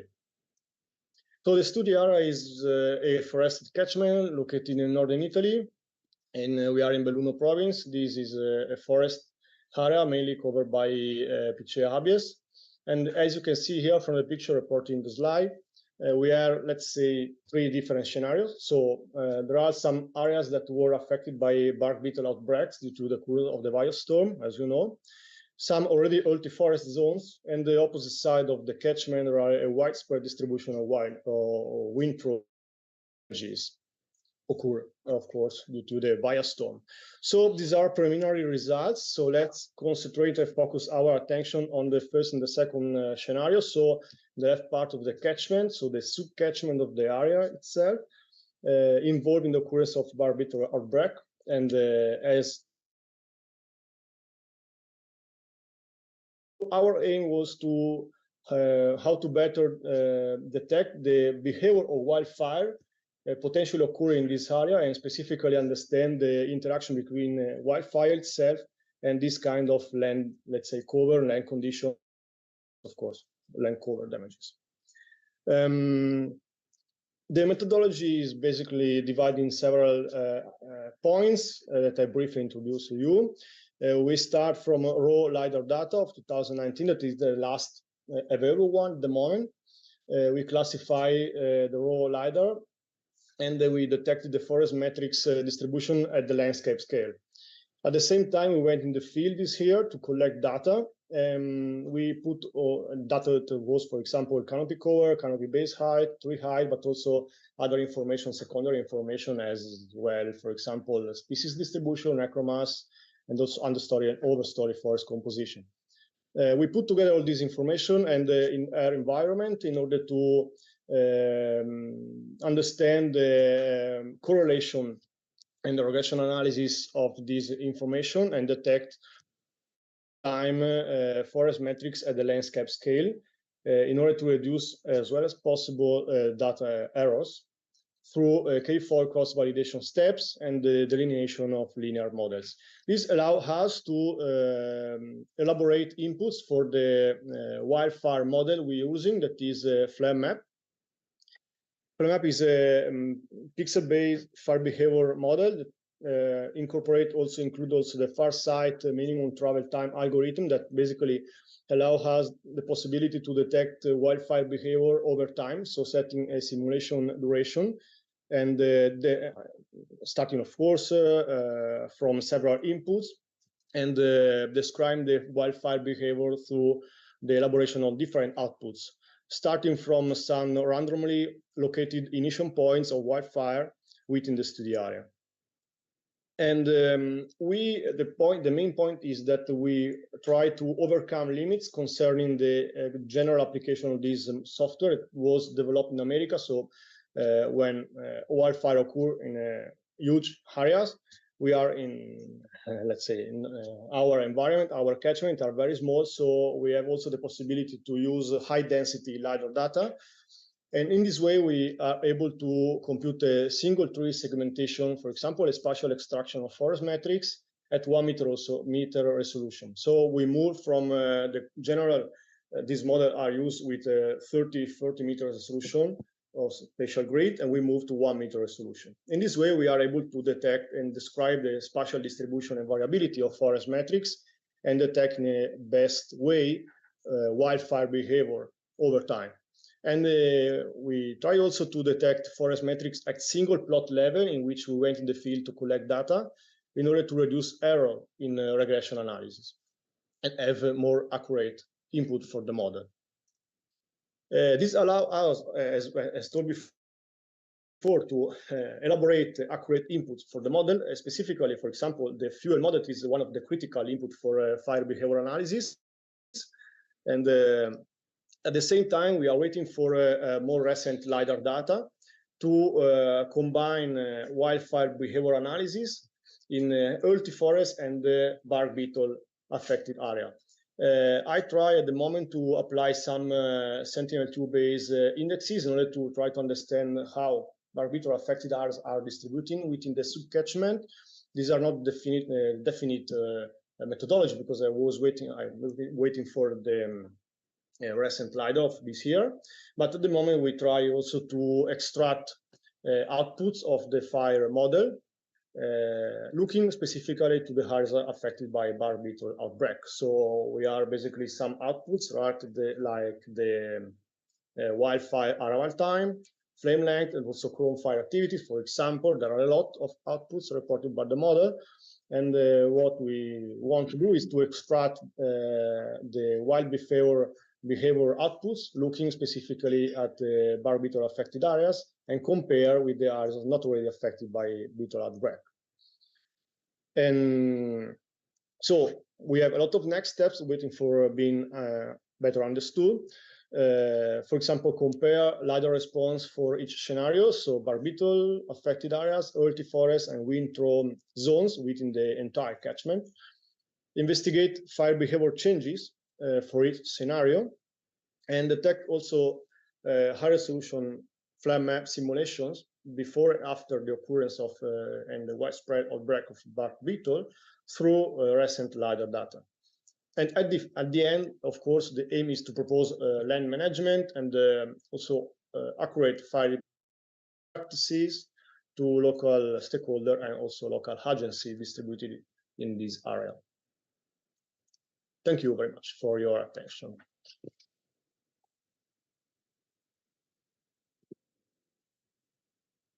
Thank you, Luca. Any questions? I have a quick one. No, Luca, I just walked in and you said you used the fire behavior model, which I'm not familiar with, but what's the input layers on the fire? Yes, I insert here. Because we're doing a project on this. I'm very curious if it can be sure. Well, integrated. So I'm able to read Okay, of course, are like DTM and aspect that are quite a basic one, but the most important inputs are the forest metrics, so forest characteristics.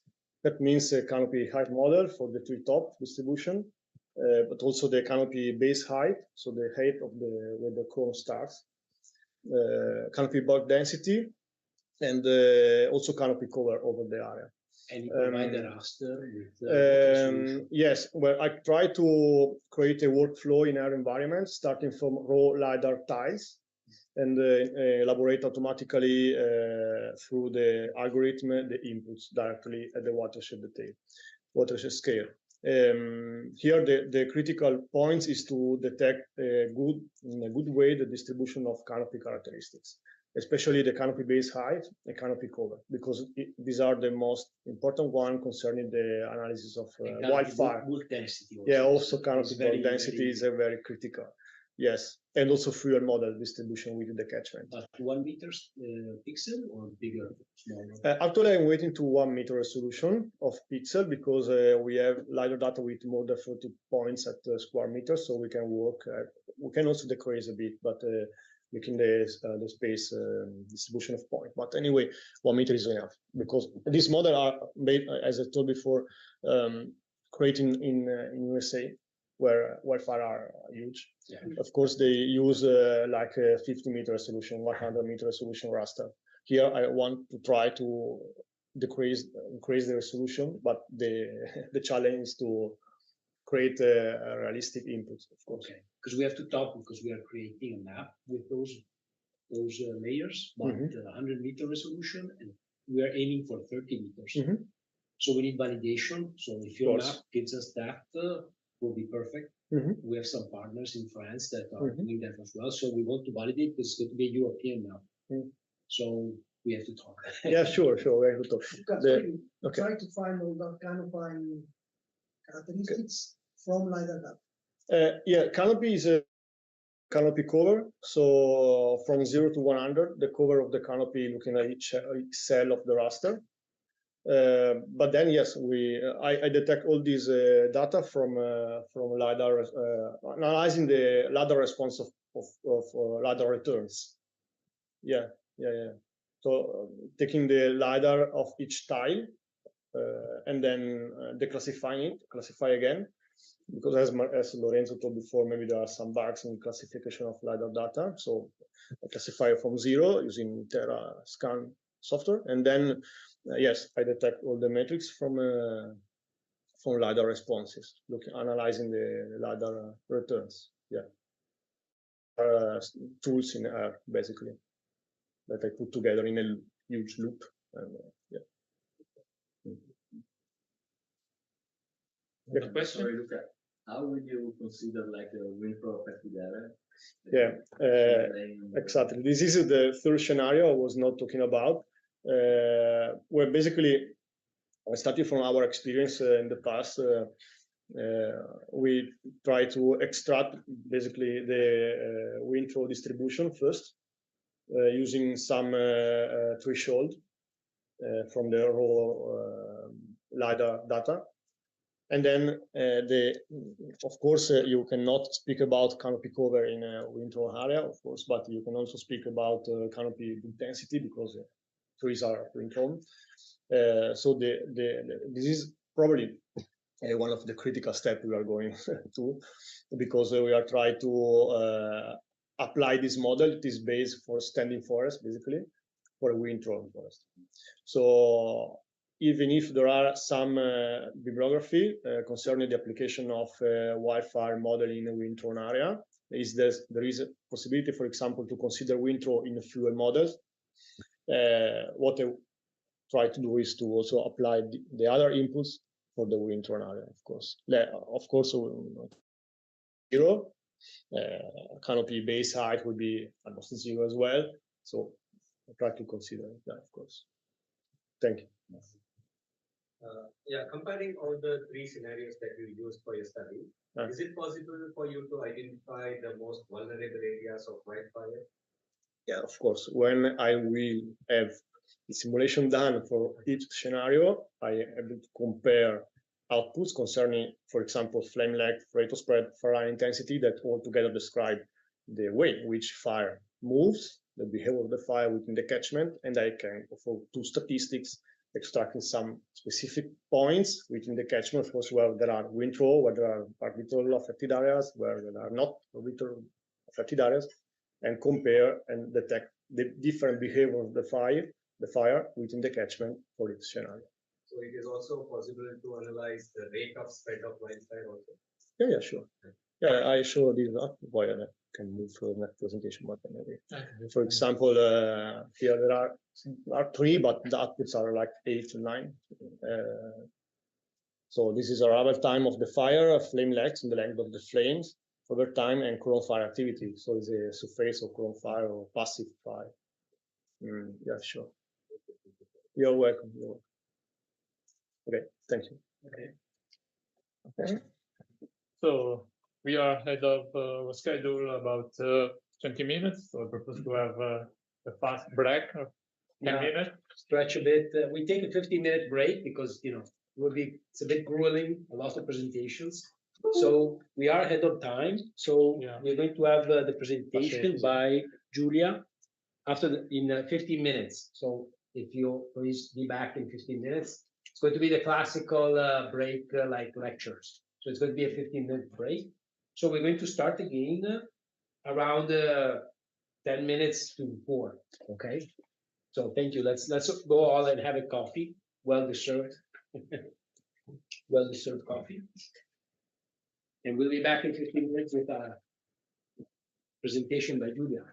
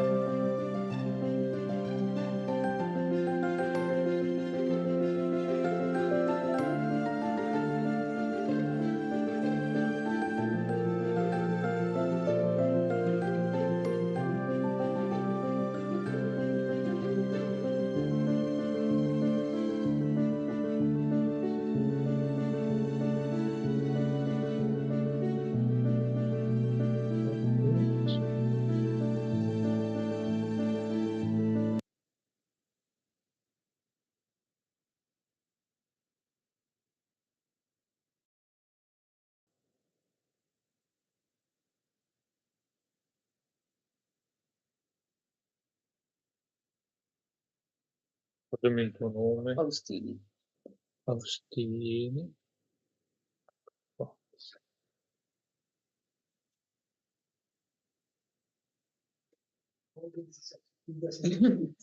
Resteremo in bus. Alle 5. Quando parlo io, Alle 5. quando io parlo a Francesco. Francesco, ti tengo qui fino alle 9. Io alle 5. Io te la so. Io alle 5. Avrei una chiamata. Okay. Sì, sì. Sì, sì. Ok. Okay. So, Questa è la barra in alto, non ti disturba me. La barra di... quello la sposti in alto, poi le scompare in alto. Sì. In alto. Ecco, lascia spollare in alto, ancora un po'. Ecco. oh, wow. Disturba me. Okay, so thank you. Welcome back, the survivors. And now Julia is going to talk to us about quite an interesting application. And I'll leave the floor to her directly to present. Thank you. Thank you. Good afternoon, everyone. I'm Giulia Faustini, a PhD student in the PhD School of Veterinary Science. And today I will present you an example of application of GIS, not in forestry, not in agriculture, but in veterinary medicine. So in fact, I performed a spatial analysis. I performed a spatial analysis of precise ecovirus type 2 cases in wild boars that were hunted in the Verona and Vicenza provinces, and a spatial analysis of porcine circovirus diseases cases in intensive pig farms. But first, an overview. In a general overview of the European pig production, Italy is one of the main pig producing countries. Especially particularly profitable are the farms in Veneto regions, specifically the one in Verona provinces. They represent the 1/3 of Veneto farms of pig sector.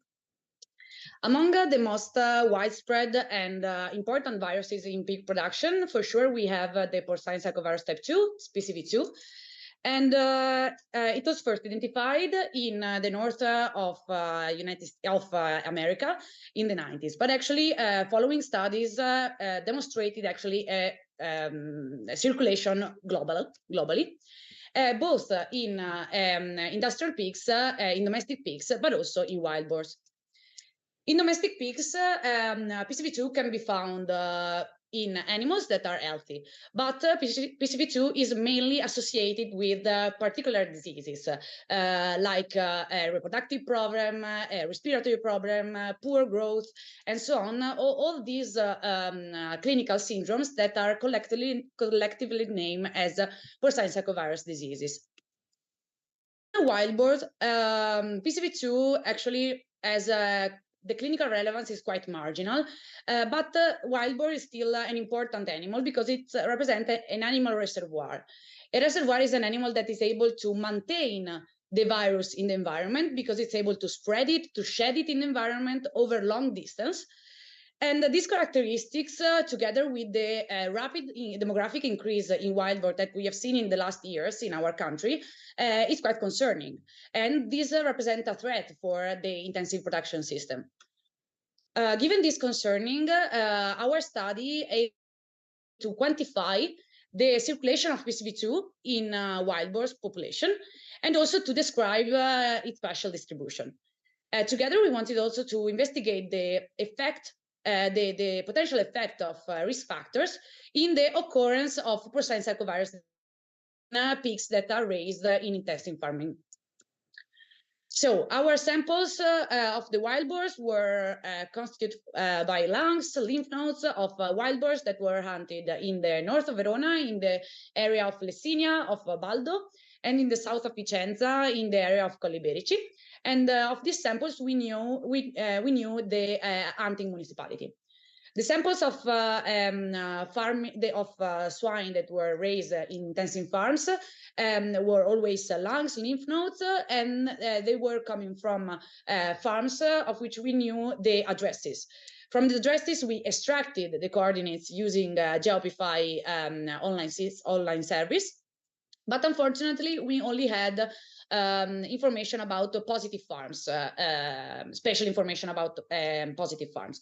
So all the municipalities for which we didn't have any information about swines, we consider them as negative municipalities. Both kind of samples were screened at real-time PCR for porcine circovirus type 2 in our labs for the wild boar samples and in the the corporate company labs for the intensive pigs.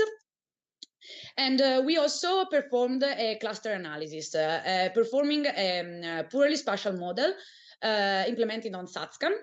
And also building three data sets for the analysis, the data set of cases, so the PCV2 positive municipalities, the control data set with the negative municipalities, and the coordinates of the centroid of these municipalities.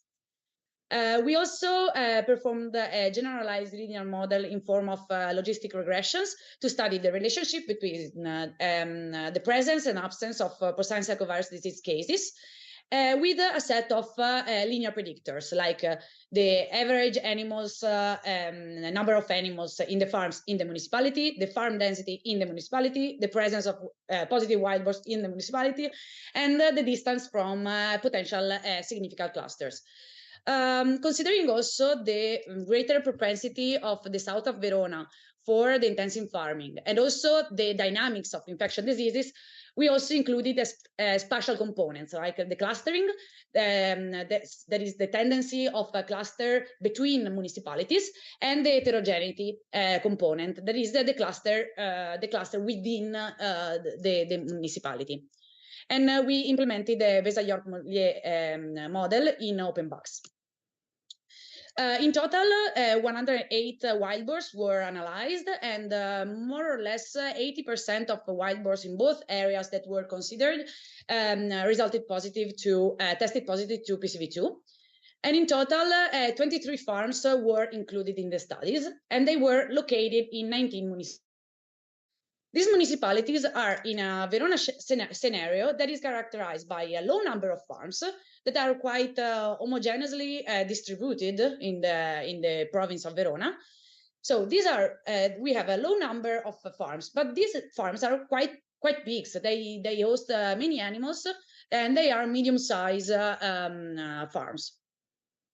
The cluster analysis identified two main significant clusters. One significant cluster of wild boars in the north of Verona, and one significant cluster of porcine circovirus disease in the south of Verona, where the majority of farms actually are located.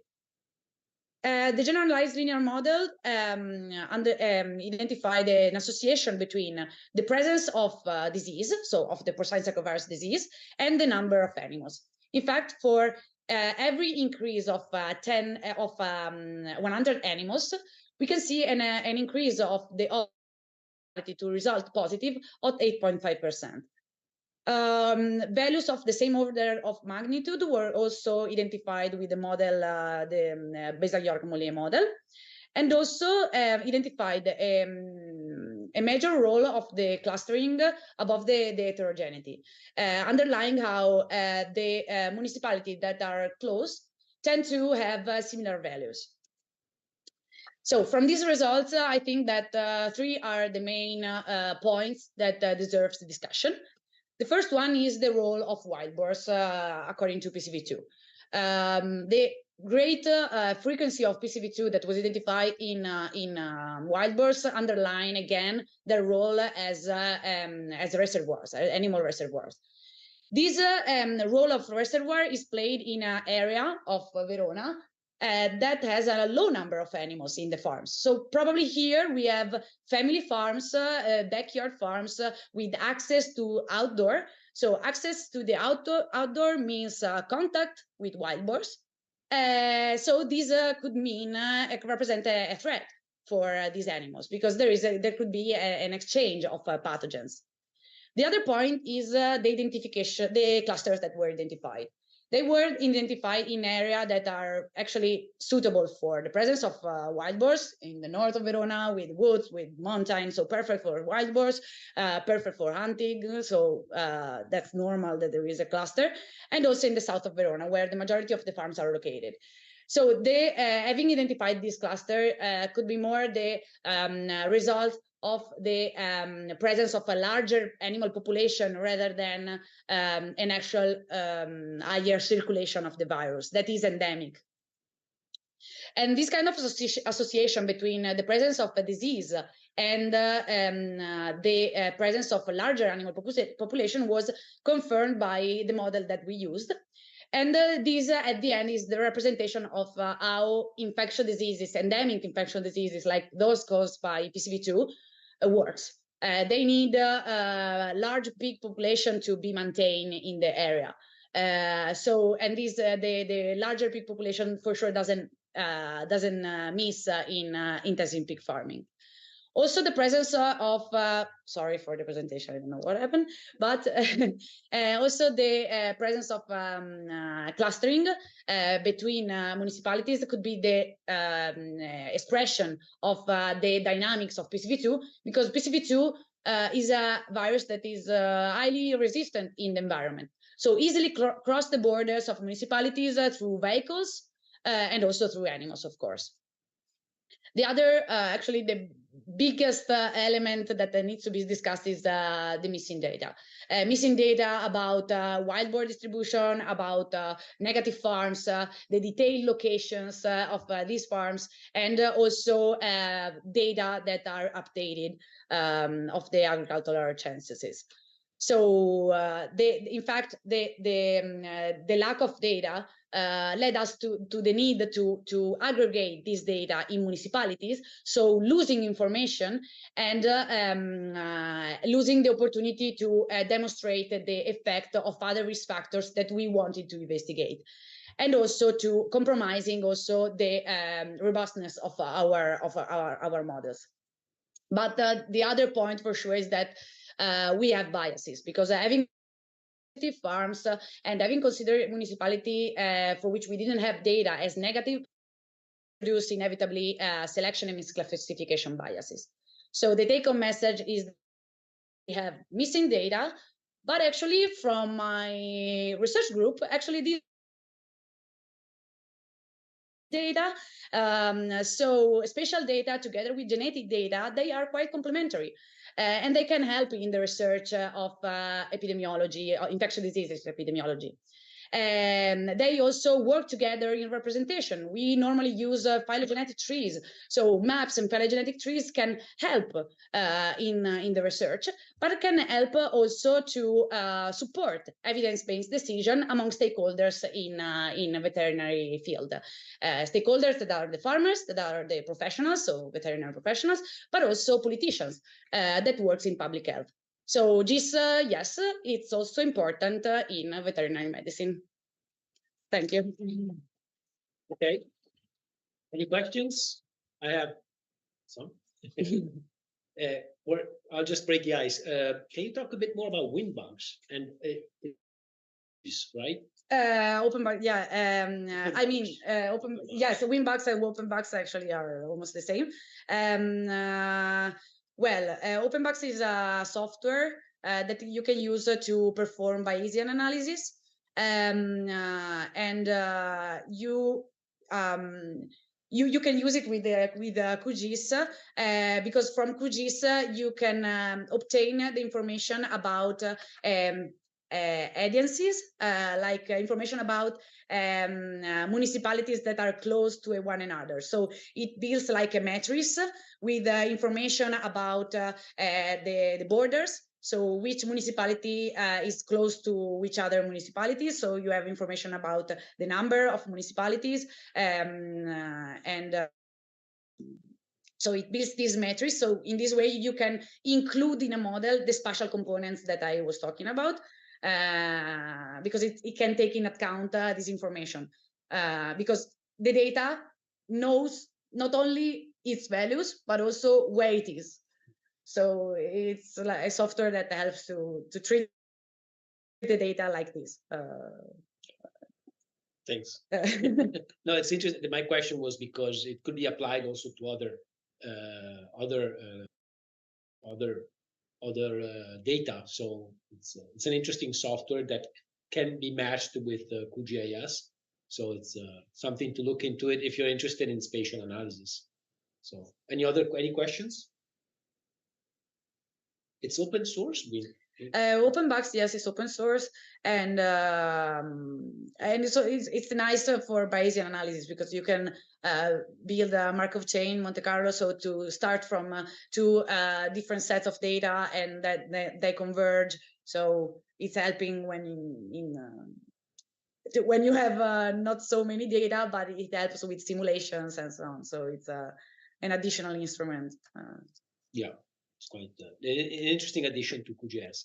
So, if there's, I thank you. Thank you. We go on to the next speaker. Aurora is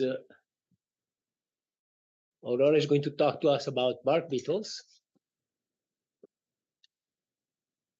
That is a very felt topic in this department.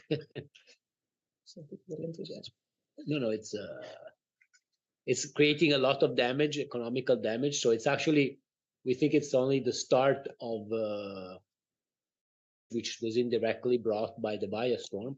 So it's actually, it's a long-term effect. So the word goes to you. Thank you for the introduction. I'm Aurora. I'm a PhD student at the DAFNI department with the group of forest entomology. And my work in particular focuses on the use of remote sensing methods for the early detection of the European spruce bark beetle infestations. And so today I will talk to you, maybe. Yeah, just to click. Maybe about, okay.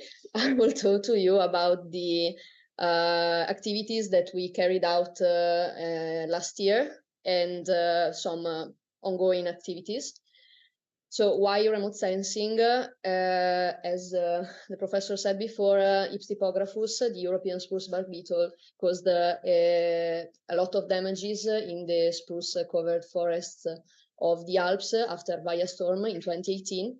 And because these outbreaks are spread through very vast regions, we can use remote sensing methods to monitor them.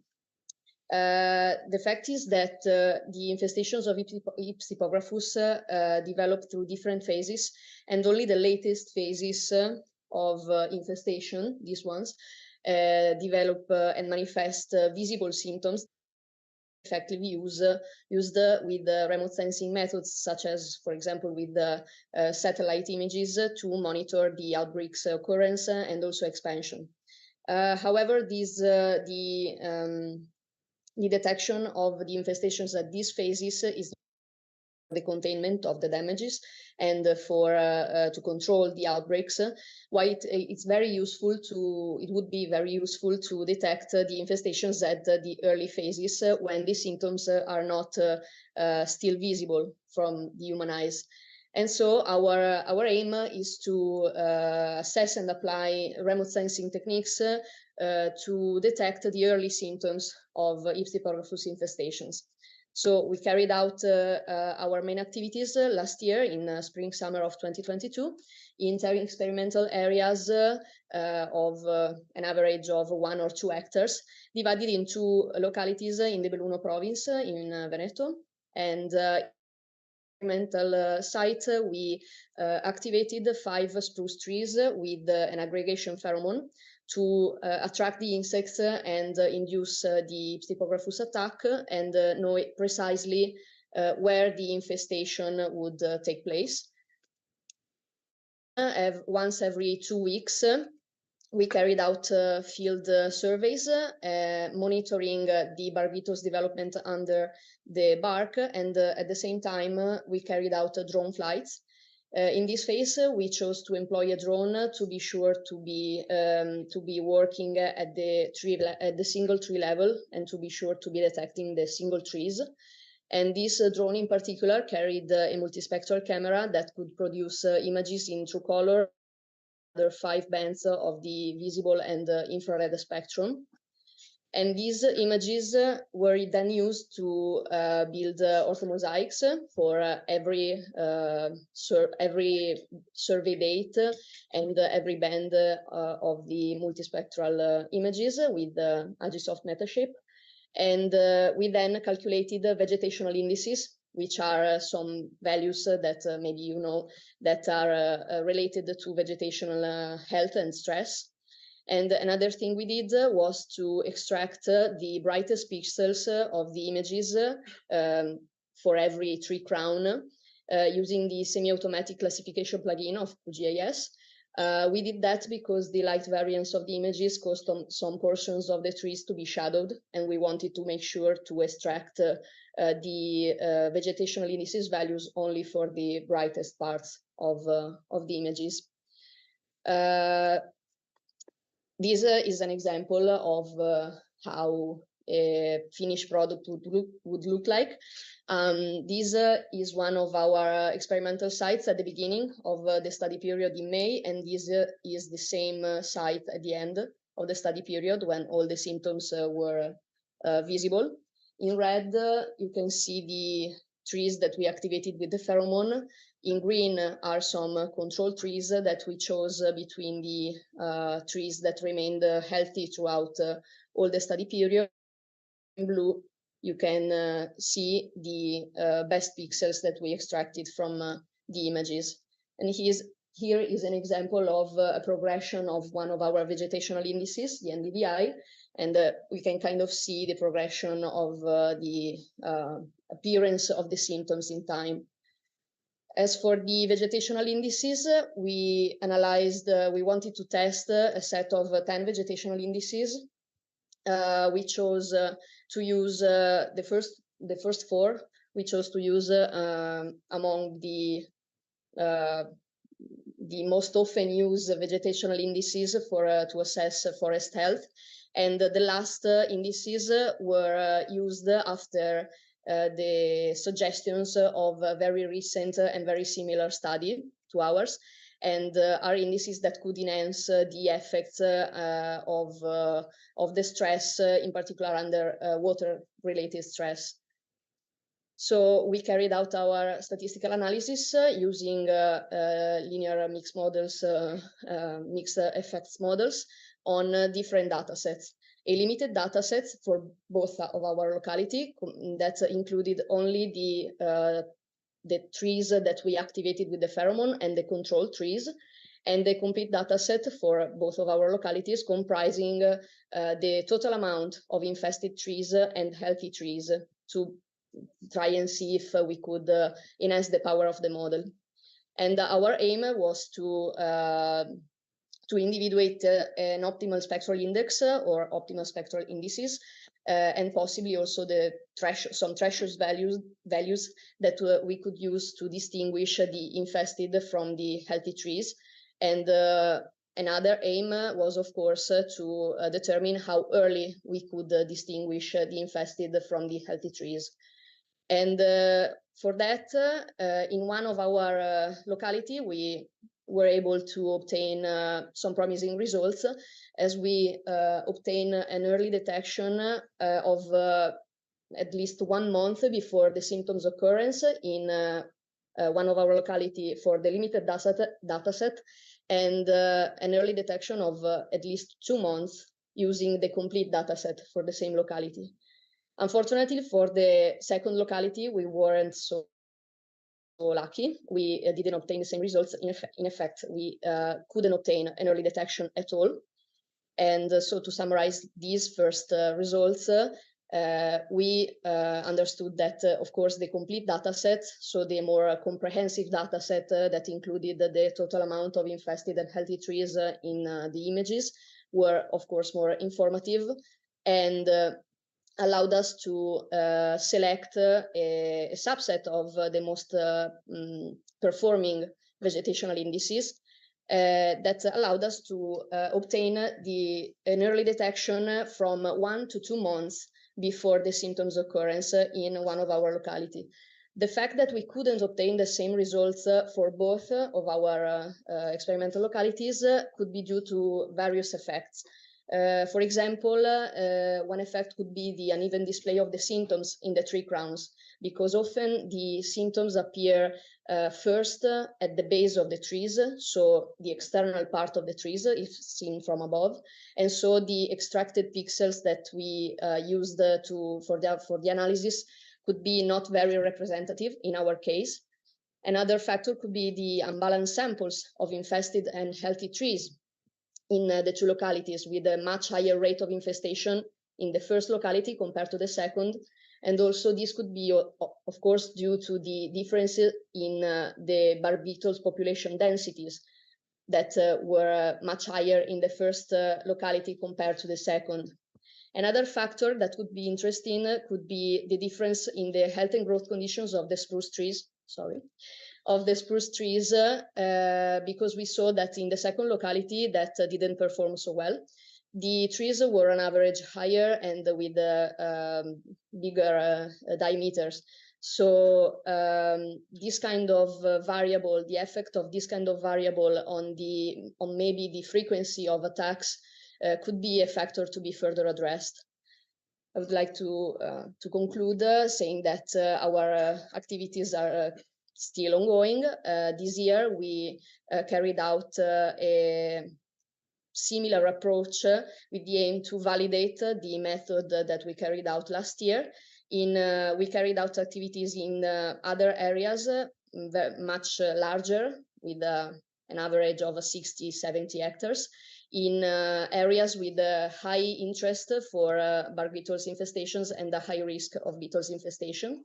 This time we didn't induce any attack because, of course, we wanted to assess if we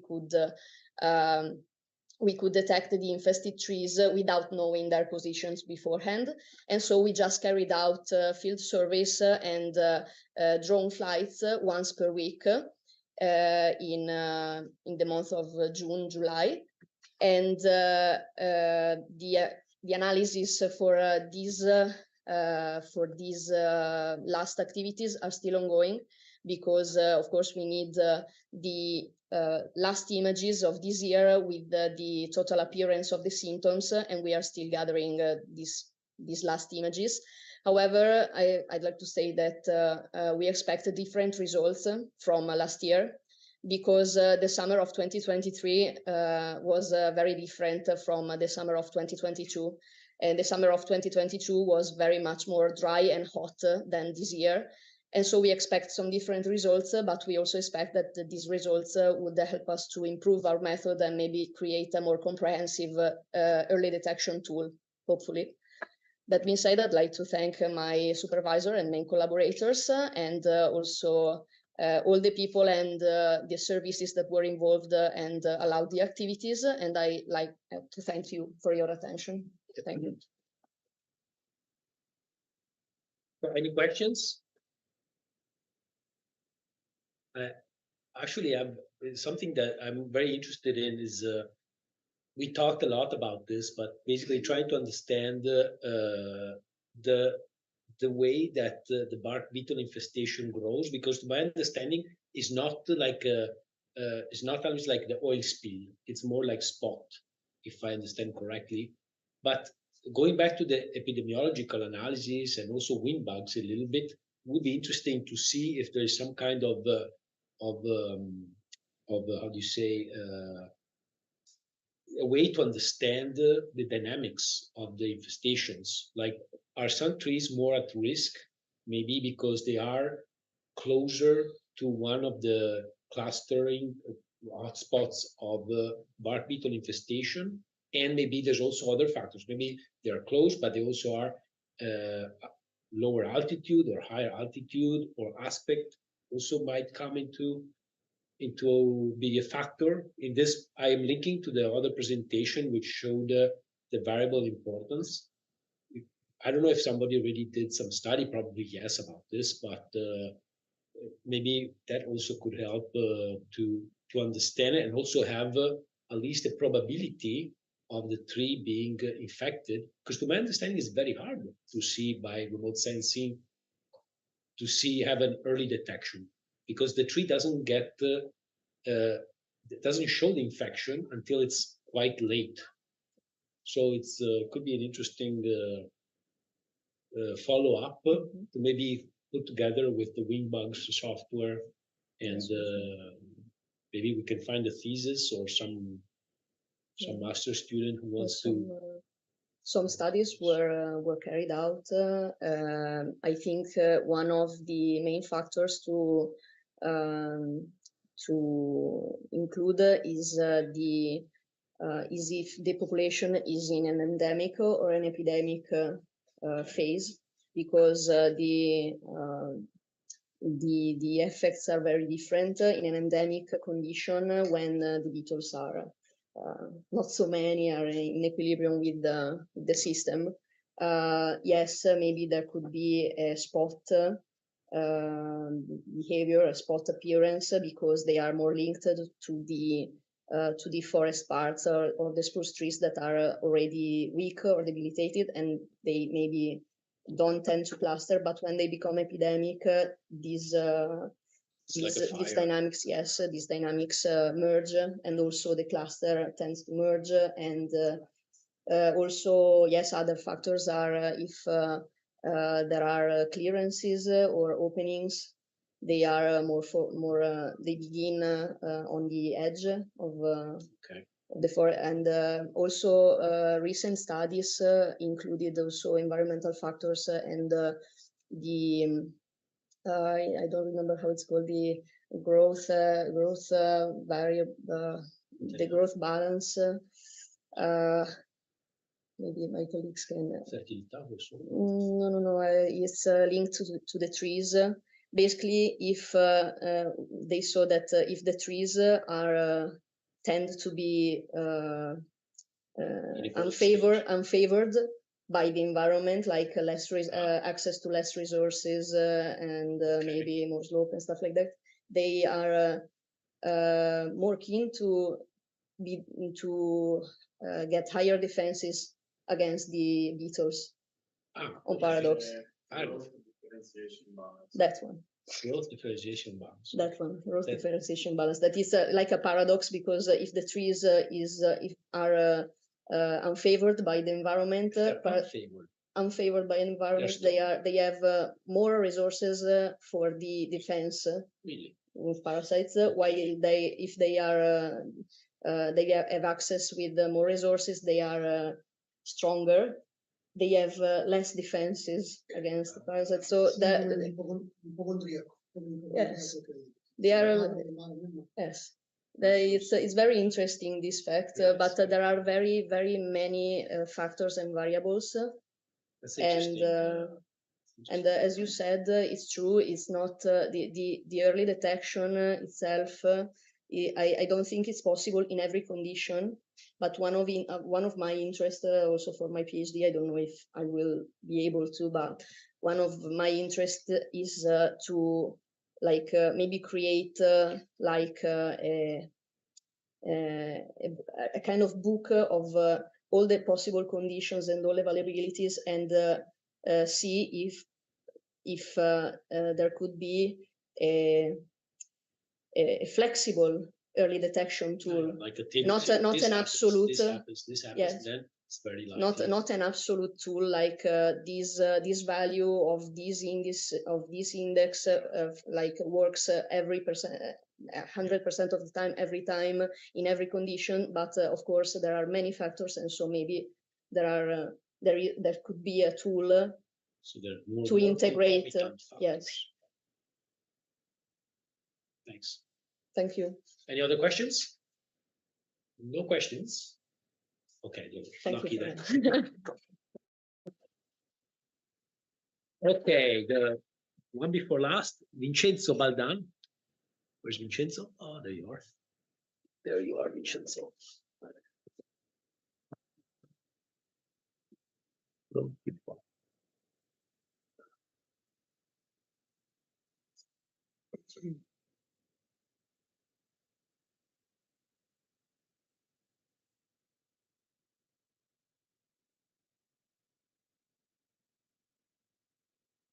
Ecco, floor is yours. Good afternoon, everyone. I'm Vincenzo Baldan. I'm a research assistant at the TESAP department, and I'm working with Professor Paolo Tarolli and Professor Vincenzo Agostino, relating in the vineyards of Northeast Italy. And today I'm talking about the current study entitled Climate Change Challenges in Vineyards in Northeast Italy. So we are in the northeast part of Italy and Po Valley, in an area that is under the protection, for example, the Prosecco area and Soave area under the protection of UNESCO and FAO. You can see in the second map the concentration of vineyards that is well distributed in the territory. My current area is located in the Veneto region and Friuli Venezia Giulia. You can see that the vineyards are well distributed, especially near the Ili region. And you can see that you also know that in this area you will find some precious and famous worldwide wine, for example, Bardolino, Valpolicella, Soave, Prosecco, and Malvasia. But this area has some problems related to the climate change and all the risk connecting to this kind of process. So that's here you can see that in the red pot. The red dot is the analyze the local weather station that I'm still analyzing the data from the ARPAV and ARPA Friuli Venezia Giulia. That's the climate change and weather extreme weather events inspired the research group. For example, the hail events, also the strong winds and the intense rainfall produced by storms and thunderstorms and supercell storms. But the most important thing in this current study is the heat waves and the drought season. For example, last year, 2022, was one of the hottest and driest year of last 70 years, especially during the summer period and in the spring. So it is important for us to analyze this kind of process in order to understand past trends and current trends and future trends of these extreme weather events. So our research method concentrated into the analysis of and the use of Google Earth Engine platform and GIS software, for example, QGIS. We implemented the MODIS land surface temperatures dataset in Google Earth Engine with a spatial resolution of 1 kilometer. We also analyzed the local weather station data hourly, monthly, and daily data for precipitation and the temperature. We implemented for the satellite data analysis the CHIRPS dataset on Google Earth Engine, and then we implemented a vegetation index, the VHI, also using MODIS dataset.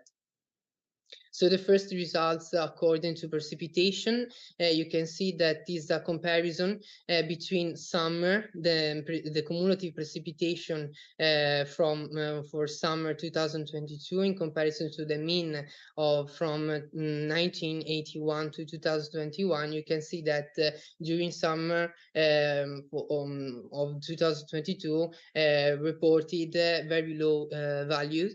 You can see results also in the percentage variation and between the mean from 1981 to 2000 and the mean from 2000 to 2021. And here you can see that the most affected area is according to the CHIPS data set is located in the central east part of the area, especially in the plain of northeast Veneto and the south part of Friuli Venezia Giulia. According to temperature, we analyzing the land surface temperatures that has a resolution of 1 kilometer, and here there is a comparison between the mean temperatures from summer from 2000 to 2010 versus the mean from some temperatures from summer of last year. And here it was calculated a threshold exceeding temperatures over 35 degrees. And you can see that the area that exceeding this kind of temperature are well distributed in the map. And in the mean are very low hotspot like in Verona and Vicenza, Padova and Mestre.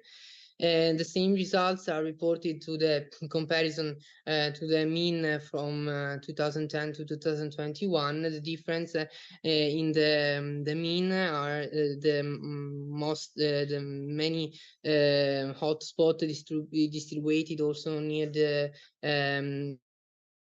but the results of 2022 is very impressive. Here you can also see the anomaly precipitation versus the mean from 2000 to 2010 and the mean from 2010 to 2021. You can see that the most affected area is located also here in the central east part of the region, and the higher value are reported in the comparison with the mean from 2000 to 2010.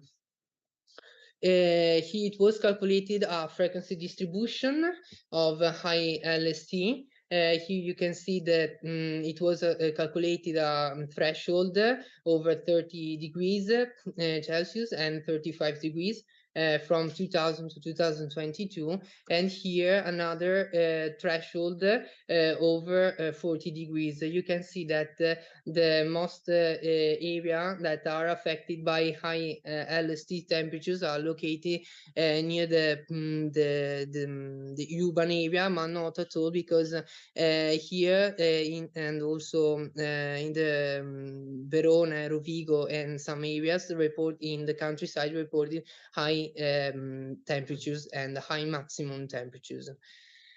Here there is an extraction of vineyards that reported. I simply overlapped the raster from maximum LST downloaded from Google Earth Engine platform, and I here overlapped with the raster of the shapefile of the vineyards of Veneto region and the Friuli Venezia Giulia, and you can see that the vineyard that reported an exceeding temperatures of 30 degrees were well distributed, for example, in the central part of region and also in the north east part of Friuli Venezia Giulia.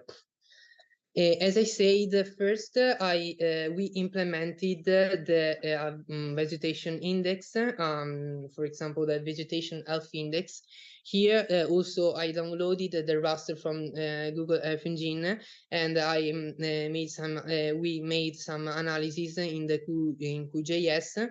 Here you can see a comparison from the mean VHI from 2000 to 2021 and the mean for summer period of 2022. You can see that last year reported very low values.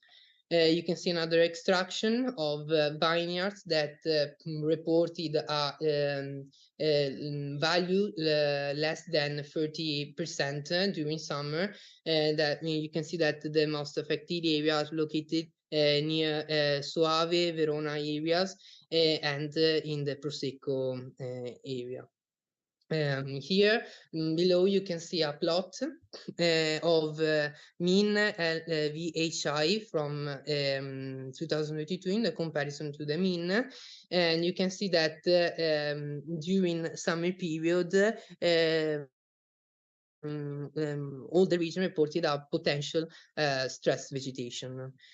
So next research activity will concentrate to the examining more about the extreme weather events such as hail events. Here you can see satellite Sentinel-2 image from a hail event occurred in Friuli Venezia Giulia in Mortegliano. You can see that the comparison of the before and after the events, you can see in the after the day image is visible also in the satellite images, and it is interesting to analyze this kind of aspect. Implemented also something like vegetation index to analyze better the crop, the image, but also thinking about possible future climate scenarios, such as implementing EPCC different scenario in order to better understanding the extreme weather trends in vineyards of Northeast Italy. And so this was the past and present activities that were concentrated in the studies of the area of interest, the analysis of satellite large-scale imagery and data set, the survey for local weather station, and the data as analysis for different time periods, and plan of future satellite studies. These kind of activities are important to the future challenges. For example, to thinking about increasing water storage and drought scenarios in vineyards, or something like reducing runoff due to intense and localized precipitation created by intense thunderstorms during summer period, but also during autumn, and promotion of a sustainable water usage, and forecasting future climate scenarios, but also try to think about field monitoring and to individuate something in some hotspot and analyze such as rain simulation. So I end my presentation and thank you for your attention. Thank you. Any questions for Vincenzo? I have a question if that's okay. Sure. Thank you for the presentation. Thank you. Very interesting. So the purposes of mapping climate impacts on humans is not something that's done everywhere. And so I guess my question is, can you elaborate a little bit more on why satellite mapping of climate impacts may not have been done across the world, and what are some drawbacks that you will see in mapping such impacts? And also, can you also elaborate just a little bit more on more of the practical aspects of these climate impacts being experienced by the community? What's happening to harvest, if there are any impacts? Is there infiltration of disease, increased disease risk? Can you elaborate a little bit more on that? And really Yes, of course. These are the really first results of my research, because I started just a few months ago. And also, my activities will concentrate into another impacts of this climate change in vineyards, in order also to individuate some hotspot where vineyards are affected by first by drought season or rainfall, intense rainfall, in order to analyze better the intensity and the frequency of this kind of extreme weather events, analyzing the data from local weather station, in order to think better vineyard management, in order to think about also the shift of the climate, because we are in a territory that has a lot of a different climate according also to different kilometers, and the climate vary very much. So it is also interesting to analyze this kind of aspect and related to the climate change pattern. Thank you. I have a just very quick question. The maps of heat, the LST, land surface temperature, you took them from the Landsat or from already? From MODIS, the MODIS satellite. It is that has a resolution of 1 kilometers, and yes, it is a LST from degli because it's the maximum. The day maximum temperature. Yes, maximum and also minimum. Because here you can see the mean LST, and here the maximum. Of the maximums. Okay. Yes. Thanks. Any other questions? Yep. Thanks for the presentation. I would like to know, do you think about maybe speak to how validate these results and also specific maybe some area? We move from a large area as we move to a local area, we can validate the impacts of this kind of changes in the environmental conditions. Yes, it is interesting. Yeah, now my analysis are concentrated in a large area, but in the future month, I think that it is also important to validate this kind of results into the smaller scale, individuating some hotspot in vineyards and concentrate all the analysis in that case, in order to think about the temperatures and the precipitation variation in a specific vineyards. For example, individuating vineyards from Valpolicella, or vineyards of Prosecco, or Friuli Venezia Giulia, in order to analyze the pattern from different regions. Okay. Thank you, Vincenzo. Thank nice you. Work. So, looking forward to your results. Thank you. And last but not the least, as they say, Roberto will talk to us. Thank you. Just a moment, because I think it could be useful to let's see.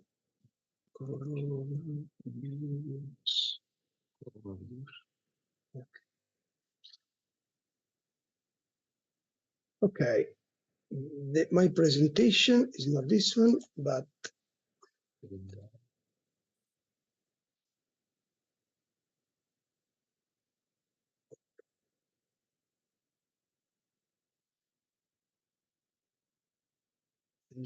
Yep. Okay. Okay, sorry, non vai sulle costruzioni.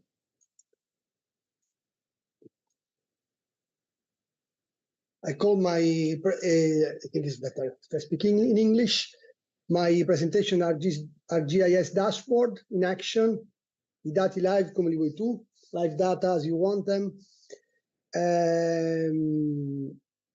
I want to talk to you about, I will not talk about research results, but about tools. Okay, tools that we can use easily. And as a case study, I would like to show you how we can use the data which Annalisa showed us before from ARPAV platform. How can we use that data to build dashboards? I will talk a few minutes about ArcGIS Online, because dashboards are inside ArcGIS Online. But before starting, what dashboards are?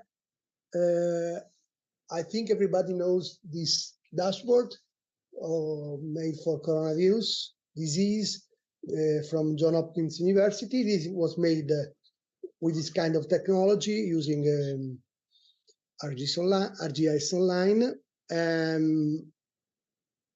It's something which gives us in one screen maps and data together, and I'll show you how we can use them.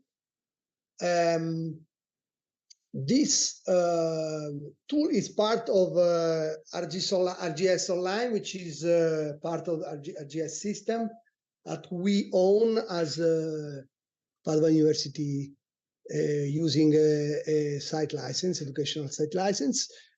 One of the aim I have is also to show you how we can access, we as a Padova University community can access to this resource, because it's free for us, because University of Padova pays the license for us. Could be free also outside using some kinds of public accounts. I'll show you in a few minutes. And this is a system made of different components. The component for server, I will not talk about it. The desktop component, the software we install inside our computer, but the online component, which is a software service. So our GIS Online is a collaboration platform on the cloud that allows to use a layer to load and use layers, maps, and apps, and also analysis on the cloud. So something like Google Suite, okay? We don't need to install anything, but it's on the cloud using our browser. This can be used as a standalone tool or as part of our GIS system. So we can upload directly on the browser, or also using ArcGIS Pro. I already showed you this last year, but it's important, this slide. We work with 4 different levels. I can maintain something private, or I can make it public, or I can share something, I mean layer, maps, or data, or apps. I can share with the group or with the organization. In our context, the organization is Padova University. If I share something with the organization, everything inside the university can see this data, this map. We can be organization members, as we are inside Padova University, and so we have access to these 4 different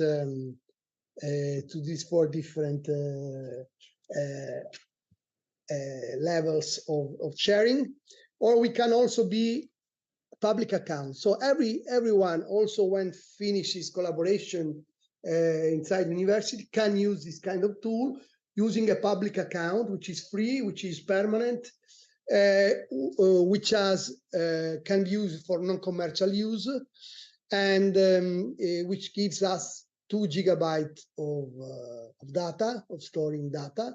And with this kind of account, we can just keep private our data or share with the public, because we don't have any organization, we don't have any group. This is our GIS Online organization inside the Padova University. Everyone now from August can get in using a single sign-on.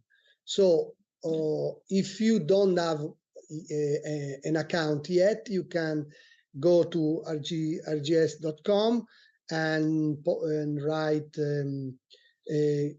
Unipd as ArcGIS organization URL, and then you will see this this blue University di Padova sign. You can get in and sign in with your single sign-on and access to the platform. You will be inside the organization, and you can upload your data, make your maps, share your maps and your apps. Here there are the instructions. If you search in the ASIT, which is the it needs a single sign-on to get in. Also the ASIT the asset link, and there are instructions to get in. Usually the workflow when we work inside ArcGIS Online is this one. I own some data, which usually is a shapefile inside my computer or a TIFF file inside my computer. And I share it as a web layer. I put it on the cloud using the browser or using ArcGIS Online, ArcGIS Pro, or just zipping the shapefile and uploading it in the browser without opening any desktop GIS. I upload this zip file with shapefile inside, for example. Then using this layer, I create a web map. This web map can be shared with the public or can be private, and I can just keep the web map, or if I want, I can create an app. An app is something which is more focused on the audience that is created for. Today, I will talk about the dashboard, which is a particular kind of app.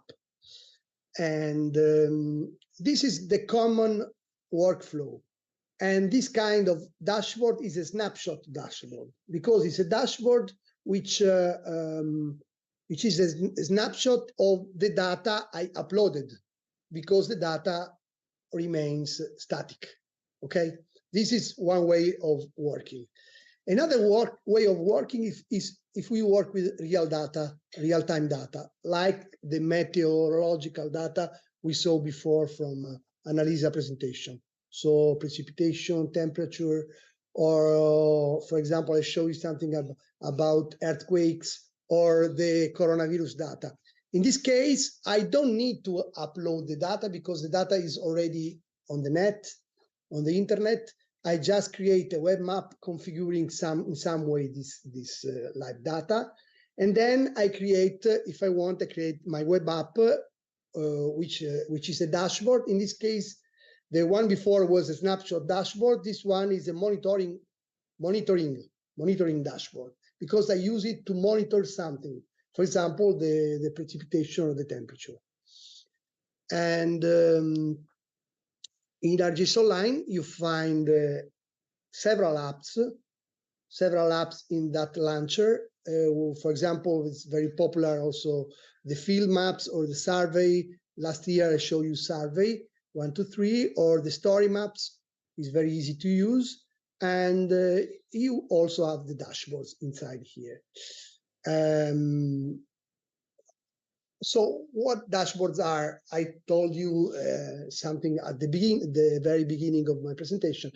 It's something which enables users to convey information to presenting data using intuitive or interactive visualization. It can be used to monitor events, make decisions, inform others, and see trends.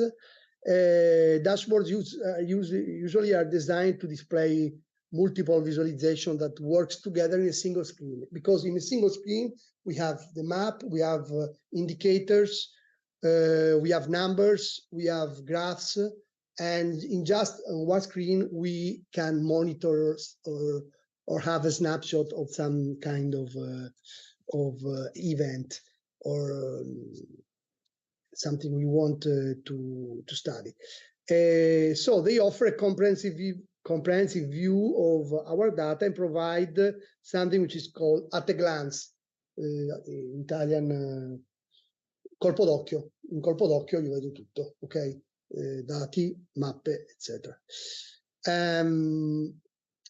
I do it composing elements.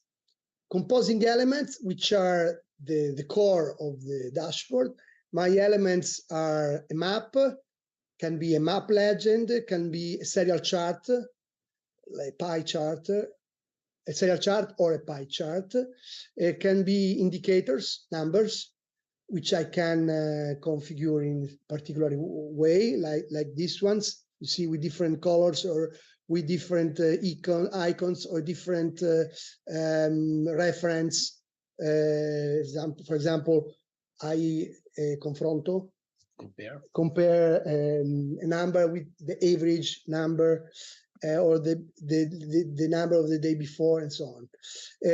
Gauge, which is a particular kind of indicators, also list of values or tables or details, where I can see, for example, in this case, in the details, I see a photograph and the complete information about the feature I'm interested on.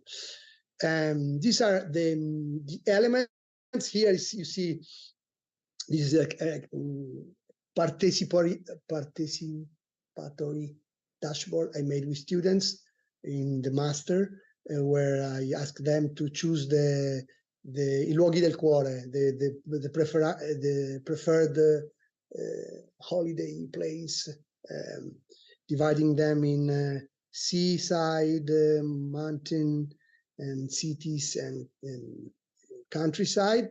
And here you find the indicators, you find the list, you find the map, and they can interact.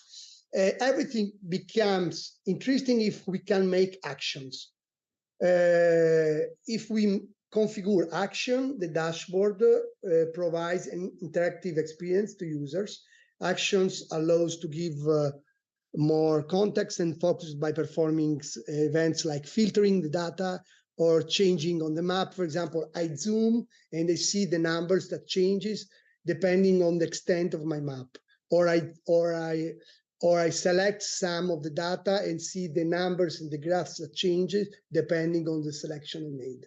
Or, for example, I click on the graph and I see the map changing depending on which kind of histogram which of the histograms I clicked on. So this is the interaction. Io posso parlare ancora 10 minuti? 10 minuti. Okay. Well, from last year, I think, or the beginning of 2023, we have two different. We had the problem with dashboard that when you tried to open the dashboard on the smartphone, it was a little bit difficult to read the data, because if you design the dashboard for the desktop, for the browser, and then you open them in the smartphone, you find everything difficult to read. So now at the beginning of 2023, they made the mobile view. So you can create a mobile view with a simplified version of the dashboard in order to simplify the results. This is, for example, the dashboard I made using the precipitation. This is a snapshot from the 24th of October, and another one from the 11th of November. You see the two different ways of representing data in desktop and in the mobile, in the smartphone. Here you find some numbers and some graphs I'll show you later. Okay, here I have some dashboard I would like to show you, but the first thing I want to do is to make a dashboard together with you, depending on the 5 minutes. I cannot. Time goes by. Okay, so how can we create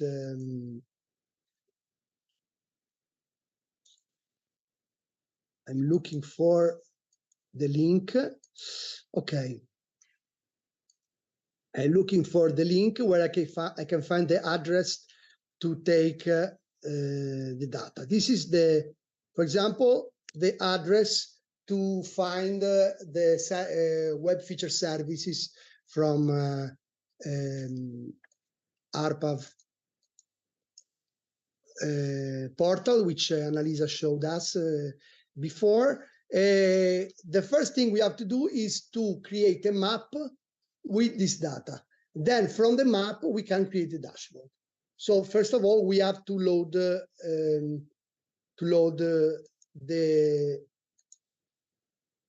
VFS on the dashboard, on the map, sorry. We act like this. We add data inside the map. You can do it also with a public account without creating any, without using the Unipd license. You put the link as URL. I've chosen add layer from URL, and then you choose which kind of data you're interested for. Now in this case, I'm interested on web feature service, and you see now it's asking the server to give the list of web feature service available, and here you have the list. I can filter, for example, precipitation, okay, and I get precipitation. At the moment, there is a problem with this viewer with the last update, so I can show you further. I show you with the old viewer the same workflow. This is the old viewer for ArcGIS Online. I make the same thing. I look for web feature service. I put the address. I get the list, and then I look for the. Here I don't have a filter. I just have to scroll and look for precipitation, and then I can add a layer. Okay, here you see that I add the layer with the precipitation value. Here, of course, I'm going to set the map as I like. If I want to do one kind of dashboard, I have to, for example, I want to create labels with the precipitation value. Yesterday, these are data about yesterday. Yesterday there was little rain just on Belluno province, okay? And this is the rain of the Belluno province. I can organize the base map and the data as I want, and then when I'm ready, I can share it as an app. And then, for example, here you have the work. The work made. Scassapalle. Okay. And then I can share it, create the app. I can create the app. I can create it as dashboard. Okay. One thing I want to show you before is that here I made some kind of visualization. For example, I configure, here we have a data, which is, these are the fields, okay? I configured I organized the data in order to be able to see also the link which ARPAV gives us with the precipitation in the last 3 days or in the last 60 days. It's possible because every information is inside the table. Here we have 2 codes, 2 minutes. And I can organize this test. I show you inside the pop-up. Okay, this is the pop-up. I can organize this text using the URL and using, you see, this is, which is the station field containing the number of the station, which changes for every station. So I can configure this test in this way. In this way, I have a different link for every different point. And I can ask which is the precipitation in the last 3 days on the last 60 days. Okay, when I share everything as app, I'm going to create a new dashboard. I give a name, sorry, to this dashboard. And here it opens the building dashboard window where I can put together the elements. I just have one map, nothing else. The map I made before, and I start adding elements. For example, I start adding an indicator with the number of stations of precipitation gauge. Here I have to choose where is the layer which contains this information, which is this one. Here I see the number of the precipitation station. I can set an indicator, okay? I can, for example, here I can write numero stazioni in English or Italian, as I want, change the color, put an image, and so on. And I can continue adding elements. Here I have no time to show you everything. I would just want to show you the final result. I can make it as a dark or as light version. I just want to show you a very simple action. At the moment, I have no action. So when I zoom in, there is no change in the number of stations. I can configure a very simple action, which says when map exchange change, please update, thank you, the indicator, okay? In this, after I made this, you see that the indicator becomes interactive, and I see the number of stations I'm watching. Okay, this is the result, the final result. You see, I have a list of the most the places where the rain was heavier, and I have a mean value of the station of the precipitation in the region, the number of stations where I have precipitation over 0, above among the total number. I can also set filters, for example, to just work on a province or another province, and so on. And this is one. I show you other two dashboard. One of the temperature, where we have two different maps, one with the minimum value and one with the maximum value, and I can synchronize the two maps together. So this is the temperature recorded yesterday. It's very strange that the highest temperature was in Margacciapella, and the minimum was in Marmolada. You see that if you move, this is the maximum value, and these are the minimum value. I can synchronize the two maps together, so I can move and watch in a glance the result. And the last dashboard I want to show you, last two dashboards are the. Okay, Roberto is a bit late, so while we wait, the last two. If you have any questions, okay. Roberto is very long, enthusiastic with the dashboard, so he might bring us to.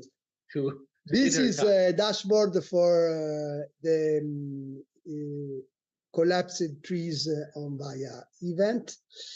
A lot of different data for organized by municipality, by spaces, and so on. And here you see the interaction. For example, if you click on one area, the map zoom in, and you can see the characteristics of the area. And the last one is made with earthquakes.